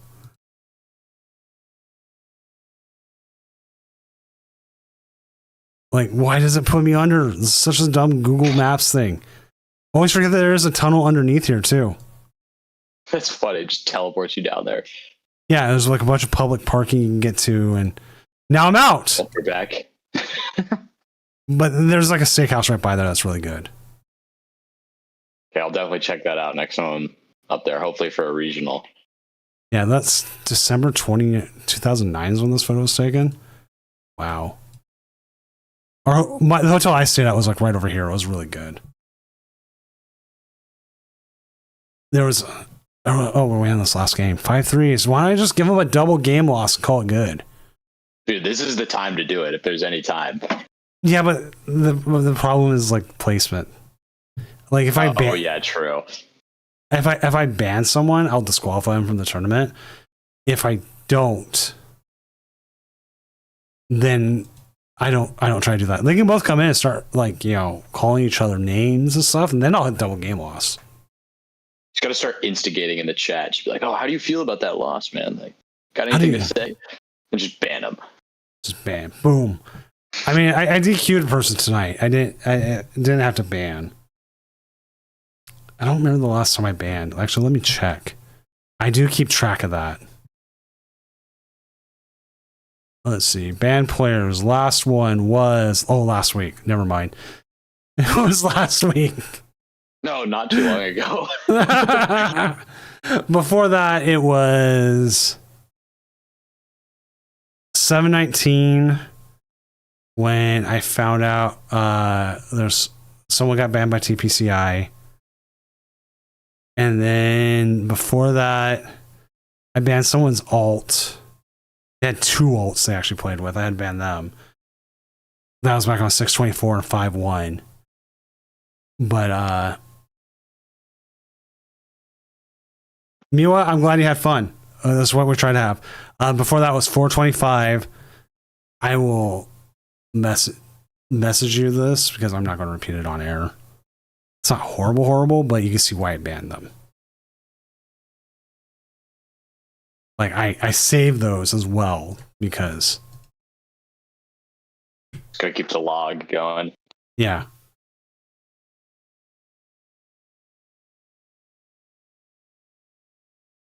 Oh. Yeah. And then before that, it was like January. So, like, we don't get bans often.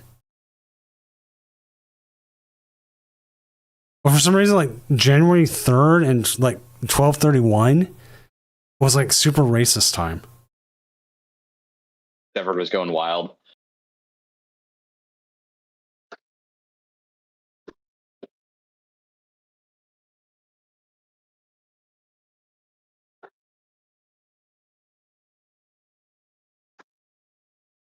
Yeah. And there were just so many.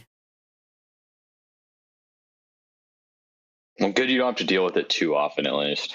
Yeah, there's like one from like October. Then I had one like Christmas. The time around Christmas is when like everybody was like on edge. Huh, that's funny. If I had to pick a time for there to be the least on edge, it'd be Christmas. And like one person I banned them and they came in with like their alt as well as like their name O2. Oh, nice try. I was Not like, even sneaky wow, about it. like, not even. I'm like, cool, you're banned. Yeah, good effort.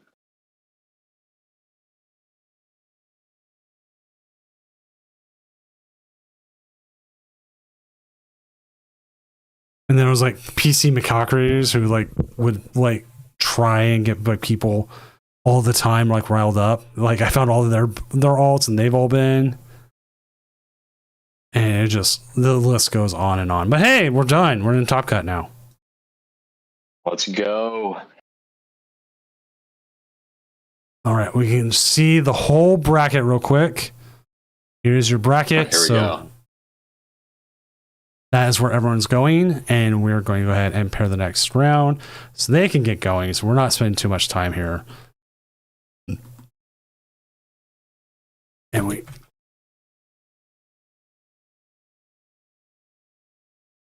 Whole bunch of messaging so they can jump on and we can find ourselves a match. Do it.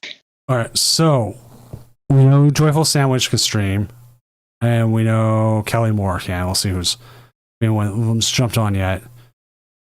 I always ask everyone, like, if you're in Top Cut, if you can stream, just jump on and we go from there.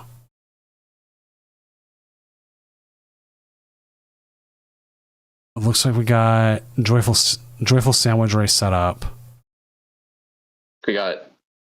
Is Tyler 24 Joyful Sandwich? Yeah. Oh, okay. Looks like they're both like ready going. Like these before I even got like the end to give like messages, they were like already signed up. Already like checked in. They're like ready. They're like, okay, let's do this. All right, and then I need Raging Bolt. Raging Bolt. All right, let's jump down there.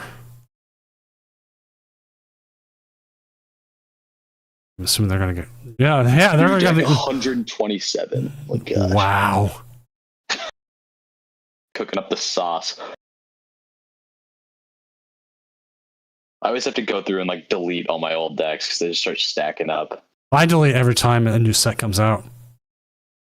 They need it. That's one thing they should add is like a speed delete option.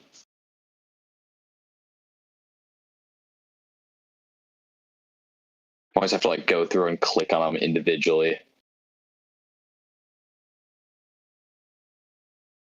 There we go. Game 1 is a go. Let's do it. Love watching the best of threes too. Yes, this is way more. No bricking, not as much bricking at least.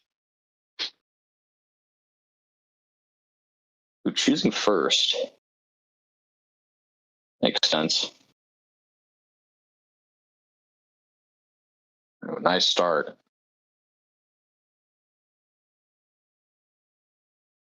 It's crazy to me how good Secret Box is now. Like Secret Box, I feel like was getting clowned on as being like the worst card, but now it's just in everything. I overpaid on it so bad. I had to. Like I needed it for a tournament, so I paid way too much.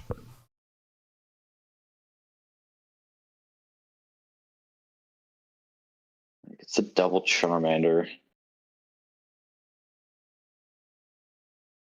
Ooh.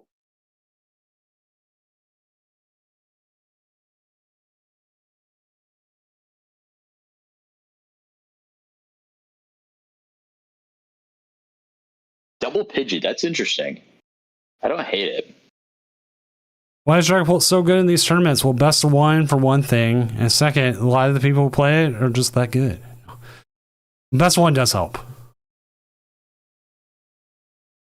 And good deck, good players. Get it done.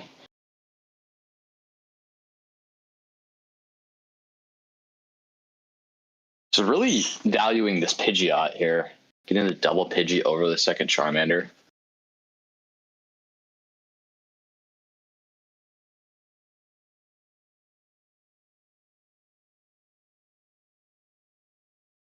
Pretty clean start.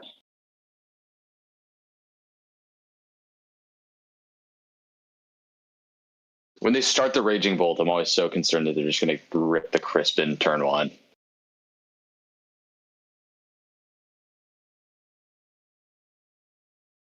Oh, nice hand.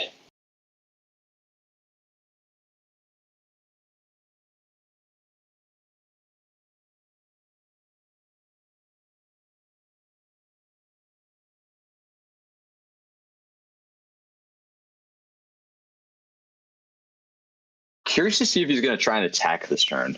Because he has the option to if he wants to. I don't know. Is one prize worth it? Looks like he thinks it is. Don't mind just clearing that energy as well.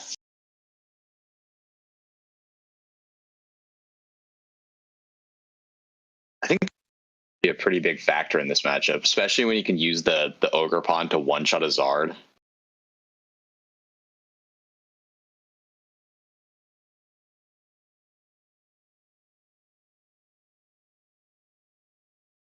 Like It's I think that's gonna be Ultra. Joyful Sandwich's like weirdest thing. Yeah, Or it's not definitely the wi- most unique thing about his list. I mean, the hardest thing is going to be trying to deal with this little grass. But He could get it swinging this turn too if he gets the Crispin in play. he gets the attachment as long as he has the other one. Chi Yu can come into play in this though, True, Chi Yu. because then it takes KO there on that overpawn. Like I just don't know if I like taking the one prize like right off the bat. But I mean, you can't let the Raging Bolt just pick everything off though. He got pretty lucky drawing the Ultra Ball off the cards because if he hadn't hit that, he would actually have no way to respond to just getting knocked out. You could just Cleffa and chill, but not what you want to be doing. The Slitherwing. It's interesting. He's got the KO.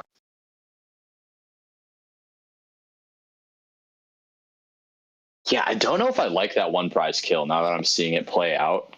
Because he's going to be fine because he drew the Ultra Ball, but if that hadn't happened, he might be in trouble here.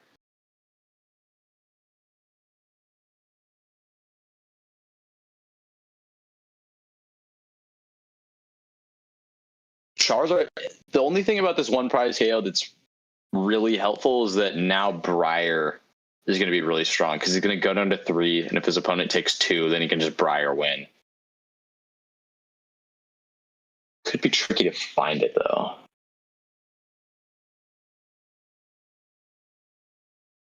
German autocorrect. You know what? That's fine. Like I think I get so many things wrong with autocorrect. Like I hate it. Just going for the Arvin.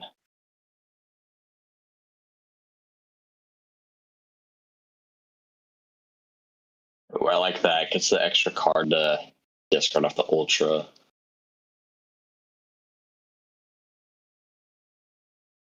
This is kind of risky though, because if this Charizard goes down, he's really got nothing to work with other than the prize cards and Quick Search.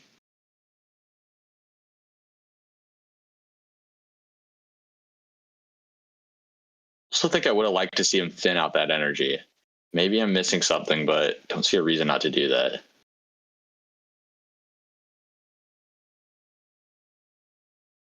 Not great. It's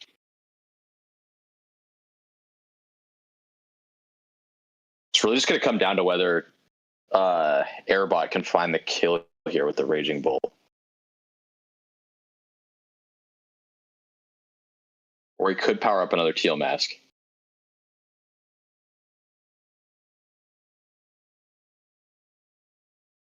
Looks like that's what he's going to go for. He's got pretty good odds of hitting it, too. So many cards in hand.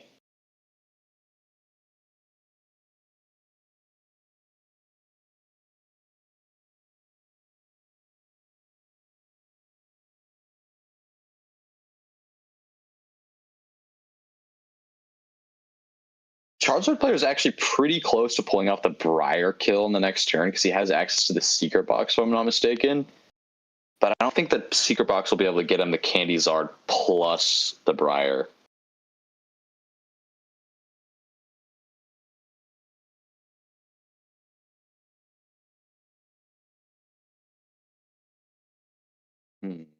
Yeah. We'll have to see what happens here. Yeah, looking pretty good for the Bolt player, I have to say.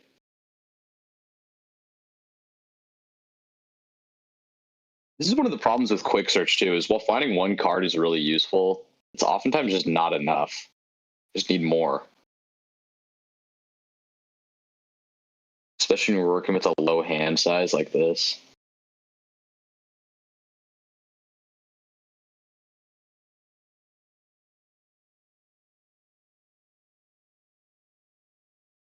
Discarded the second Crispin, okay. The Seda, okay. Going for the Seda.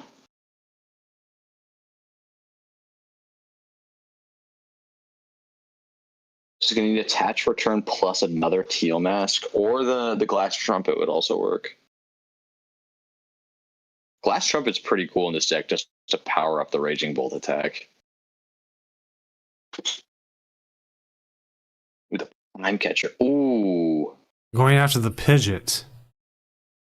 Although, if he finds Ultra Ball for Pidgeot, he can just Briar and win. I don't know if I like this play. Maybe it was his only option, though. Maybe he didn't have access to the kill on the Charizard. He's going to need to top deck something, though. He's got a decent amount of outs. What if he just top decks the Briar? He could. It could be over. He also has Ultra Ball for Pidgeot for Briar. You could draw the raw Pidgeot or like Night Stretcher or something like that. He has a decent amount of outs.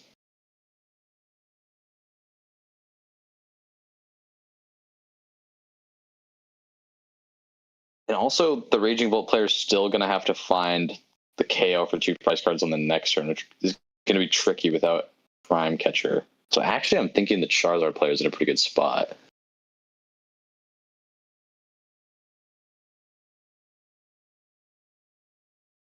Always just Clef and chill.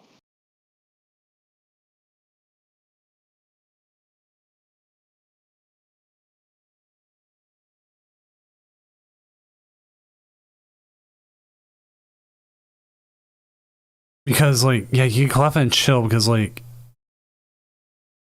they can't, you can Iono them to 2 and they can't Seta and Boss in the same turn. Yeah, exactly. He would need to have something. I mean, he has enough energies to hold 1 on the Bolt if he wants to. So it's possible for him to hit Boss, but he also has no Hoots on the bench. So, like, Iono to 2 is just going to make it really hard to hit that combo. Okay, no Ultra Ball. I don't know if you ever Artisan here. Doesn't seem like the worst.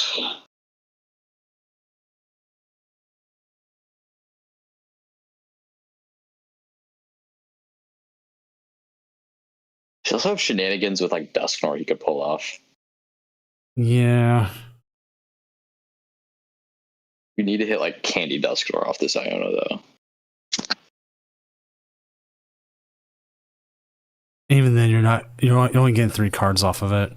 I feel like you just leave it because you don't know what you'll get here off this. It looks like he agrees. Candy Dusknoir 1 time? Nope. Do you get the ride? Mazel. Yeah, he still is in a really good spot here, I think. Yeah, I think that's right. Charizard. I'd really like to see him put. I'd like to see him put the Pidgeot back in the deck just to give him an extra out. Oh, going in with the attack. I don't like this. Yeah, I don't like this either. It's still fine, but it gives him access to Fez. I don't really see why you do this. If they draw a Night Stretch off that, yes, it would have been game. But you know what? You lose the Briar turn no matter what. Next turn, then maybe. See, now the Raging Bolt player has a more realistic chance of winning this because he can hit like Sada and a bunch of energies. Okay, discards the Bolt, which isn't great. Okay, he's drawing a lot of cards. Yeah, he's going to use the Mew, draw 3, then use the Fez for draw 3 more. He doesn't have room for Latias now, so I don't even... Oh, he has the Glass Trumpet, though. Forgot about that. That's going to be a really great card to find here. So you're going to need, like, Sada plus energy. Plus energy on the Ogre Pawn. Plus 1 more energy.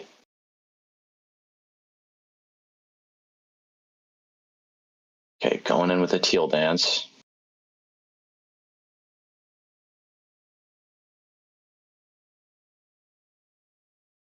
Alternative win condition that would have been Mew. Oh, true. The Mew is really good against this Charizard deck. Not happening, but it could have. It definitely could have. He also has the energy switch. Would have made the Mew easier to attack with. But I mean, it's actually a pretty cool part of this matchup. Oh, does he Yeah. have the Sada? Oh, he does. I think he might win this. We might see him get punished for not going for the Cleffa play. Just needs 1 energy. Just a lightning. they could have whiffed it. They 100% could have whiffed it. They definitely could have. It looks kind of like he whiffed it to me.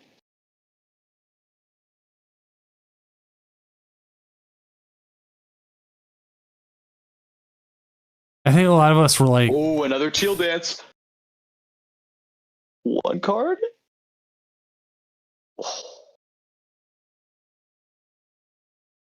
lightning. Did they already play the lightning? They said they showed it. They showed it. They had. Oh, they had it. He has it. Oh my gosh. Punished. I don't know if the Cleffa play would have still been right though. See, I just don't think he could have won on this turn though if he went for the Cleffa play. I mean, would have been possible with E-Switch, but just giving him the out to Fez allows him to have so much more options on this turn. I think one of the biggest things is going after the Fez sometimes. Yeah, that is true. Like, when I play Yeah, the Fez is just so good in this ult deck. I am not knocking on my desk. But like this bolts. Like, I mean, if it runs hot and does everything, it's going to win. Yeah, you can't stop it when it's just one hit killing everything. I do like the inclusion of the Terapagos in this. It's kind of a fun, different thing that you can charge up pretty quickly and get a unified beatdown. Yeah, especially when he has Glass Trumpet and energy switch. I definitely think we need a Chi-Yu KO onto the Teal Mask. You like really gotta screw up their prize trade. Like one of my favorite. That's definitely a pretty strong play. As Dragapult, one of my favorite moves still is like Countercatcher up the Fez, Iono, and then hit 200 into the Fez and like spread the damage. So all of a sudden they don't have a lot of draw, and that all of a sudden that Fez is going to be able to be KO'd easily, and they're not probably going to ever be able to use it. Yeah, that's true. Losing the Fez can just be really tricky, especially when you need the Night Stretchers for your energies. Another pretty good start here from the Charizard player.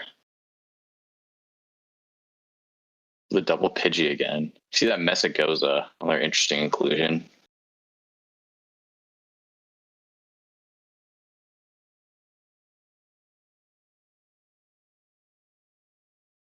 I'm curious to see if he's going to go for the early attack again in this game. Yeah, He definitely has the option. It all makes me wonder about that one prize turn. Like he had the option for the Briar possibly. Ended up biting him, yeah.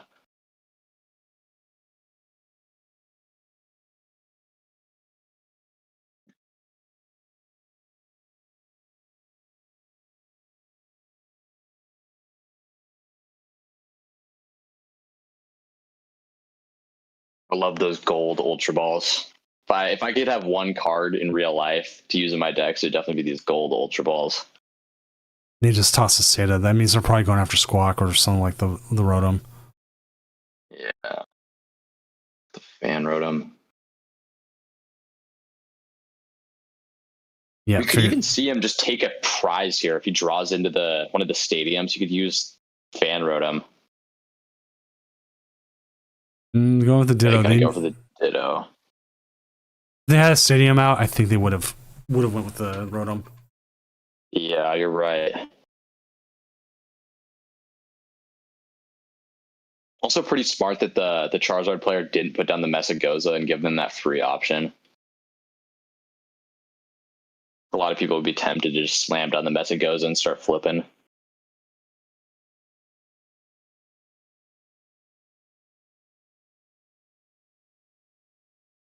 Yeah, the Teal Mask just puts in so much work in this matchup. Just an efficient attacker to the Zard.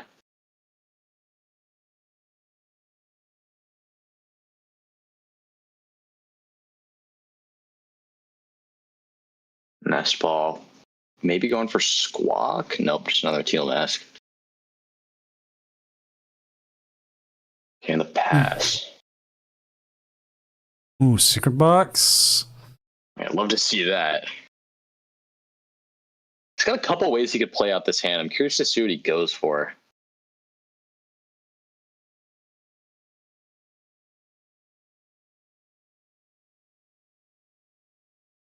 think I'd like to see him go for a TM Evo play or a Cleffa play and just set up his board because there's nothing super threatening.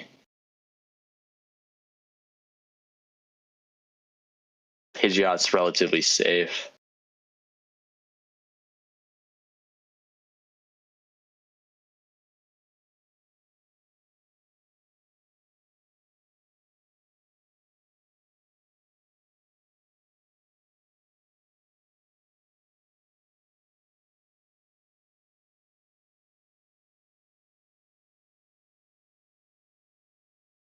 I'm with the boss. Might get really aggressive here. Updates. Can Kiwi is up 1-0. And Joe Marissa is up 1-0 as well over Blue. So that is Can Kiwi is Dragapult Dustoir 1-0 over Flareon Noctowl, and Slowpolt is 1-0 over Terrabox. I don't really know how much I like this line of play here. He's leading the Teal Mask with the energy that can just easily respond kill. I was setting up the Chiyu though. I like that. Chiyu's gonna be a pretty good response to this Teal Mask. Actually, I don't hate this.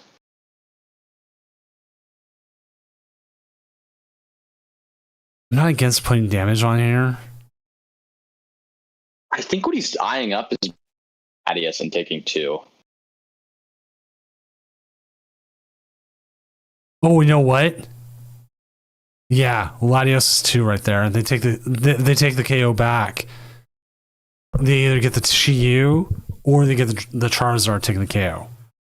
Yeah, this is pretty aggressive, but I actually like it, I think, in this situation.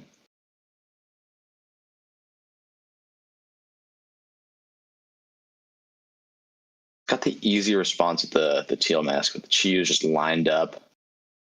He might have to commit this quick search to a fire energy just to use the Chiyu, though. It's a little bit annoying. You could also commit it to a, well, they play 5. I mean, there would only be 2 left in deck. Yeah, you could go with the Iono and just risk it all, but...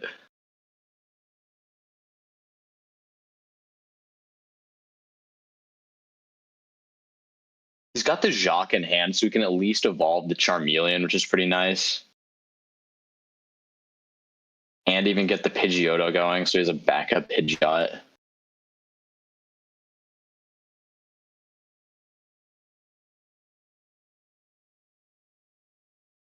As pretty pivotal card in that last game.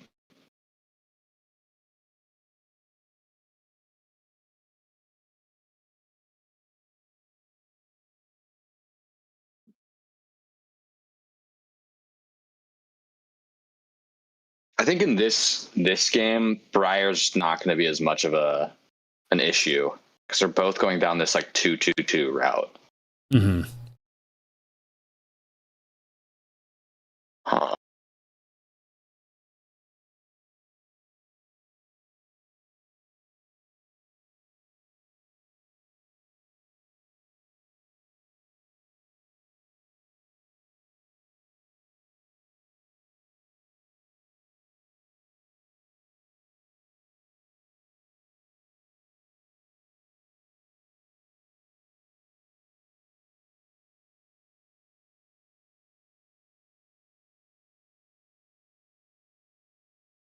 It's kind of similar to the first one where this Charizard player just does not have that many cards in hand and is basically working only with the quick search.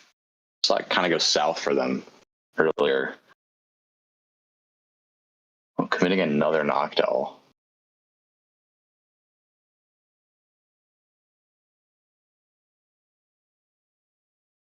With the Prime Catcher. Oh, he might try and take out the Pidgeot EX this turn, actually. Yeah, I think that's what he's going for. Getting rid of that Pidgeot is really good.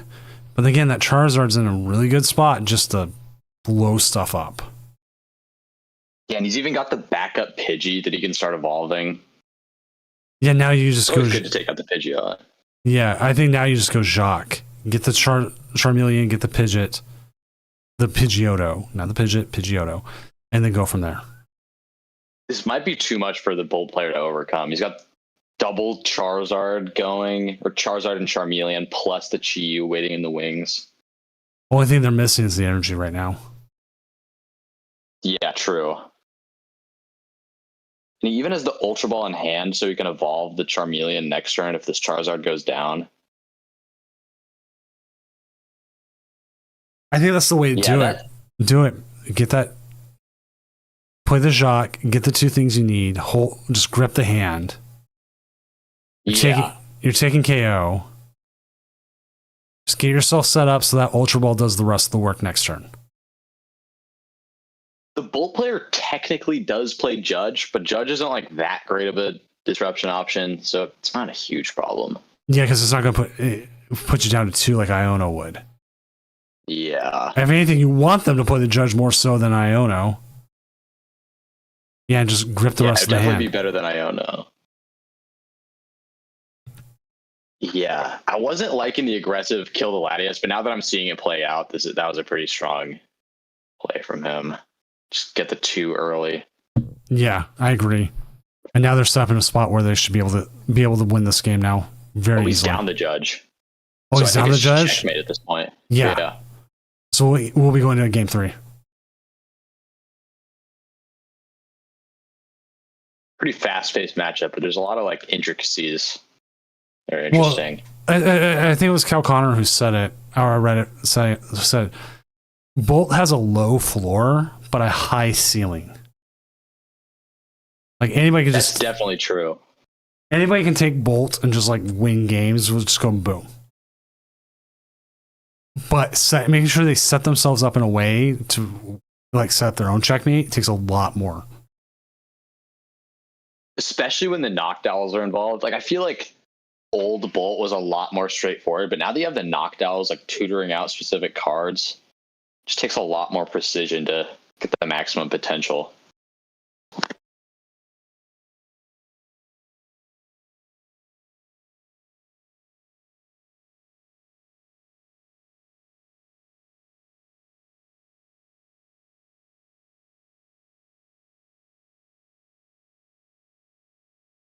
It should just be wraps here.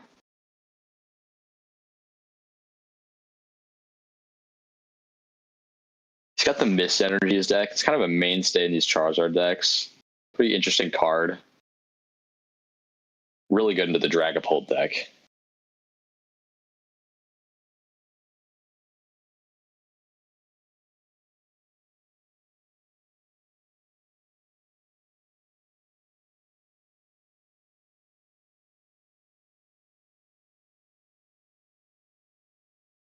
Curious to see whether the aging Bolt player is going to choose first or second in this next game.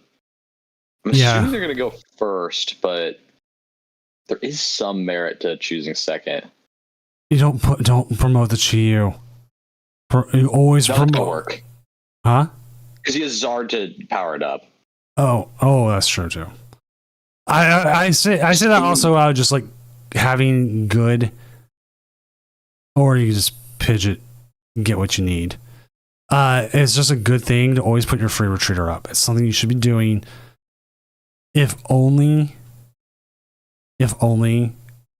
as a habit, so that you're not putting stuff out there. No, that's a good shout. It's like, yeah, it oftentimes doesn't punish you until it does.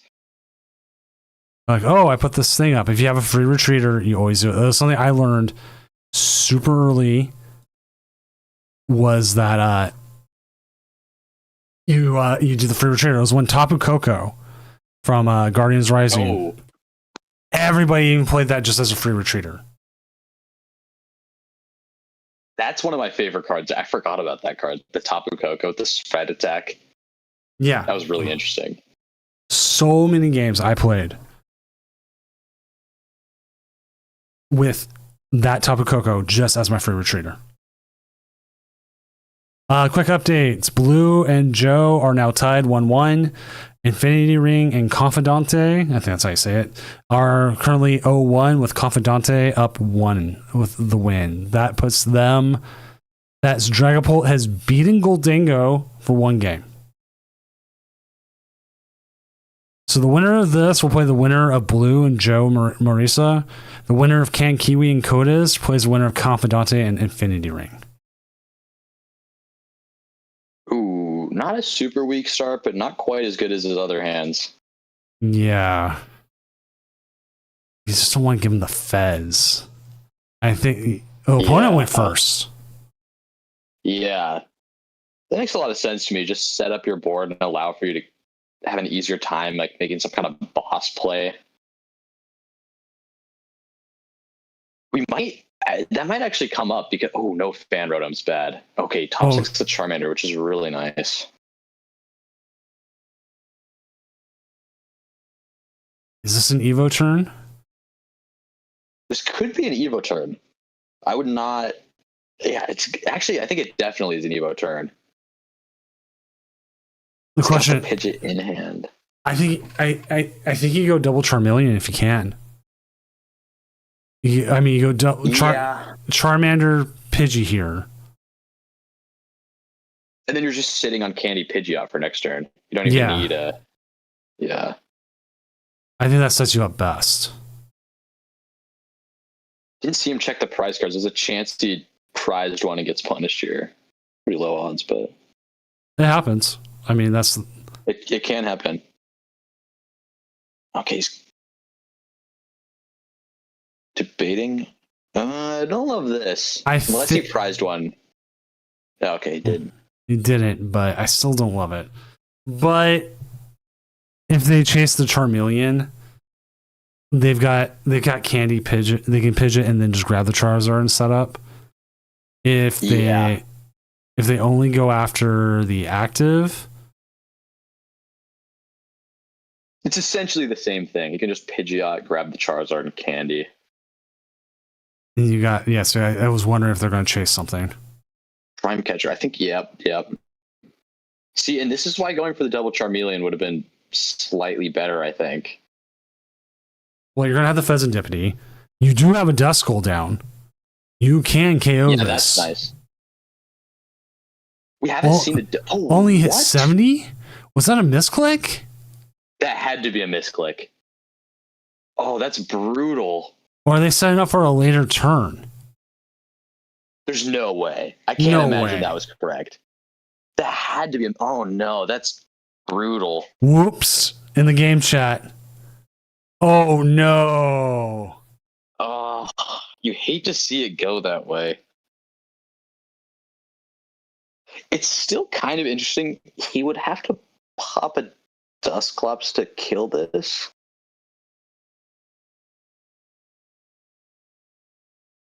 See, this is when some really weird games can happen. Where it's not a game losing mistake, but it's going to send this game into kind of a weird, alternate branch that you wouldn't normally see. That Mesagoza flip did not help him. Yeah. Would love to see another Pokemon on this turn. I'm curious to see what he's going to go for here. He's got plenty of options that all seem decently strong.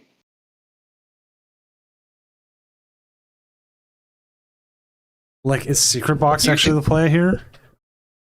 Yeah, I kind of like... You don't really want to discard the Candy, but Secret Box is strong. I think that the biggest issue you're trying to do is get the Chi-Yu out and powered up. Yeah, but he could always Arvin for it. Doesn't look like he's going for it. Yeah. Huh. I wonder if he's planning on using Dusclops this turn. Jacob the Duckman said Jock seems good.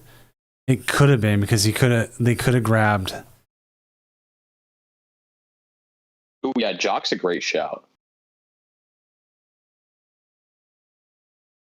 Playing the Air Blade in the Charizard deck. That's interesting.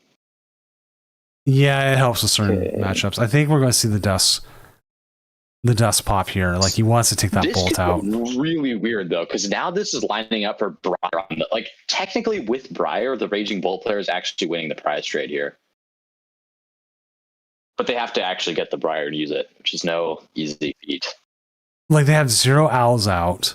They did screw up that turn, but I mean, we could just see them get a bunch of hoots. They're gonna have Fez and then kill this active, and then all they need to find on the next turn is just Teal Mask plus Briar. I don't know if I love this play. It's not the worst. I don't know what else you would do though, to be honest. They got flip the script. It's gonna be a big turn for him. The other thing is we saw there's a lot of energy out of the deck already. Yeah, that is true. Lost one of the Dusk Coal.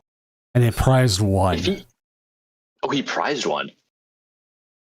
He has the Ultra Ball in hand, so he's going to be able to find the Zard and then quick search for like a Super Rod. This Messic Goza flip could actually be huge. If you could find another Charmander. Everyone except Codes and Can Kiwi are in game 3. Tight matches. So he prized a fire. That's making this really weird. Ooh, big flip, tails.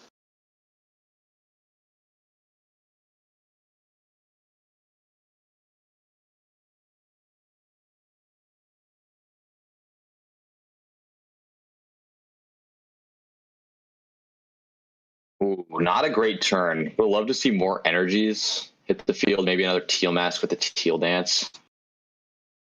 This isn't the worst, though. Can win on the next turn.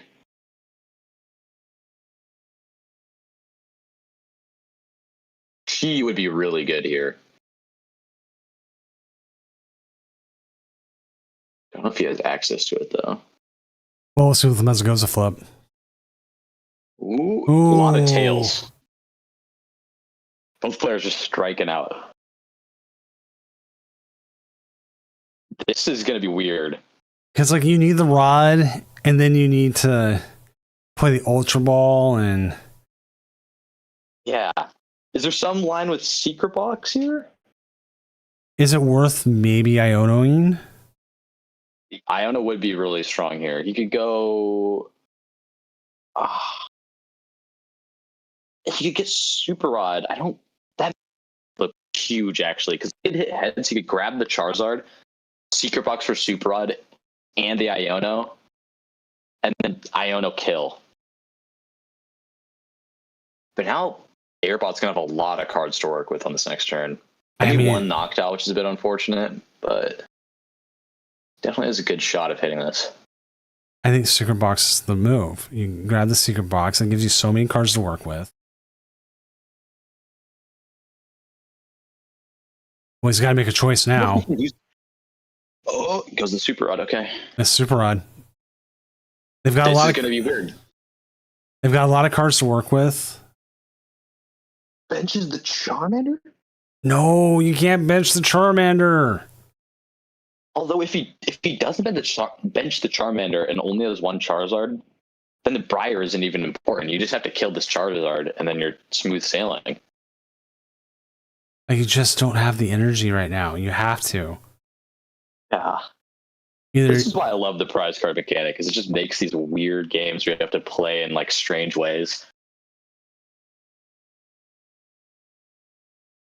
Okay.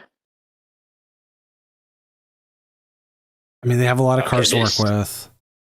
But and they can use Crispin too to get a Teal Mask going. That's going to be huge. How many Christmas do they play? I think 2. I want to say he's only down 1. Because we saw the one earlier. He didn't prize the other one. He also has Energy Switch, which could work. Okay, this is going to be big here. I think if he kills this Charizard, it's over. Could be some Iono shenanigans. He could go Iono to 1 Cleffa. No, but Cleffa doesn't work. Cleffa doesn't work because you're going to be... You could go Iono to 1, push Pidgeot in the active, and just hope he doesn't find Boss or a way to use Raging Bolt. Just kind of possible. Mew helps him against that. They need 100% need Latios this turn. Yes, true. Or they need another... There's a couple cards that could be... Oh, yeah, sorry. Or they need another... There's a bunch of ways they can go about this. Yeah. Or the Trop goes its field. 210. Do they have enough for 210 with the everything and knock out the Pidgeot? Ooh, they could go Briar Countercatcher, Terapagos, and win. Yeah, because they have access to the counter catcher. Prime catcher's been used. I wouldn't be surprised if they have it, to be honest. That's not too much to ask for. You just need Glass, Trumpet, Energy, Countercatcher. I mean, it's quite a few cards, but not out of the realm of possibility. They would need Area Zero and a lot of Pokemon, too, though. Might be a little bit tough.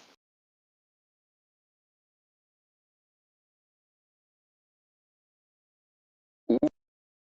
That's Trumpet. Maybe they have it. They just want to say to boss.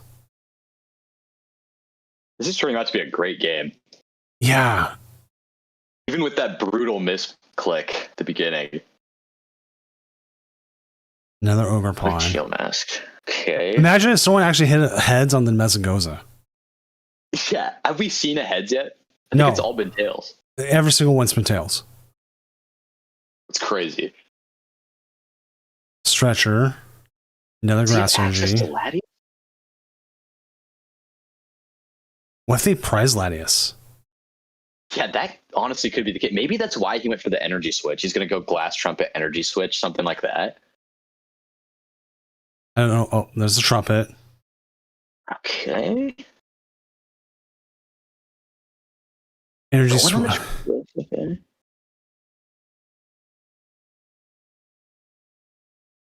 Because otherwise they have to like retreat into the owl, but the owl's not going to do enough. You have energy switch here. You can put that onto the.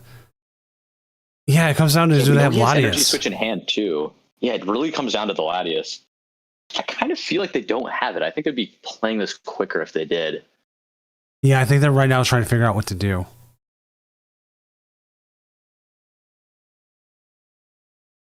Although if they didn't have it, I would kind of just assume they'd scoop here. Because there's checkmate on the with the Pidgeot. Okay, energy switch. They're being very deliberate about it, which. Ooh, Ooh. interesting. Into the owl, they don't Into have the it. Noctowl, they don't have it. That's gonna be it. Charizard is going to luck out. Oh. Gosh, that was a crazy one. I don't know how much the misclick is going to play into it, but that is a mistake you can make in person. Yeah, definitely true. I have a story about that. I do. I played against person. Instead of saying itchy pollen, I said pass. Oh, that's brutal. Yeah. And I caught it right away. I had game in hand, but I forgot prize Latias. That's what we're wondering if you had Latias prized or not. I'm like, oh, yeah, it's surprised. this stadium's so cheeks. Oh, But yeah, I was like, it was in cut. It was top 8 of a cut, and it was game 2. And then I ended up screwing myself up. And it 100% was like, oh, and then I went involved the Charizard with a Fluttermane in the active, and the Charizard was the active, and I was like, oh. Yeah, I was like, I just scooped. I was like, yeah, I'm done. yeah, that can definitely happen. So, Yeah, the Latias being prized sucks. all right, so we will have Joyful Sandwich versus Joe. We can definitely just watch that. I mean, we got Joyful Sandwich right on. Oh, yeah. So there's no reason to jump. We can just stay there.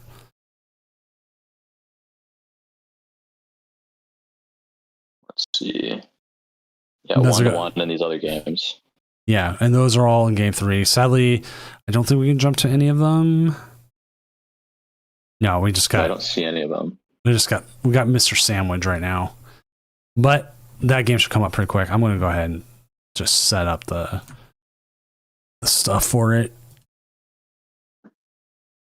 But yeah, Be back in just a second. the time thing is the hardest. Like, it's understated how much time just will. Oh, run you over. Yeah. Airbot, we were like waiting for that Briar play. Like Max here called it. He was like,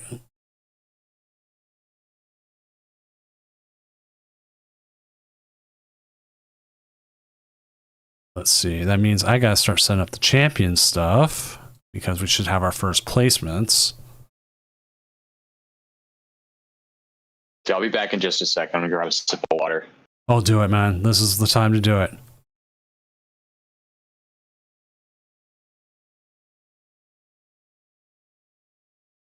Can we look at the EV box? We can look at the EV box. Like I can look at the deck right now.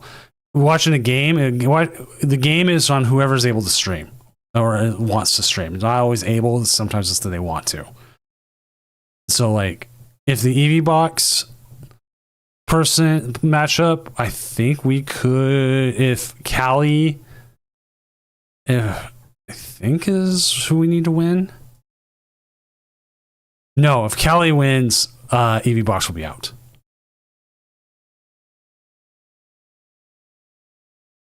I don't know if either Confidente or Infinity Ring could stream that next round against it, but we know Joyful Sandwich can. I can always ask. Never hurts. It just what it is. But this is the EV box list right now. Because the other two games are in game 3 right now. We're just waiting on them. Just trying to find out who wins.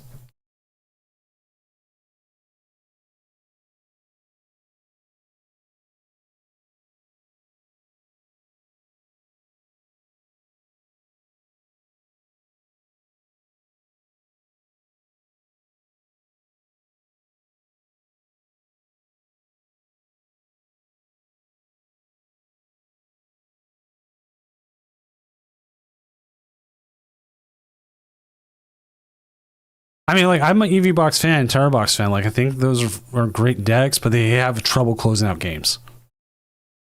Like, as soon as they're out of owls.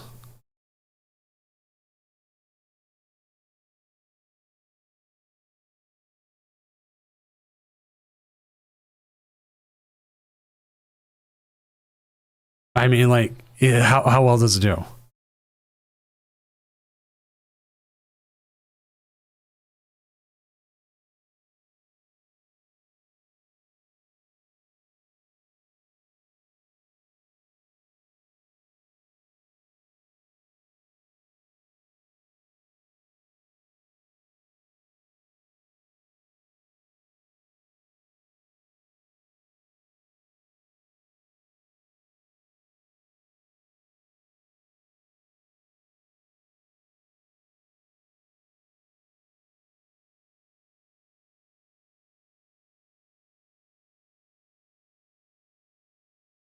All right, let's see. Checking, just waiting. I would go ask them if they could stream right now, but I never ask players while they're in the middle of a game because I find it a little bit disrespectful. Like, hey, can you stream this right now?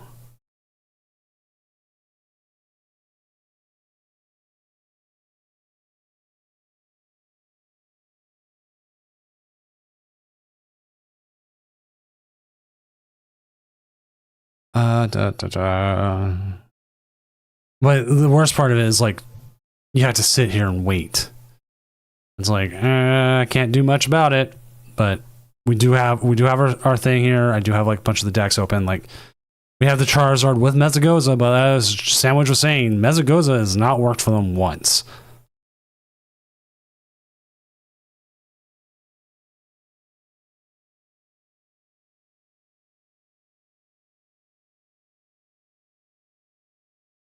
Dude, I think you can do well against Polt. I think you can win it.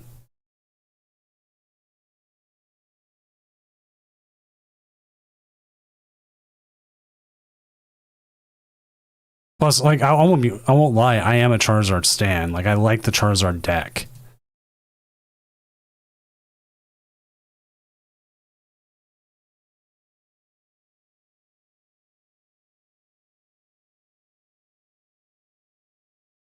If you're lucky. Okay, I can see that. Like, because if you can grab Candy, then Mezzagoza, and you hit the top. like, I mean, that's what happens, right?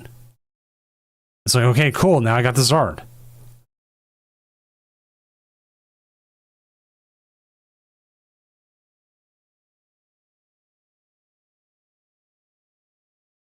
Yeah, that is true.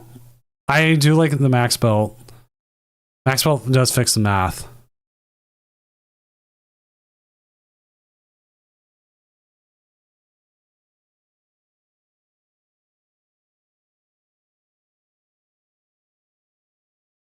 Like, I definitely want to see it. Like Dragapult can trip. This was this is 100% one of the things I've been watching a lot of British Bake Off. It's been me and Mrs. Doom's thing lately. And I like watching it also because like Mrs. Doom cooks bakes more stuff. One of the things they bring up is someone can trip. Like you might have a problem, but someone else might trip. And that can happen in all these matchups. Somebody else can trip. And you can be in. Like we saw with like Raging Bolt there. He misclicked. And because of the misclick, they were able to do more.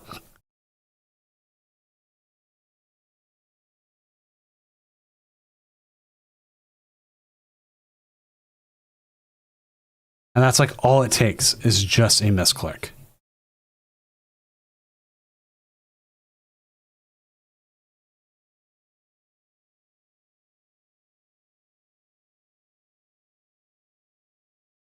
You shouldn't have. You shouldn't have, but I mean, you did.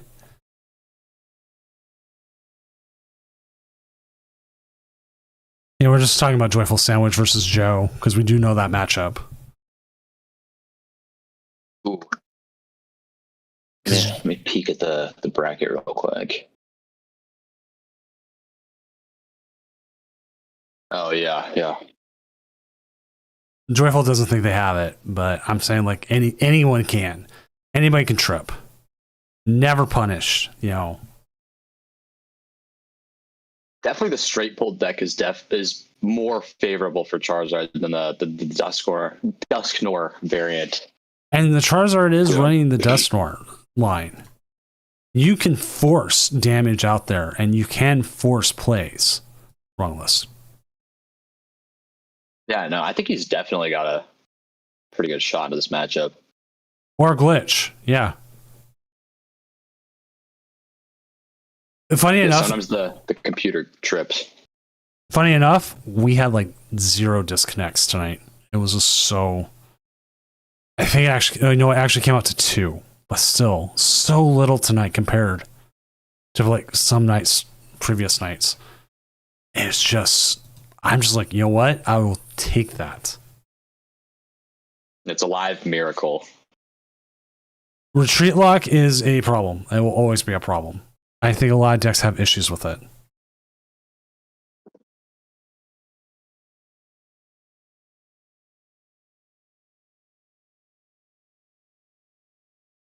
Miss Energy, that is true.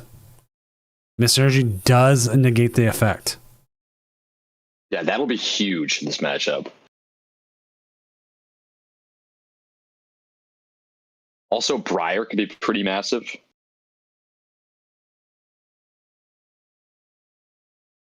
I'm really hoping we get to see a sick Briar win at some point.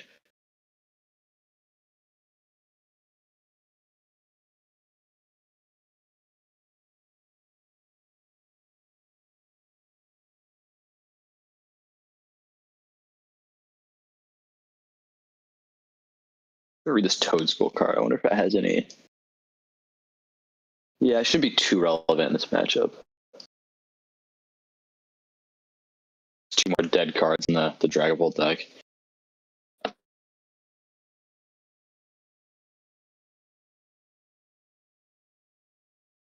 see. Never go down 2. Yeah. We haven't seen a Briar tonight at all. That was one of those cards like everyone thought was absolutely broken. And it was going to be like meta defining. And then it didn't. Like, I think ever since ADP, people are just scared of those extra prize effects. yeah, like we all thought that Iron Hands would be like unstoppable forever.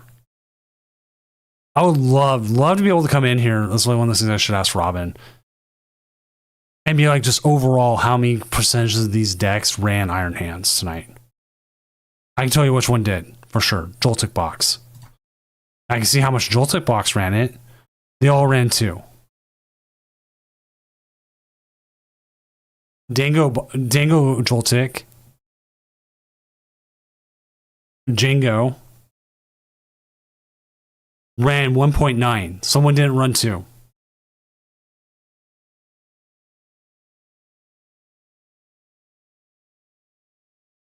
Somehow, My favorite moment, just the Iron Hands apocalypse when that was getting printed or leaked. I know. I was like, it's unstoppable. It's gonna shape the meta forever. And now we've been like stuck in the same meta forever. Let's do this. We'll do it. We'll do something here. Here's the meta from tonight, and then we're gonna go pull up a tournament from.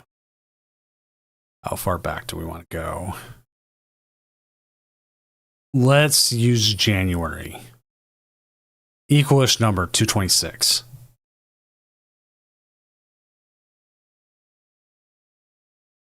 The only thing we had was rotation at the time.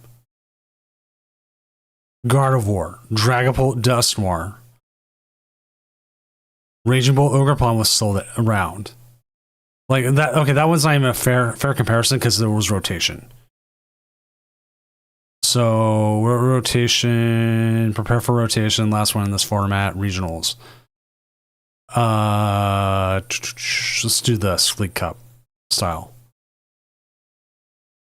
So I Dragapult, Dusknoir, Raging Bull, Gardevoir.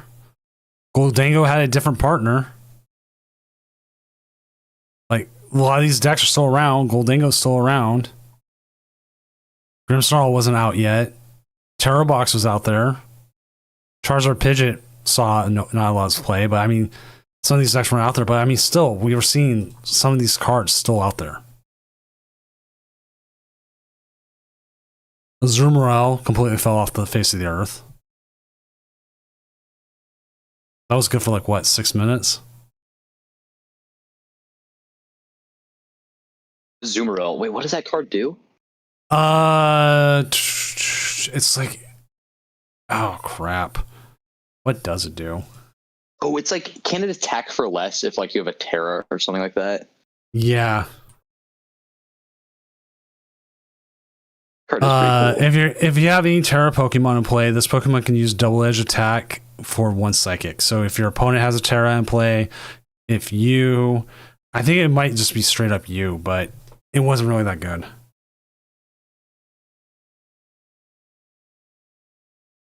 Yeah, it's really better. You can control it easier. Had a good art though. Yeah, true. Always love that. That was Orca, who's fairly newish. Yeah, this is all the cards Orca's drawn. I really need to do another art breakdown, like stream. I mean, they're all pretty simple. Good ones. They did the Luminis, whatever, and Volbeat. I'm surprised they didn't get the whole line for Tepig. That was one of the weird ones. Like they had all the Illustrator rares. They didn't hand like 3s to certain people. Like you get all 3. Yeah, that would be cool. Just have some cohesion with the lines. Yeah, because like this is NC Empire and then Masa, which Masa has 3 whole cards. And then Embor was by NC Empire, who... Okay, they have quite a bit. They almost seem like they're more the stock artist. Like How do you feel about the new Mega art? Which one? The new Mega art? Yeah, like just the style of the Megas. I kind of like it. Like I was starting to do work like that a little bit, and now I'm kind of backing off because I'm like, I don't want to be like people like stealing from the megas and like a good art steals, but like this, like with all the lines and stuff. But they were kind of also doing that with Lost Zone. Yeah. I wasn't a fan of them at first, but they're kind of growing on me. I think it's a good way to differentiate from like non-megas, like EXs. It just gives a little extra. I also like how the illustration still has the Japanese like writing. That was like the best part of the old megas. I like that they're keeping that around. Yeah, for the not these ones. Is it not in this set? It's like the Zard in the. I think it might be the next set after. I think it's the next set. I don't know if I'll even open anything from this set.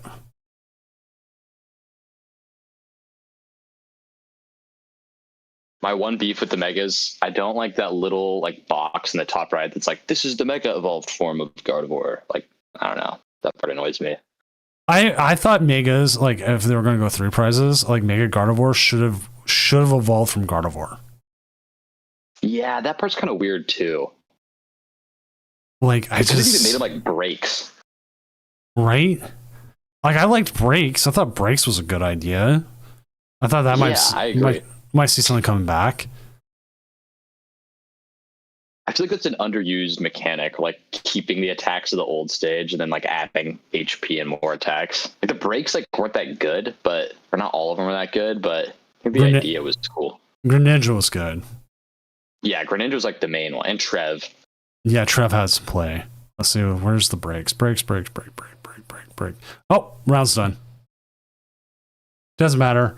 Can Kiwi won and Infinity Ring won, so that gives us our other match, which was Flareon going down. So Flareon went down and Dragapult went down. Got a pretty good variety of decks. Got 2 different Pult variants, Dango and the Charizard. Yeah, I think this is a good setup. All right, end round. Pair next round. Round 11 is up, your semifinals. So once that game gets going, we will switch over and we will watch it. And I will ask Callie on their side if they can just set up to stream.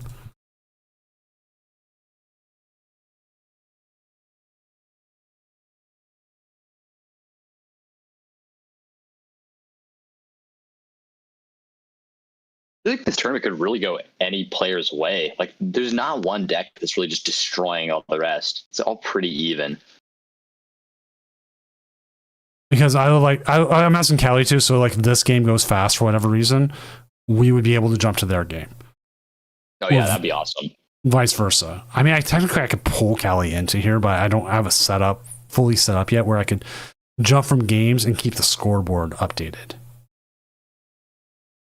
Yeah, that would be a bit tricky. I'm still working on that. So, not there yet, but getting there. I've been working on a Doom near you. I've been working on so much with this production. Like I animated whole new sweeps and like multiples of them, and like I've come into this like so hardcore, like trying to make sure everything works, and then like I'm trying to figure out more like promotion for it and like what I can do. Like, what's my reach? Yeah, I really like all the visuals, like the graphics for like the top 8 and stuff. All looks super nice. I think it's one of the things like that helps the legitimacy of like this is coming in with something that doesn't look hokey.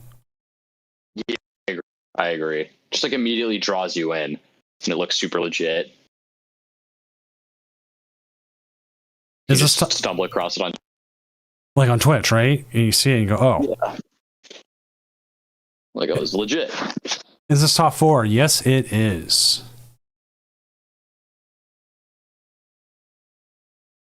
Which I don't know, I don't need to update the transitions. I'm trying to make them evergreen. But I got challenge coming up I need to take care of. Like, man, I was sitting there going, dang it, why did I make that a 128 challenge? I think we only have like 4 people in it right now, but that's fine.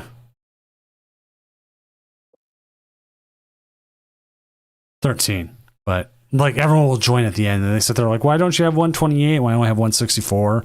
And then we only get like 110 people play. And I go, that's why. Oh, pretty weak hand from the Charizard player here. Not a lot going on. All right. There's the Arvin, though. Kelly says they're not able to right now. That's fine. Again, that is 100% up to the players if they want to or not. And I'm not going to pester about it and just say, okay.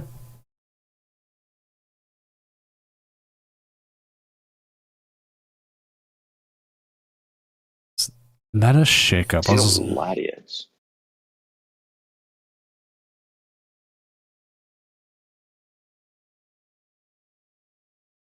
All right. 8th is a Dragapult. So doing my stuff.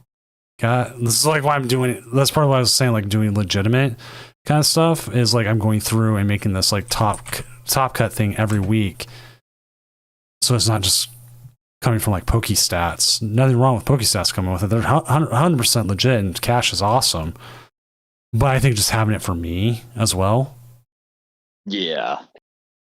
Just gives a little bit more. Plus, like, I love when Dragapult loses because then it looks angry. Nothing against Pult. It's just hilarious. This is the Dragapult card looks like he's angry. Yeah, nothing against Pult, but it low-key wins too much. Get him out of there. Got a super weak hand from the Charizard player. Not able to use any of these items. Ooh, an Iono, though. Clutch.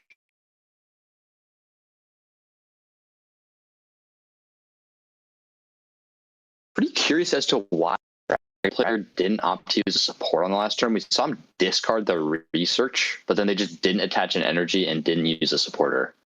I'm not sure what that was about, but must have had some kind of plan. Oh, the mist energy. It's a great find.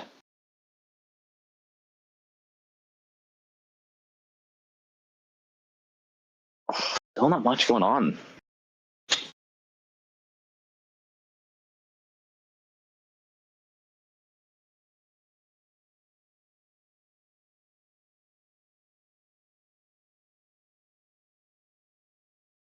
This could get ugly if the Dragapult player is able to find a ball army.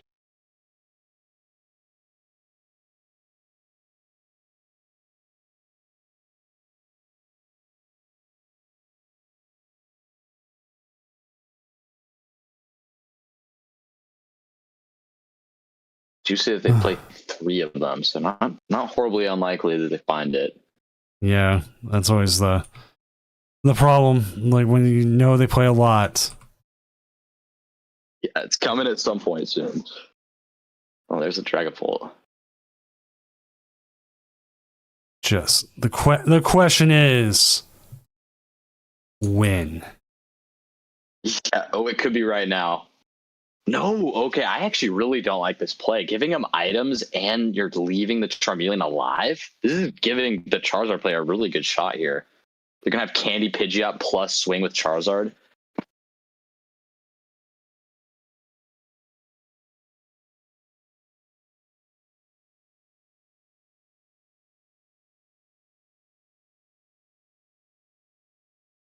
Maybe just scared that they're going to have the evolution of the Charizard and the board wipe is never going to happen anyways.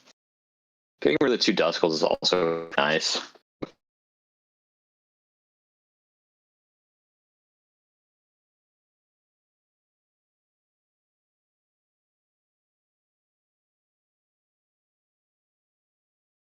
Top 5 setup. Easy peasy. Squeezy.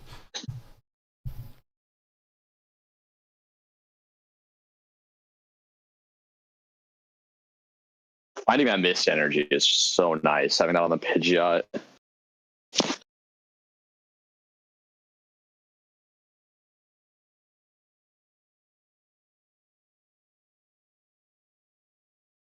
From this point, I think the player is going to be pretty much locked out of using Duskulls. Anytime they're going to hit the bench, they're just going to be easily wiped by the Phantom Dash. Exactly. There's no reason to try to put Duskulls down now. It's like that in the Dragapult mirror as it is. It's like, well, I can't do anything. Yeah, it is like that. It's like you have to get them evolved early so they can't just get picked off. And if they just get picked off, it's over for them. You can't just put them back. Like, you gotta put down 2, and maybe they pick off 1 and they can use the other.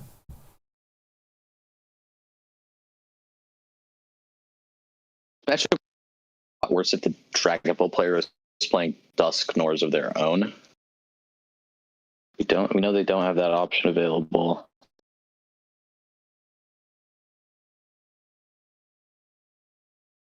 Just punch with the Charizard.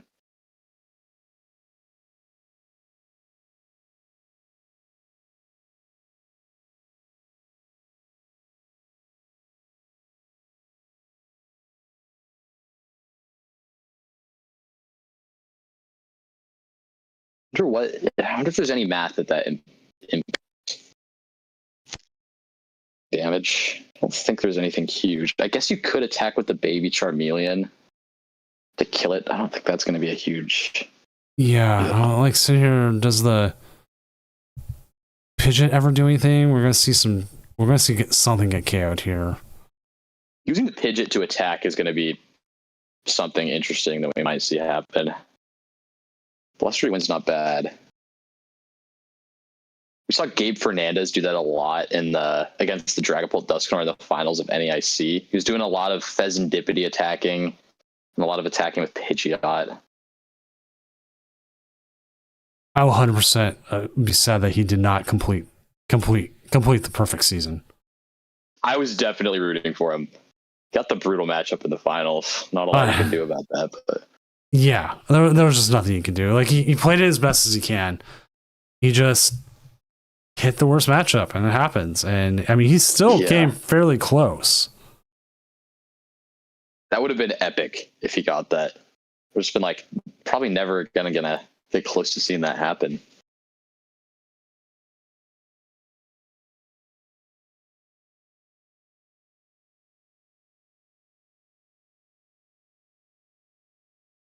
Interesting. He's opting not to use the Monkey Door to kill a Charmander on the bench. I think I like that play.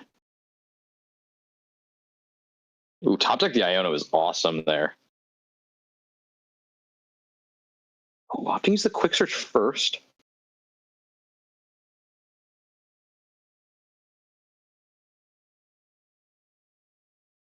Wonder what they're eyeing up here. They prized the Charmeleon that blocks Dragapult's effect, which is not great. They prized both ones, actually, I think. Unless they evolved one. Oh, yeah, they evolved one. So they just prized that one.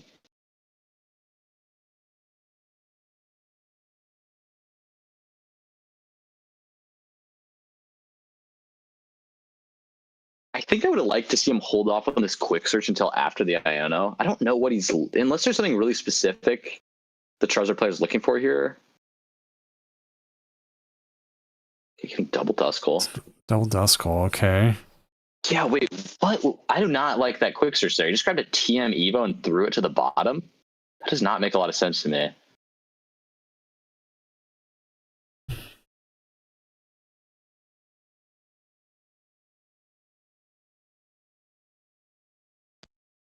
I think they might be setting up for some kind of Briar play where they go Dusclops on the Badoo and then take 3 on the next Pult.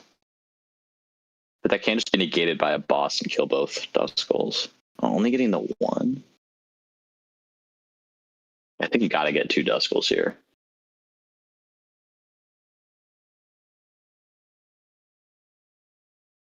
Healing.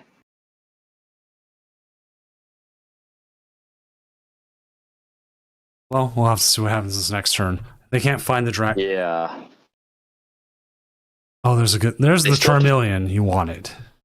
Yeah, that would have been nice to have on an earlier turn.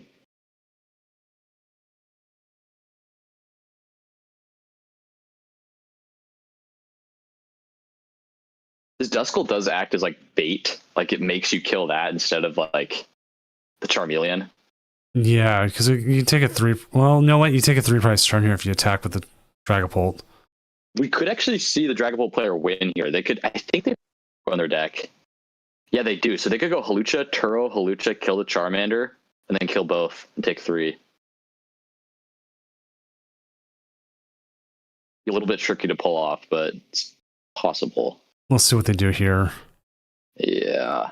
Because taking 3 prizes here puts them in Charizard range. True. Are they down there near?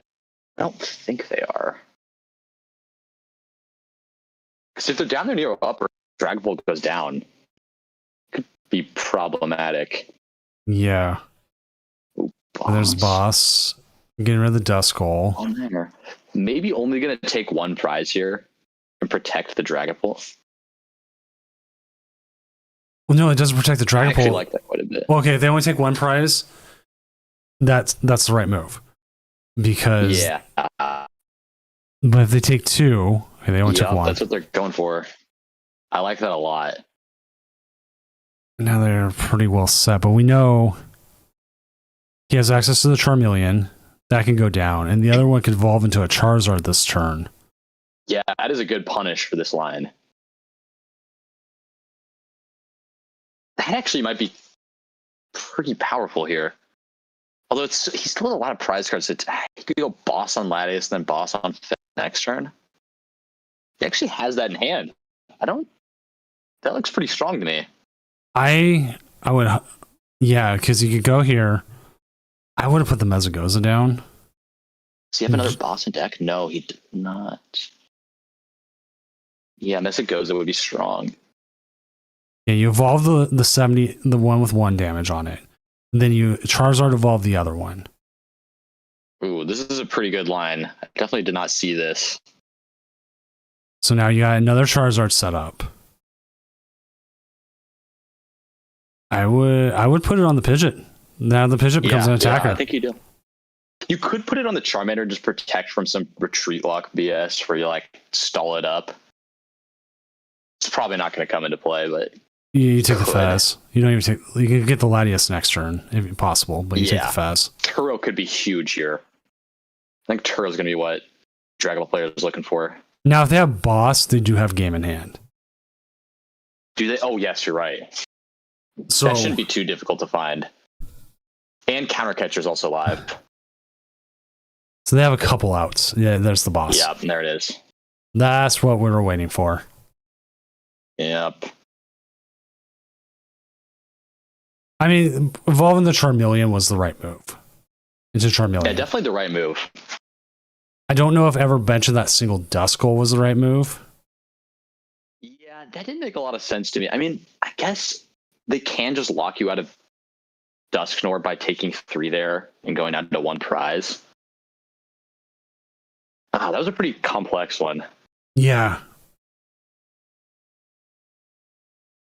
Because Dragon Ball players already in Arceus League, been grinding some ladder. If I grinded the ladder, I could be in there, but I take like too many days off. I'm just like, I don't want to play. And then it's like I play during work hours because sometimes one of the problems with like having to deal with like art design stuff is you have to sit there and wait and wait and wait for stuff. Yeah. It's like, hey, I used to always. Oh, sorry, go ahead. I was like, hey, what do you think about this? And they have to go take it to like committees, and the committee has to try to design it. I'm like, you don't need to do that. Do a pretty strong start here. Got the mist energy in hand.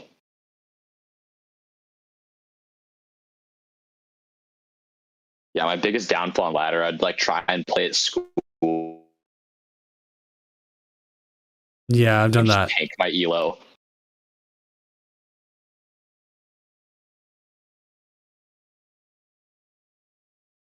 This start is pretty ideal. You have Pidgey plus Buddy popping off the Arven plus the mist energy. Oh, and then you can no, they started Halucha. Ooh, that's rough. That's rough. Yeah. They do play the Turo, so they could technically attach. Okay, Ultra Ball. They still have something going. Okay, discarding the research, so we know there's something going on. Okay, this could be Charizard's chance. Now the question is, do you go Evo this turn, or do you use the Cleffa like attack more? Like, I feel like you just go Evo. Yeah, they're both really strong. Evo is pretty nice, though. Mm-hmm. Evo's just so powerful for setting up your board. We'll have to see if he prizes that damage blocking Charmeleon. That seems like a huge card in this matchup. Pretty unfortunate to prize in that first game.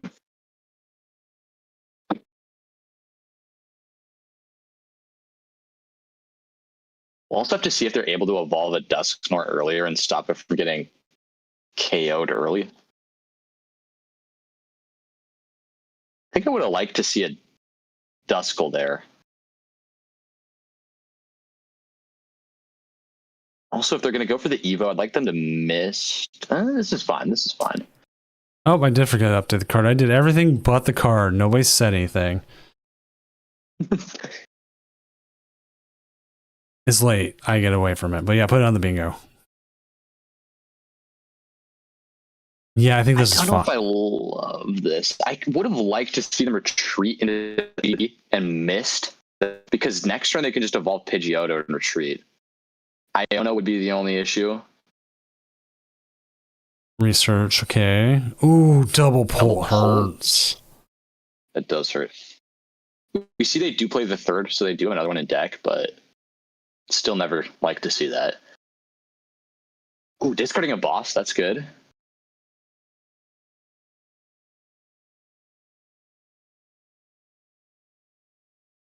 Oh, that's a weird bolt deck. Okay, that made more sense. Like, I'm a one-man production crew, man. Like, when it's regional, I'm more on top of everything. That research just holds so much weight in these decks. Yeah, 3 research. Oh, I think here you Pidgeotto, attach the Mist Energy. I wonder if he's going to bench the Fez and try and get extra cards. I wouldn't hate that. Fez is not great on the board, but it's not terrible. Jacques is awesome. Jacques, Fez that goes it too. there's the monkey. There's the double, the Neo. Oh. And the hand wasn't like super good, so you don't hate to see this. This hand is This hand's decent. Not exactly. another call off a turn.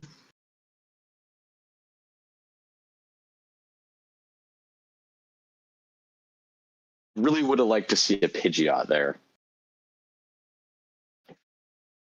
Always got the top deck though.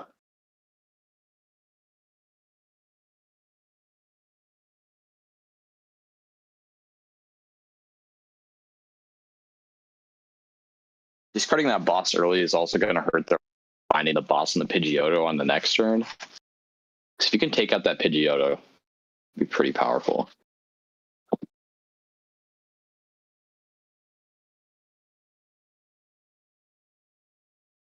Okay. Gonna thin the deck a lot, getting out these fire energies.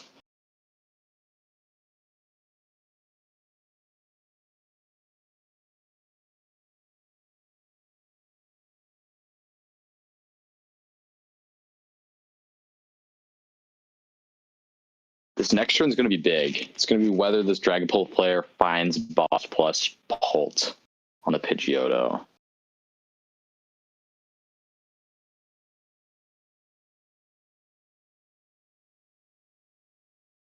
It's also able to shuffle the deck with this Infernal Rain and get the Jacques back in the circulation. Yeah. I know they're debating instead of just drawing the one with the Cleffa. I think I like Cleffa here. You really don't want to activate Countercatcher and give them extra outs into killing your Pidgeotto. Yeah, I like this evolved.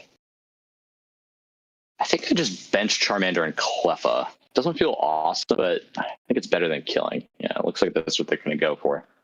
Oof. Ooh.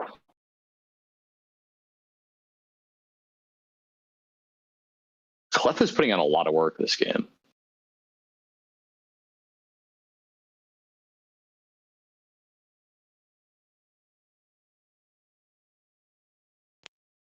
This is definitely a matchup where the maximum belt would be really helpful. Yeah, because we saw earlier that we had the other belt, whatever it was, Defiance belt, and just did nothing. Yeah, it really did nothing. Can we see the Brock? See? What was that? You broke up for a second. Oh, just he used the Brock's, so that means he's not going to be able to boss this turn, which is great. Charizard player. Yes. Get some more energy. A Pidgeot off the top deck would be incredible here. Oh, you'd be able to do so much. They're spreading the energy. Yeah, I don't mind that.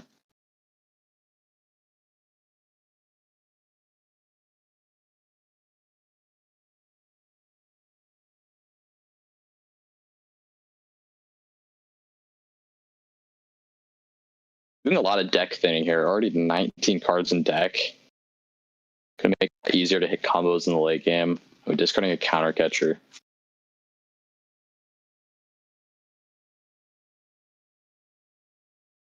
The Dragapult this turn? Nope. Just an Chupon. Go.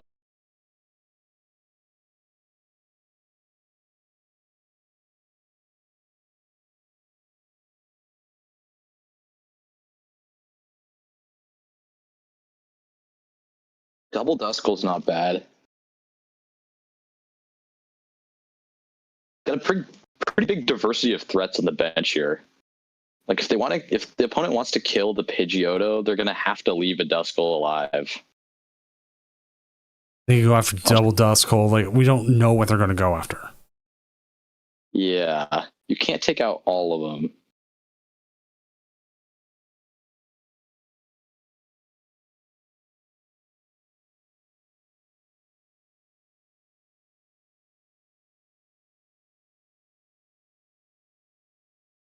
These recon directives just plow through the deck. Ooh, boss. Okay, going after the Pidgeotto. I think that's kind of the right move, but we have those Charizard set up so well. But now you can't really put a Pidgey out. Yeah, that's going to be a problem in the late game when you're having to deal with Ionos. We could either just kill the active.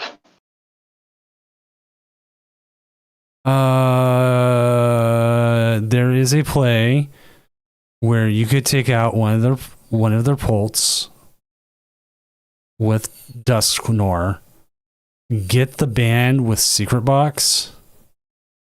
Ooh, you're right. That they're probably going to go for. Yeah, there's also a possibility you could use it and maybe get a Briar turn, but I think you Candy Noir. That gets rid of gets rid of the one with 2 energy on it. Also limiting their recon directives, which is nice. I think I'd like to see him go Iono. Not going to go. Oh, he doesn't have the band. He doesn't have the band. Oh, yep. That's real. Now what? You could rod back I don't know. They don't have a Charmeleon. You could try to get double Pidgey on the bench and set up a Pidgeot.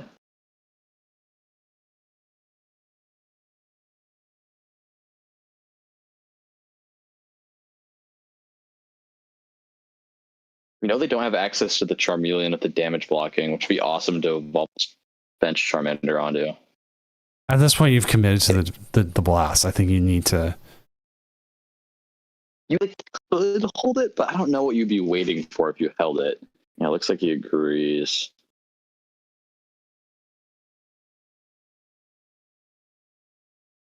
Just take the KO on the active is like the best you can do right now. Yeah. It's not terrible. They could rip the Defiance band off the prizes. That'd be pretty nice.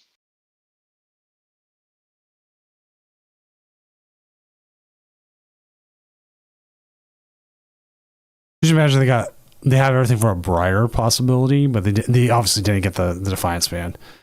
Yeah, the Defiance band would have been huge there. They would have secret box for the Briar.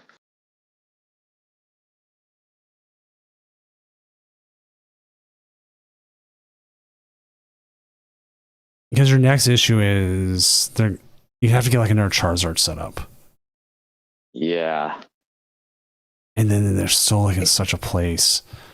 Like if you have another Charizard, like you could hard retreat into the one with 330.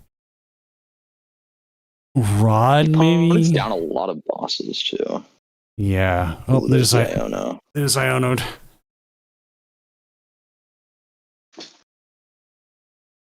Oh, not the worst hand. Not the best either, though. I wouldn't hate to see them just counter catcher and take one prize card. Although you're giving them a lot of outs to finding boss. Ooh, evolving that bench Dragapult.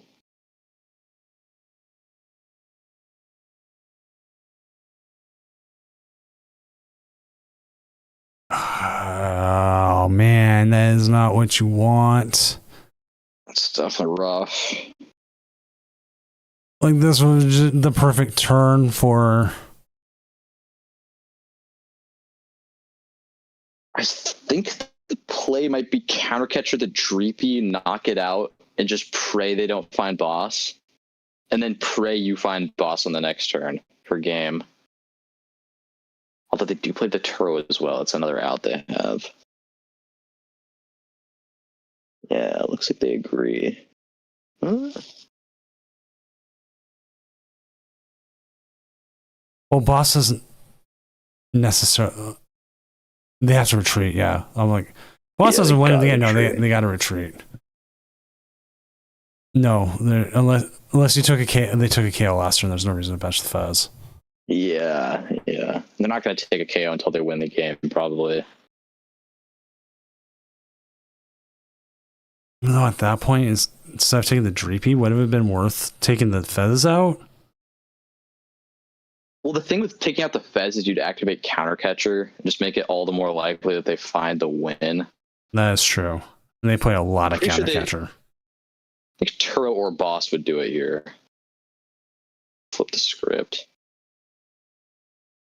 There's the boss. Okay. They just had it every time. Yeah, not much you can do about that.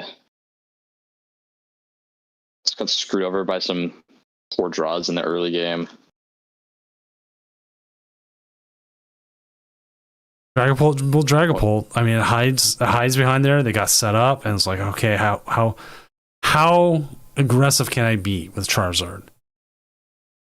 How can I deal with this? Right? I just 1 second here. There we go.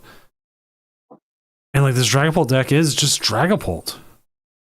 And down 2 boss, and you find the third. And like we never saw the Toedscool or Toedscroll. We never saw the Maractus. Yeah, those are the Maractus. I was curious to see whether that was gonna be a big deal in the matchup, just like stalling up a Fez or a Pidgeot or something like that. So I'll find out about the finals because sadly, Ken Kiwi said they weren't able to. Or at least this one. I'll check in on whoever's in the finals. And I'll ask. Always ask. So I'm just bringing it down that there's a possibility we don't get the finals for the second week in a row, which would suck. But it's happened. It's happened. We've had periods where that just happens. Can Joe not stream? I don't know. I haven't asked them because we had Joyful Sandwiches stuff. There was no reason. Oh, yeah. So I can ask. And like, I will always ask. And again, they have no obligation to. They want to, cool. They don't, cool. Because it's what it is. It's like, I'm trying. Some people just don't feel like they want to be on stream. Like, I don't remember if for Pokemon streams, like the official stuff, that you can't say no. Pretty sure you can say no if you want to. I don't remember. I haven't been on stream, and I've never really asked the people who have because they want to be. I'm pretty sure I've heard some of the more hardcore players will like refuse to be on stream because they don't want their leaked. I think it is a thing. Yes. Like this, you can't hide. Yeah. Like, I don't want my deck to leak. Well, the whole thing's open deck list. I think everyone's gonna know. So, but we are just waiting, and they haven't. I don't think they've even finished. Okay, they did finish game 1. Infinity Ring is up 1-0. So that means they've started into game 2. I'm not gonna go ask them anything, but I do need to step away for a moment. Do you want to pull up Joe's list or one of the other lists so you can talk about it for a second while I'm gone? Shouldn't be that long. Sure, either one. We'll just pull up Joe's list. I think I already had it. There you go. I will be right back. Nice.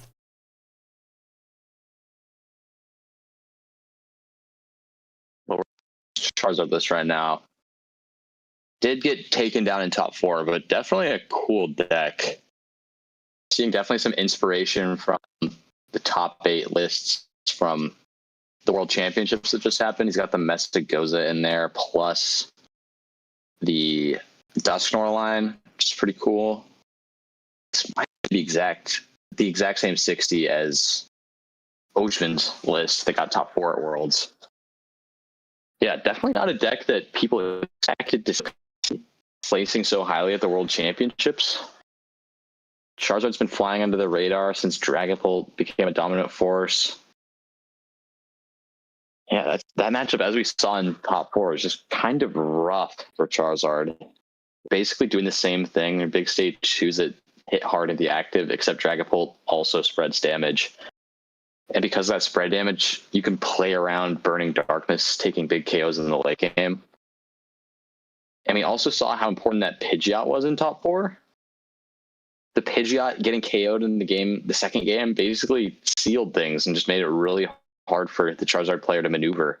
Drawing cards or being able to select what cards you want is a very, very, very good thing. Yes.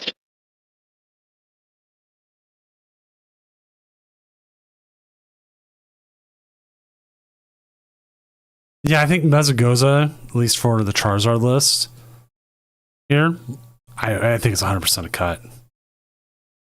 Yeah, I got to agree. I mean, we've just seen it whiff a lot, but I don't know. I just don't see players like seeking it out because of that flip. It's like one of those cards where if you draw into it, it's kind of nice, but I think that slot could be better allocated. Like it could be. Let's look at the world's list. We've got the Japanese and the Finnish list. We'll look at the top 4 first. Double Artisan, Max Belt. Like your list is fairly close to this, and like yeah, everyone wants like the little changes here and there, and it works. Yeah, basically is exact, like a couple cards off the 60. And like the thing is to think about what is popular and what if you need to make tech changes for it. Yeah, like being like the double Artisan here. Yeah, like being ready for Dragapult, like having the belt and everything for it, I think is important. Dragapult is a high played deck. That's good. The Chi-Yu helps with that too. Like, I sometimes feel like Briar's cuttable. Let us look at the other list real quick. I don't know how to say their name. I mean, they put this might be the same 60. No, they have the Squawk ability and the secret box. Oh yeah, and they play them as a Squawk. This is pretty close to the top 4 list. I mean, the list that we just saw lose in top 4. The Squawk is a different inclusion, but Yeah, pretty similar. The squawk is really interesting. I think it allows them to just be more aggressive without. Yeah. I do like the research. I think one of research feels right in a lot of decks because sometimes you just need that bailout.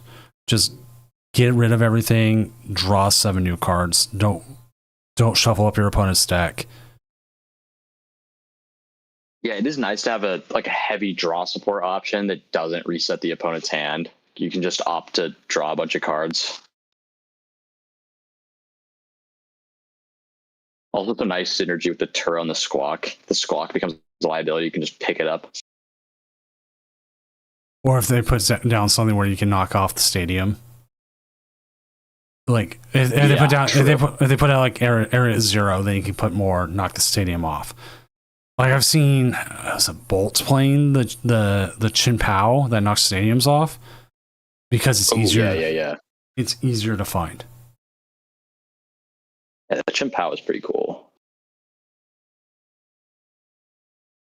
So we are just waiting for the second game, which is still Dragapult Dust Noir versus Goldango. I wouldn't say Goldango is like favored in this. This is the version. Yeah. But if they get going, it gets so hard for Dragapult to keep up. Yeah, I think it basically always comes down to just a late game jamming tower, stall up the Genesect play, and that's just, do they hit the Turo or the stadium? I see a lot of the lists playing double jamming tower, which is definitely helpful for that matchup. I'd be really curious to see if this Dango player wins, how that's going to work with the Toad Scroll.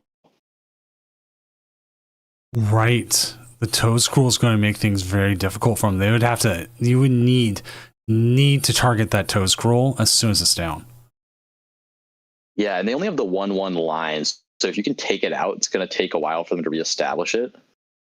Yes, because then they have to find Rod or whatever else, get it back in, get it back out, and then you could either go after it again or take out with 2 Prizer. Like, there's so much you could do. Yeah, it's a whole operation to get the Toad Scroll online. Also, the Togekiss could get in there, get a little lucky, flip some heads. Yep. But you gotta hope to get it because, like, you got the Togepi, and that's only 50 HP. You could give them up. You can give up a prize to them. You can give up. You would have to get it out early. They can give up a prize to Duskull. Yeah, true. I wonder if it's even correct to go for the Togekiss in the Pult matchup. If it's even worth it, or if it's just always going to die. If you start it, I think you have to. That's because you don't have a choice. Yeah. It's also scary playing a line like this where you have 3 cards that you cannot prize if you want to get the Togekiss out.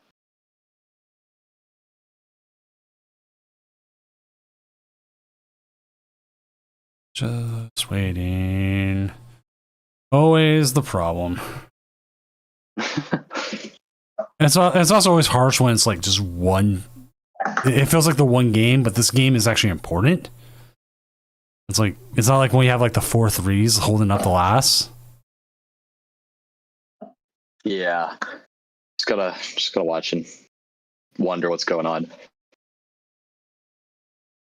Yeah, profanity clears like you don't make Togekiss versus D-pulled often.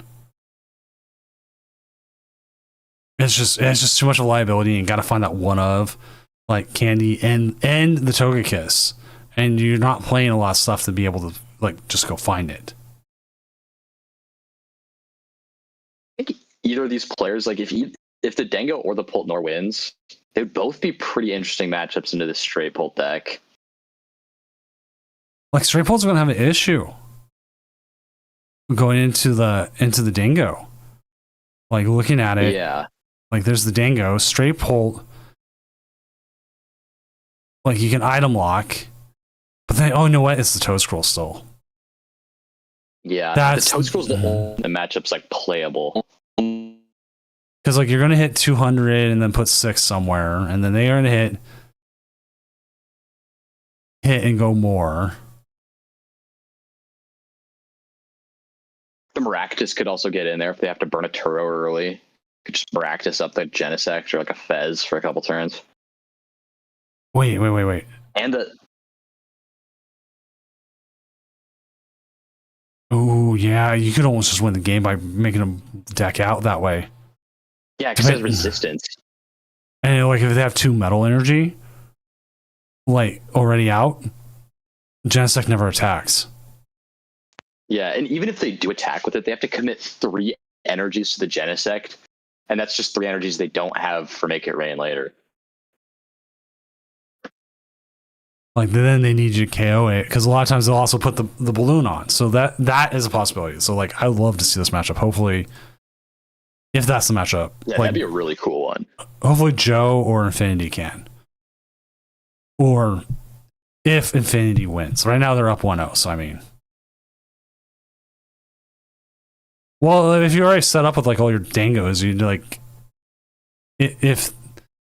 if they've already used their Turo, that's what we're saying. Like, when did they use their Turo for whatever reason? And they'll never, yeah, you're correct. They'll never rebench it. But also, say, for whatever reason, they try to set up Togekiss, but Togekiss can attack. Actually, that hits pretty hard. I didn't realize it hit 140.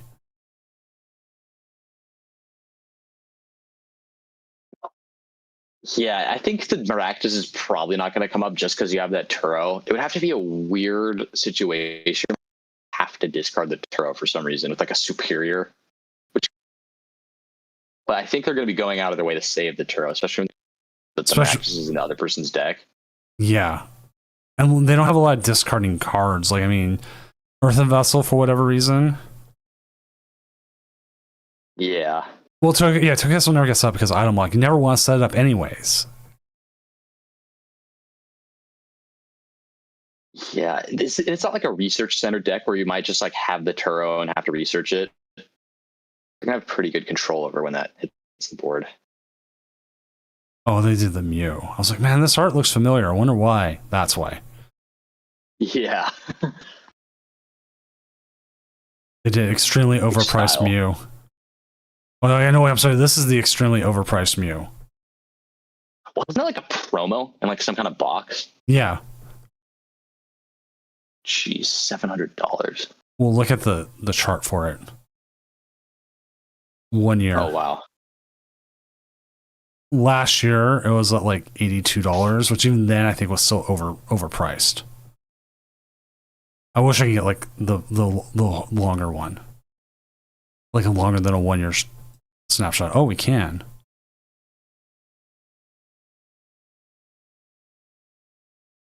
Well, like the Chinese one went for almost 300.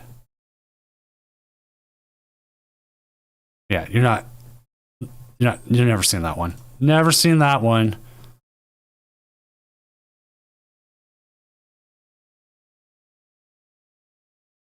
Well, okay, you know what? I don't even think that was a promo. This is the promo, and the promo is 70.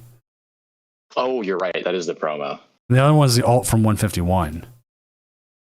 Okay, that makes slightly more sense then. But still. And people going crazy for Prismatic, like, and stuff like that. It's just so insane. Yeah, it's just a mania. People are insane.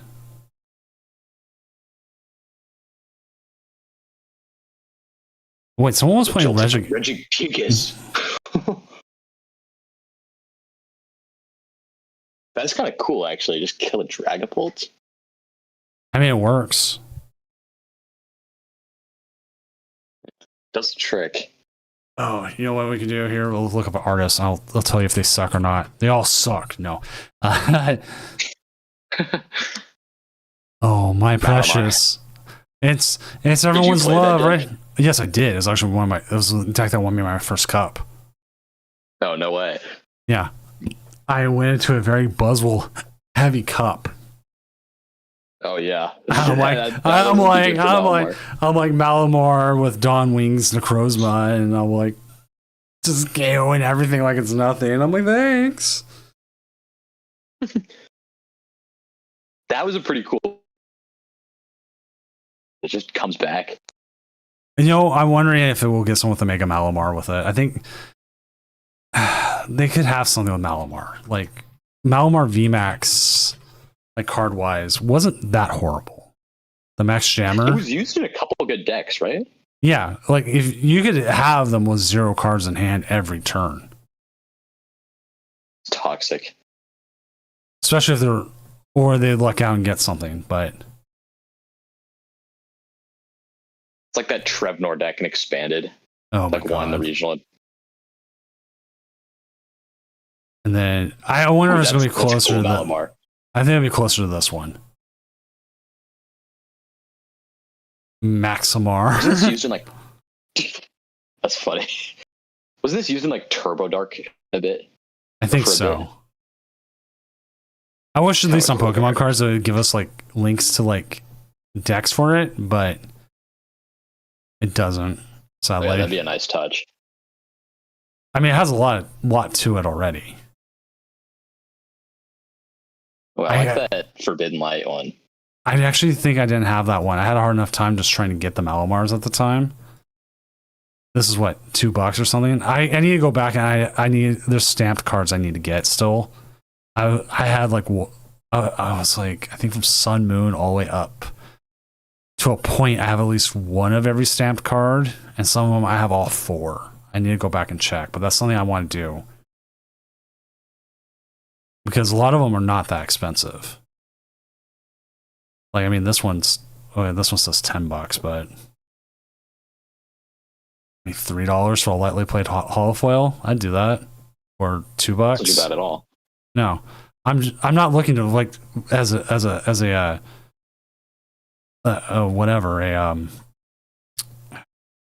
investment. I'm looking just to have it for my collection.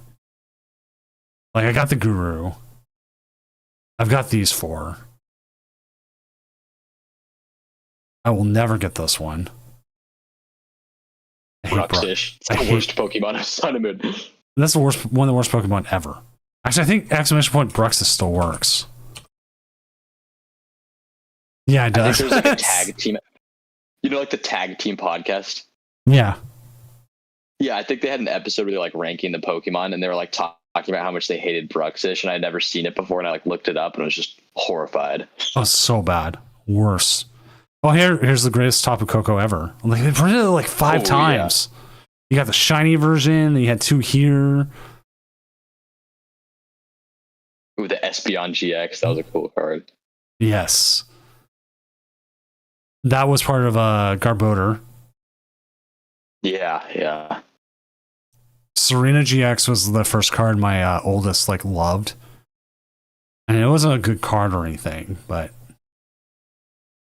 they still was like they loved it. That was the first box they got. Shiny Lugia. Remember when that like jumped up? It's $69. No way. Or it says 47 low. Didn't that card used to be good? I think it was like good in Malamar. Yeah, it was used in a couple decks. The shiny ones are worth. Some of them are worth some money. Like I think Shiny Mew, yeah, 61. I had 2 of these when I was younger. I don't know what happened to them. I think the one I'm missing out of all the shinings here is Shiny Genesect. Which I really like the art on these shiny cards. I think I can fit for that one. Volcanion was pretty good, but again, it wasn't that much. I think Jirachi has some value. No, Jirachi's like $13, not horrible. Shiny Rayquaza has some. That was used. Sky Judgment was used. I just don't remember what deck it was used in. Oh, Yeah, there I we don't go. remember that either. Infinity Ring has won. So we are going to go to the finals. And I will find out if we're able to get anyone to stream. I'm hoping we get to see this one. Oh, so do I. I will ask. Is either player able to stream tournament score? I know some TOs trying to make it a requirement that you have to play, but some people play on mobile. Some people play on PCs that can't handle it. Yeah. Or just aren't familiar with Discord. Yeah, like I've had to walk people through it before. So it's 100% a thing. And if they both say no, then we'll just call it a stream and call it good. I mean, like, that's just the way it is. But if one of them says yes, we'll jump there and we'll watch this game. We'll get it. Infinity Ring said we had quite a okay. few good games. There it is. There we go. We got somebody. We got the Infinity Ring, so we'll be watching. Let's go. Let's go. Finals. I've wanted to ask Dual Spec, be like, hey, if they stream the finals, could they get extra or something? Like the finals person, but they try to keep it so that both players get the same amount. Which Dual Spec just had a huge restock, so check them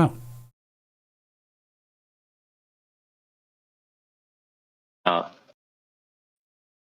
See if they got set up correctly.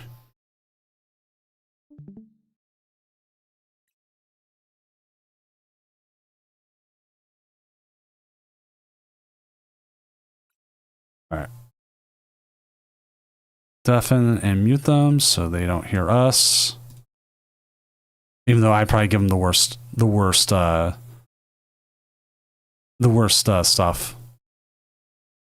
Faulty comms from the streaming desk.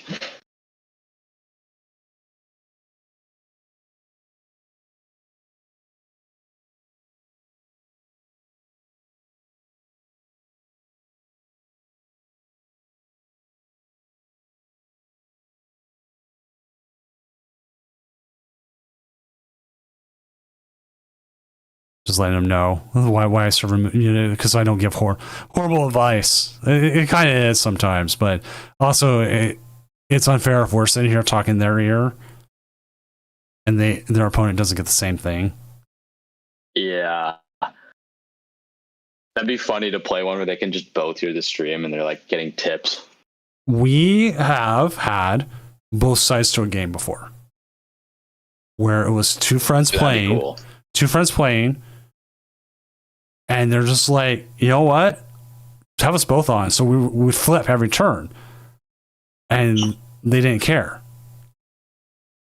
But you have to have both players able to do it, and they both have to feel confident in doing so.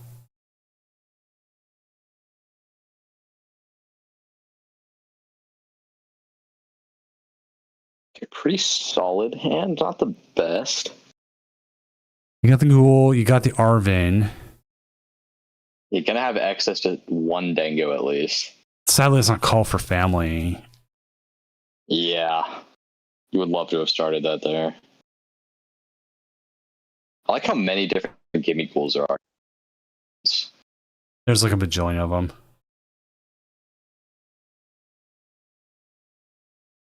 Some people don't realize you can also just choose a window and not do your whole desktop for this. Usually works pretty well as well. I see him flipping back and forth in the list or something. Yeah, it varies on how people set up. Like there is a guide in the FAQ. Maybe I should expand upon it by like doing like more screenshots. That actually might be what I do. Oh, another gimme great goal. top deck there. That would have been interesting if he went for the Dango.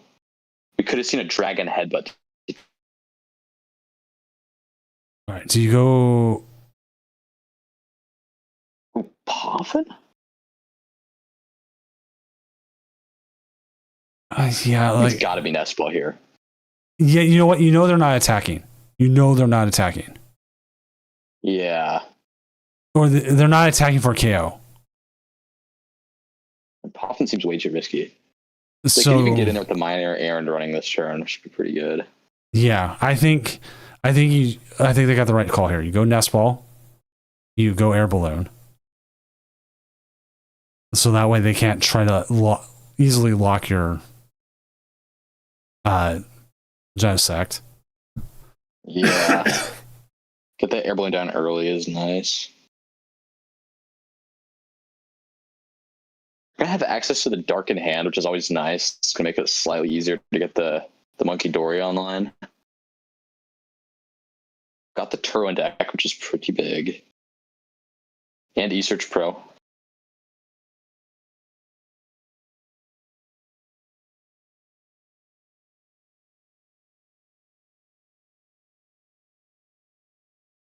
I think we'll definitely want to see the Toad School hit the board. Yeah, that if you're Joe, that is 100% what you're trying to do. I'm also trying to stop saying 100% all the time because Mrs. Doom says I say it too much. So I'm like, okay. And like she picked out that her tattoo artist today said it. I was like, see, I'm not the only person in the world. Okay, no minor errand running, but actually that isn't terrible because it means you're more likely to hit energies off an Iono. Although if they don't Iono you, then you don't have another energy to attack the next Badoo. Okay, there's the Iono though. It's a pretty good hand. Ooh, they bench locked themselves out of. Ooh, that's never good. That's something like you learn as well. Is just like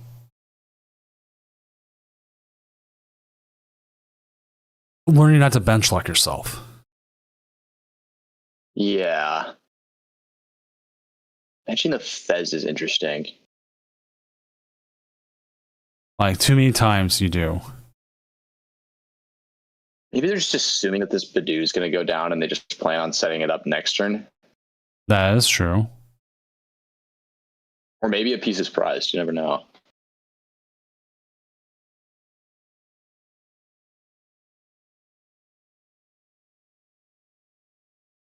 If you can compress fighting energy is big. If you compress Charizard Pidgeot into one word, what is it? It's not, or is it just Zard Pidgeot? The one word. Yeah. Like we got like Poltnor or stuff like that for certain decks. Like we kind of all compress Like it. Pidgeysard. Pidgeysard. Yeah. I mean, it fits in the thing I'm trying to do here. I'm just wondering if there was something smaller. Yeah.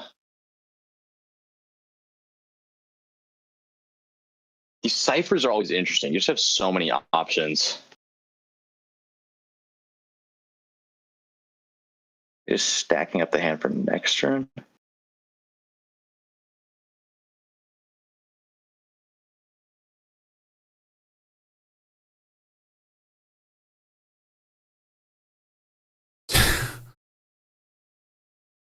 Yeah, don't hate this.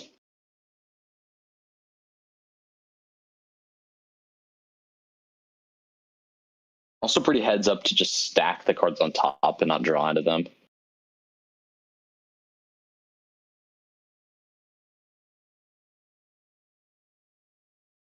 Won't lie. Deco deck is... Oh, go ahead. Won't lie. I miss Guru where you could stack a card on top, switch. Yeah, that card was disgusting. He's so good in a format with Iono. I used to call it Marnie proofing your deck with it.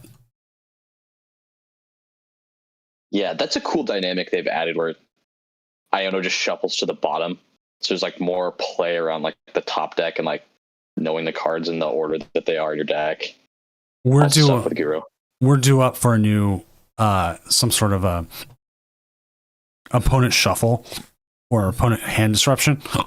Sorry. Because we're going to lose Iono in rotation. So at some point before then, we're going to have a new announcement of some sort of thing, like be it reset stamp reprint. Highly doubt that. And reprint, Iono reprint, you know? Yeah, that's one of those cards that I really don't mind them just keeping around forever. I feel like it's always good. Like research even, or like Ultra Ball, I wouldn't mind like seeing leave, but we've had I formats. just like, I feel like, yeah. We can live without research, but I feel like Iono and like N are always good. Yeah, I don't think anybody would disagree with that. That Iono and N are fine. Okay, this is really interesting because they have the Toad Skull on the bench. So if the Goldenka player wants to take a big kill, they're just going to have to accept that the energies are stuck.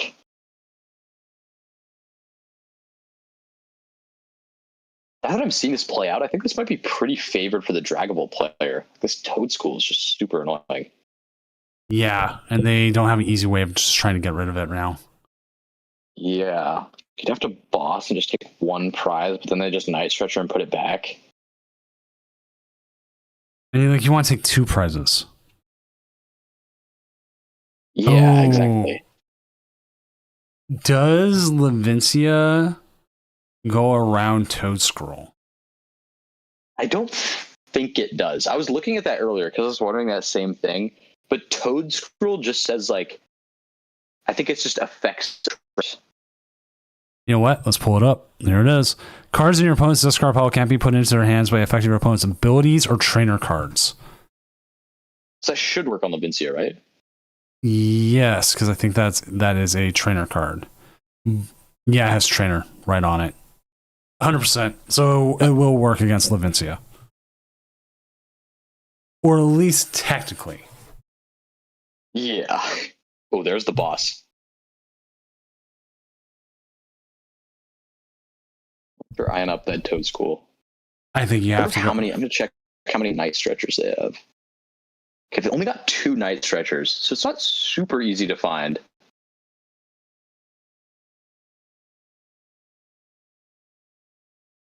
Now you're just letting this Dragapult get so much value. Yeah, but you knew that Toad Scroll was going to be an issue. Yeah, it's like you have to kill this Toad School here, but now the Dragapult's just gonna run through your board.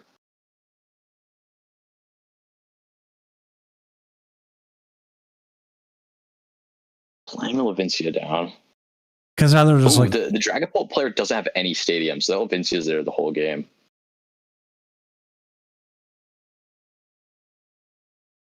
so there is a very, very distinct possibility here that we could see a 4-prize turn. Yes. That would be devastating. Like Iono plus counter catcher. You'll still get a Goldango out. Respond. Yeah, you'll still get a Goldango. Not being able to set up that Monkey Dory is really annoying here.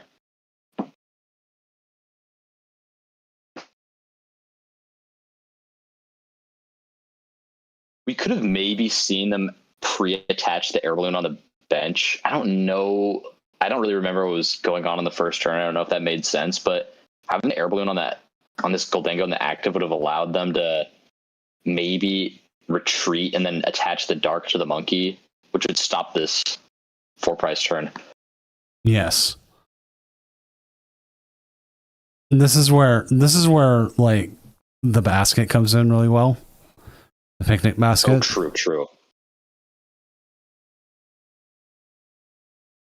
Iono? It looks like they don't play the basket, actually. So Monkey Door is their only option to prevent this damage, yeah. We can't set it up again because we're going to have to attach. No Iono there is pretty big.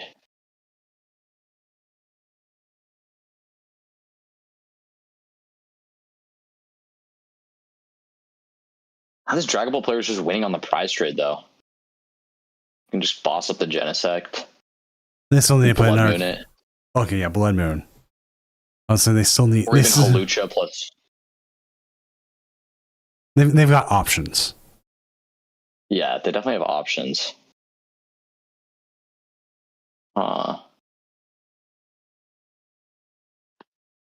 It's so freeing to be playing the Dragon Ball deck against a deck that just does not have Iono. You can just sit on these 14-card hands like he's got here and just wait. And being ahead in the price trade now and being set up in such a good way. Like you got your energy on the one of your baby lokes. Then it's just a matter of like, how do I set up the rest? Yeah, the Turo would have been a huge card here. It's pretty unreasonable to draw into it, but Turo definitely would have been nice.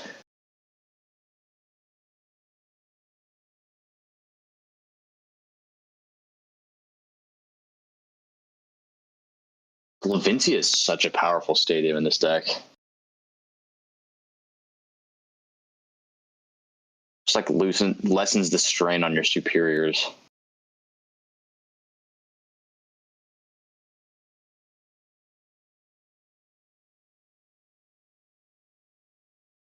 We discard the candy here, right? Mm-hmm. Yeah. You're never using the candy. Yeah, its time is coming and gone.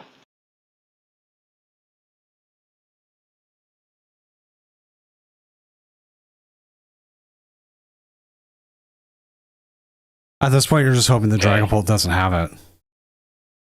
I think they gotta have it here. They're like ready to report. Yeah, I'm prepared to say loss.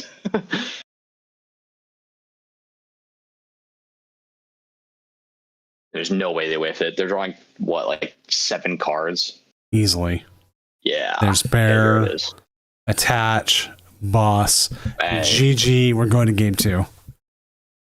That was pretty convincing, I can't lie.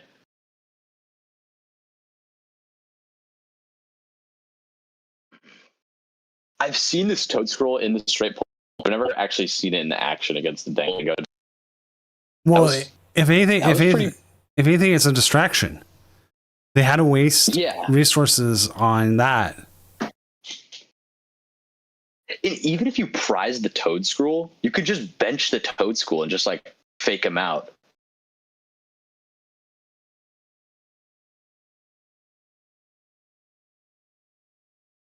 It could get to the point where if you just thought the matchup was so bad, you just, even if they bench the Toad Scroll, you just kill the active and just pray they prized it. Yeah.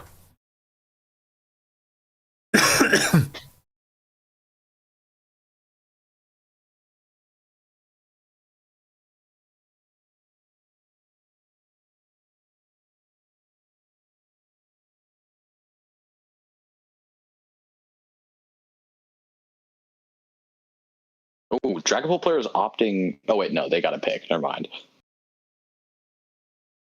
Pretty clean start. It feels so good when you get multiple gimme goals in the nest ball. The world is your oyster. Now you're hoping the Dragapult just doesn't have a good start here. Yeah. Man, this is just like everything but the energy. Yeah. The energy would be huge. Started the call for family one. Oh, not a great Ooh. start. You'd love to see an energy here. I mean, you got double nest ball. Yeah, that doesn't hurt. It just might make it tricky to kill Badoo next turn. You have to find a metal plus another energy. Cypher would do it, but after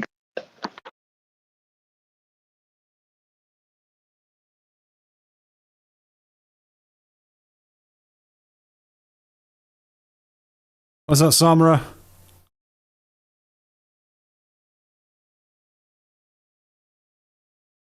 that first deck search with Dango is just so scary looking for that pink card.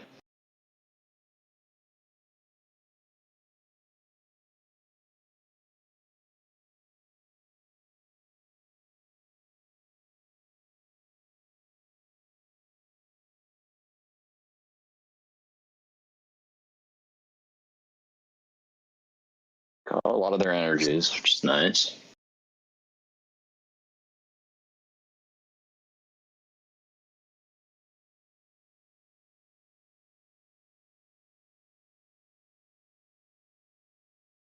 This Genesect ability is like an ability I wouldn't be surprised if it like ended your turn when you used it. It's so powerful.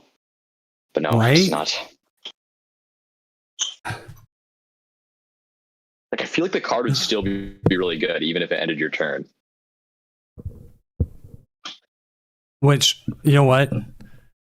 They probably made it and then forgot about Goldango. Yeah, there's like, oh shit. Oopsie. Or Or really give him Air Balloon and Genesect? Like, wait a minute. or they did know about it and then they're like, I think we're good. I do kind of like how they just like print those cards later on and like just bring back an old card. So I'll never see Floatstone again. Yeah, that's one they never can bring back. It was just it was reprinted multiple times and it just proved to be too overpowered. Especially with Garb in the format. Like, that's even more ridiculous. You have a 3 retreater, but it's just like, nope, Floatstone. Yeah. It's like they designed garb with it in mind. Like, this is it. Yeah, just most broken combo. Well, The new gen Pokemon mind cannot comprehend Flowstone. I have a couple copies of it. Still. It's been sitting there for so long, going, please reprint me. I'm like, I have a couple of them in my cube. I have to take it out. Might be too good.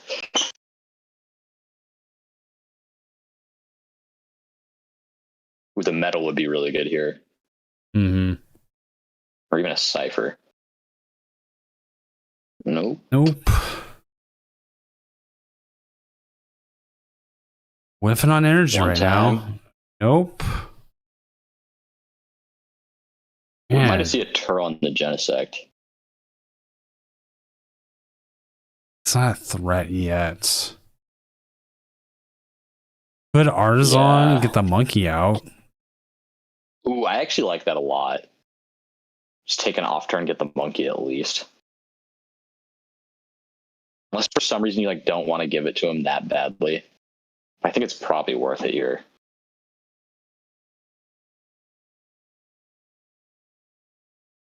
They're thinking about it. Okay.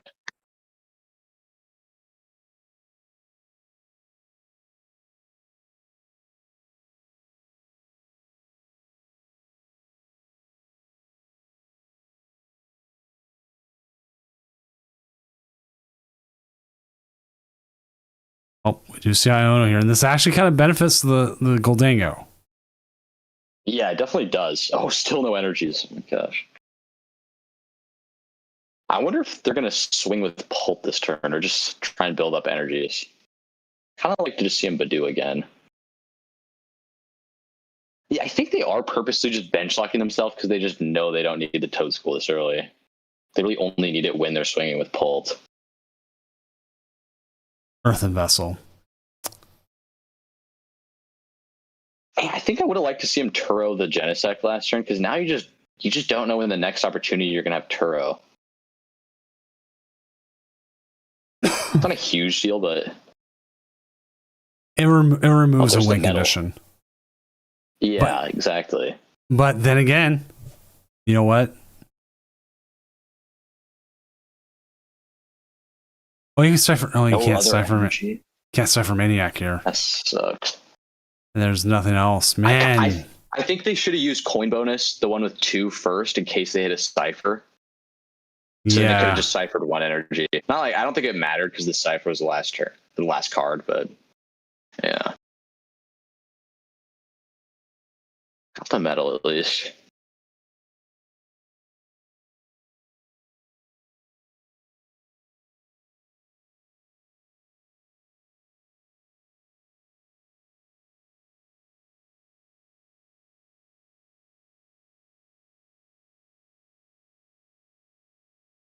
They're at least able to cipher some energies on top, which is nice.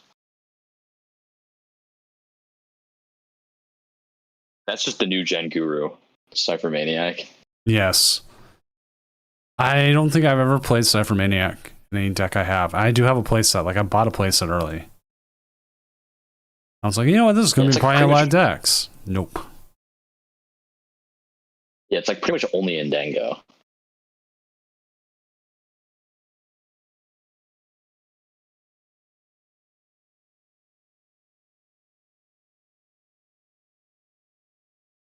I wonder if the pull player is supposed to start swinging, or if they should just wait. Well, they whiffed the energy last turn. Just realized. Okay, it looks like they're gonna wait. Now we could see a boss play kill one of the Drake cloaks.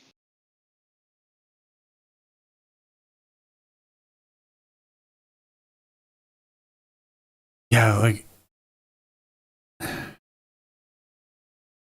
This is definitely gonna be more interesting. Less energies on the Dragapult side of things. here's where it It's gonna gets be trickier. Here's where it gets interesting: is which one do you take? The fire one? I think you take the one with the fire. because there's more outs to it than there is with the other cloak. The only argument would be that you give him stretcher for fire. Maybe that's, but the stretchers, you have limited stretchers. You might want to save those toad school. Well, it looks like they're going after that cloak. Yeah, I think they're essentially the same thing. Like they're not whiffing this energy here.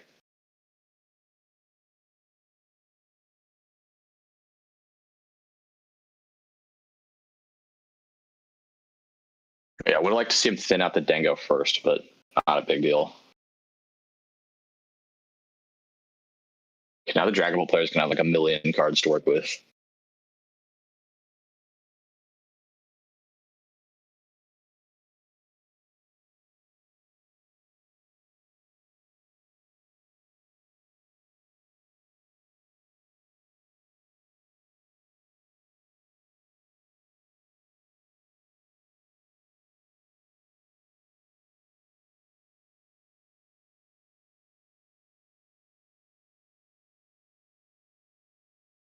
Would like to see the Fez before the recons. Just like slight missequencing.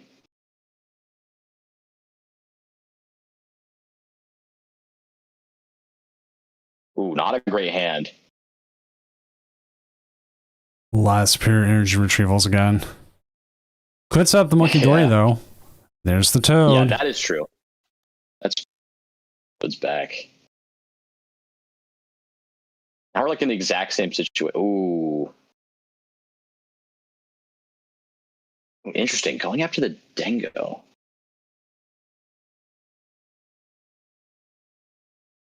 Going after the Genesec's not even crazy here. They only have one balloon left in deck. They have like plenty of Arvins to find it, but yeah, Dengo's also reasonable.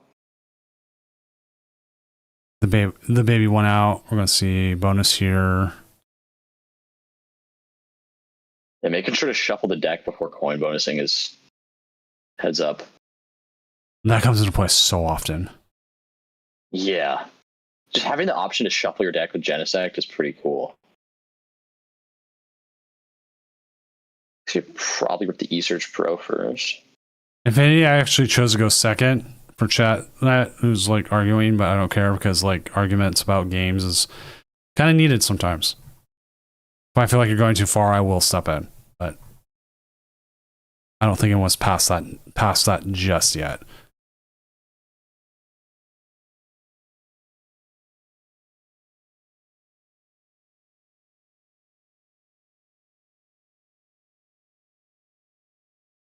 Do they have enough energies to take the KO? I think they do. I think they should, yeah. Might have to rip a superior. They had a way to get that Goldingo out of the active. Yeah, that's a little bit unfortunate to whiff that. Wonder if we're going to see him go for the Toad School again. I don't know what's correct here. I don't know if you should just pray they don't have Toad School and just say the matchup's chalked. Yeah. Or just go for that again. I guess not turning the Genesect early does let you shuffle the deck later on, which is pretty nice. You're going to have to rip the E-Search Pro.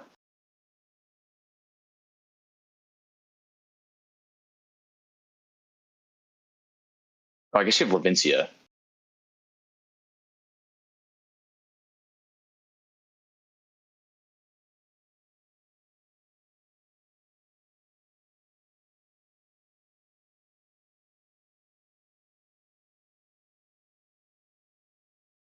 You could go for a kill on like one of the two prizes on the bench and try and save some energies in deck. Actually a little weak to Iono, but could be a play. Okay, going after the Toad School again.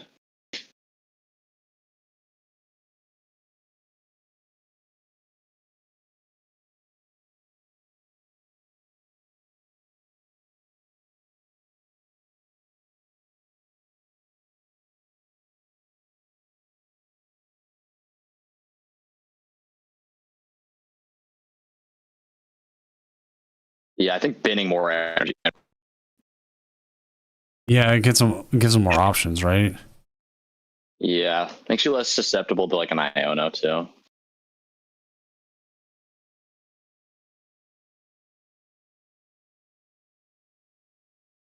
want to see if they hit the CC play here. I mean, you're not going to see the hand get disrupted.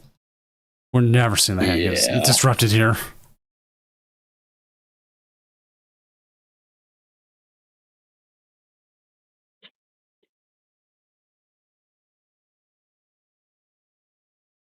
On the bench is just such a liability. Just makes this prize trade so much easier. Oh, there's the toad school again. Jeez.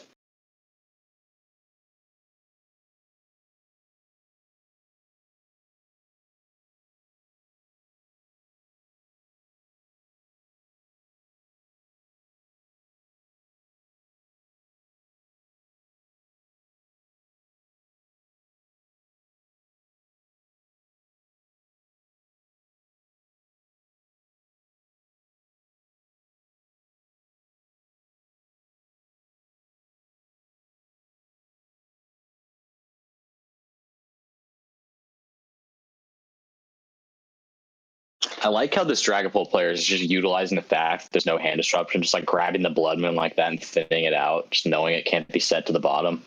Exactly. They're going to take another 4 prizes here. They're doing exactly what they need. Putting the Toad Scroll back down. Just so many threats. This Toad Scroll has just made it so difficult here. Yeah, just having this single basic on the bench is such a threat. Just wins the game on the spot.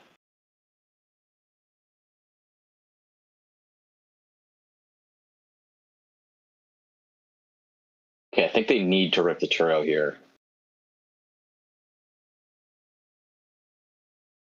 Oh, getting Fez, so it's not even an option anymore.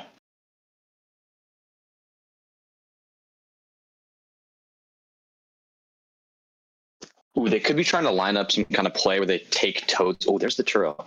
They could try and take the Toad School and then go like Monkey Dory the Badoo and take 3 on the last turn.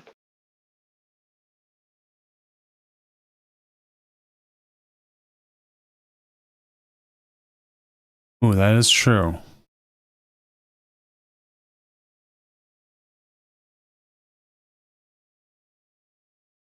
Didn't find.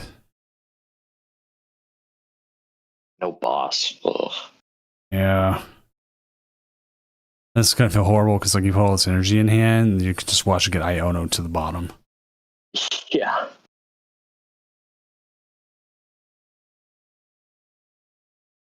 Ooh, retreating. I wish we could cancel actions like this.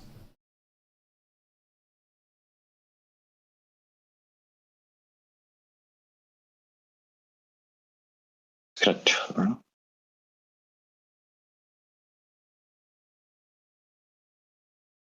That's interesting that they put in the active. Yeah, I don't think it did anything.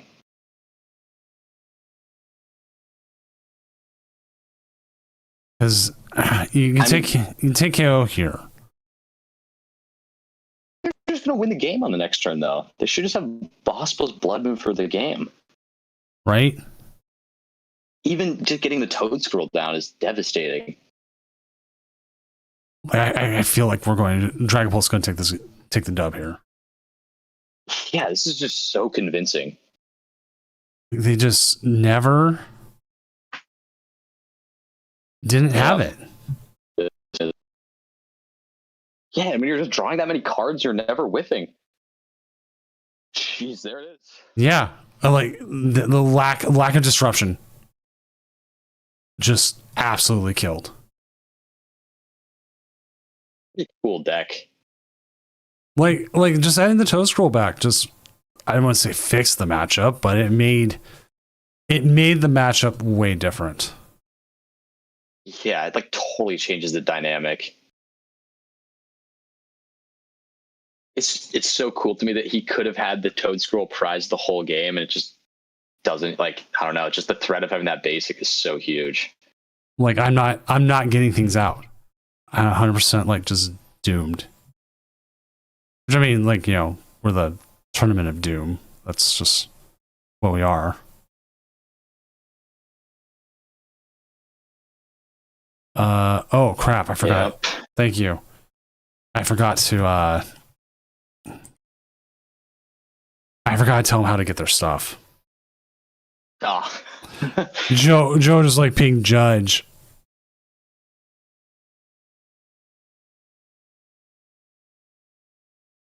All right, Joe was saying something else. I'm gonna move us real quick.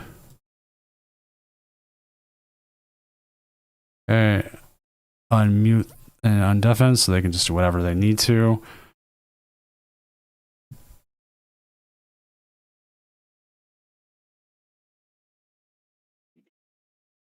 But yeah, this is brutal. Yeah. Just Pretty fun to watch, though. Yeah. Just a masterclass. Why is my system offline? Definitely made me want to try out that deck, though, I have to say.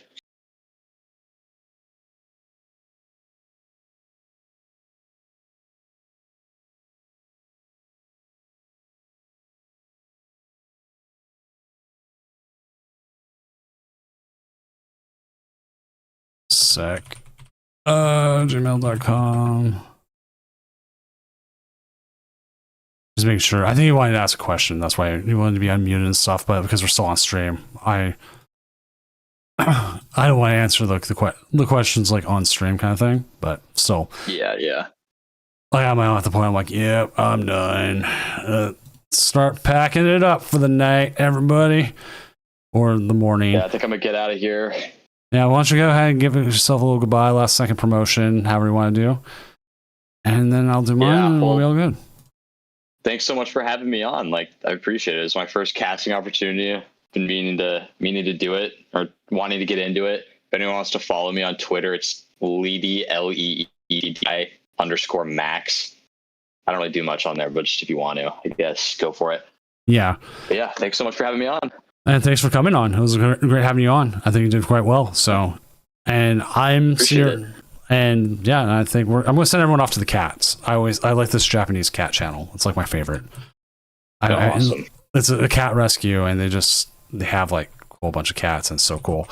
But again, I'm Senior Doom, professional illustrator, tournament organizer, overall really tall guy. I will be back on Tuesday. We'll have the Challenge of Doom. We will have the first Challenge of Doom in the new season. We're going to start getting that back going because I said it would be coming and people want their points and people will get their points. Plus, it's just a nice Tuesday thing to do. But yeah, thanks for everyone coming out and have fun with the cats. And I'll hopefully see you on Tuesday. See ya.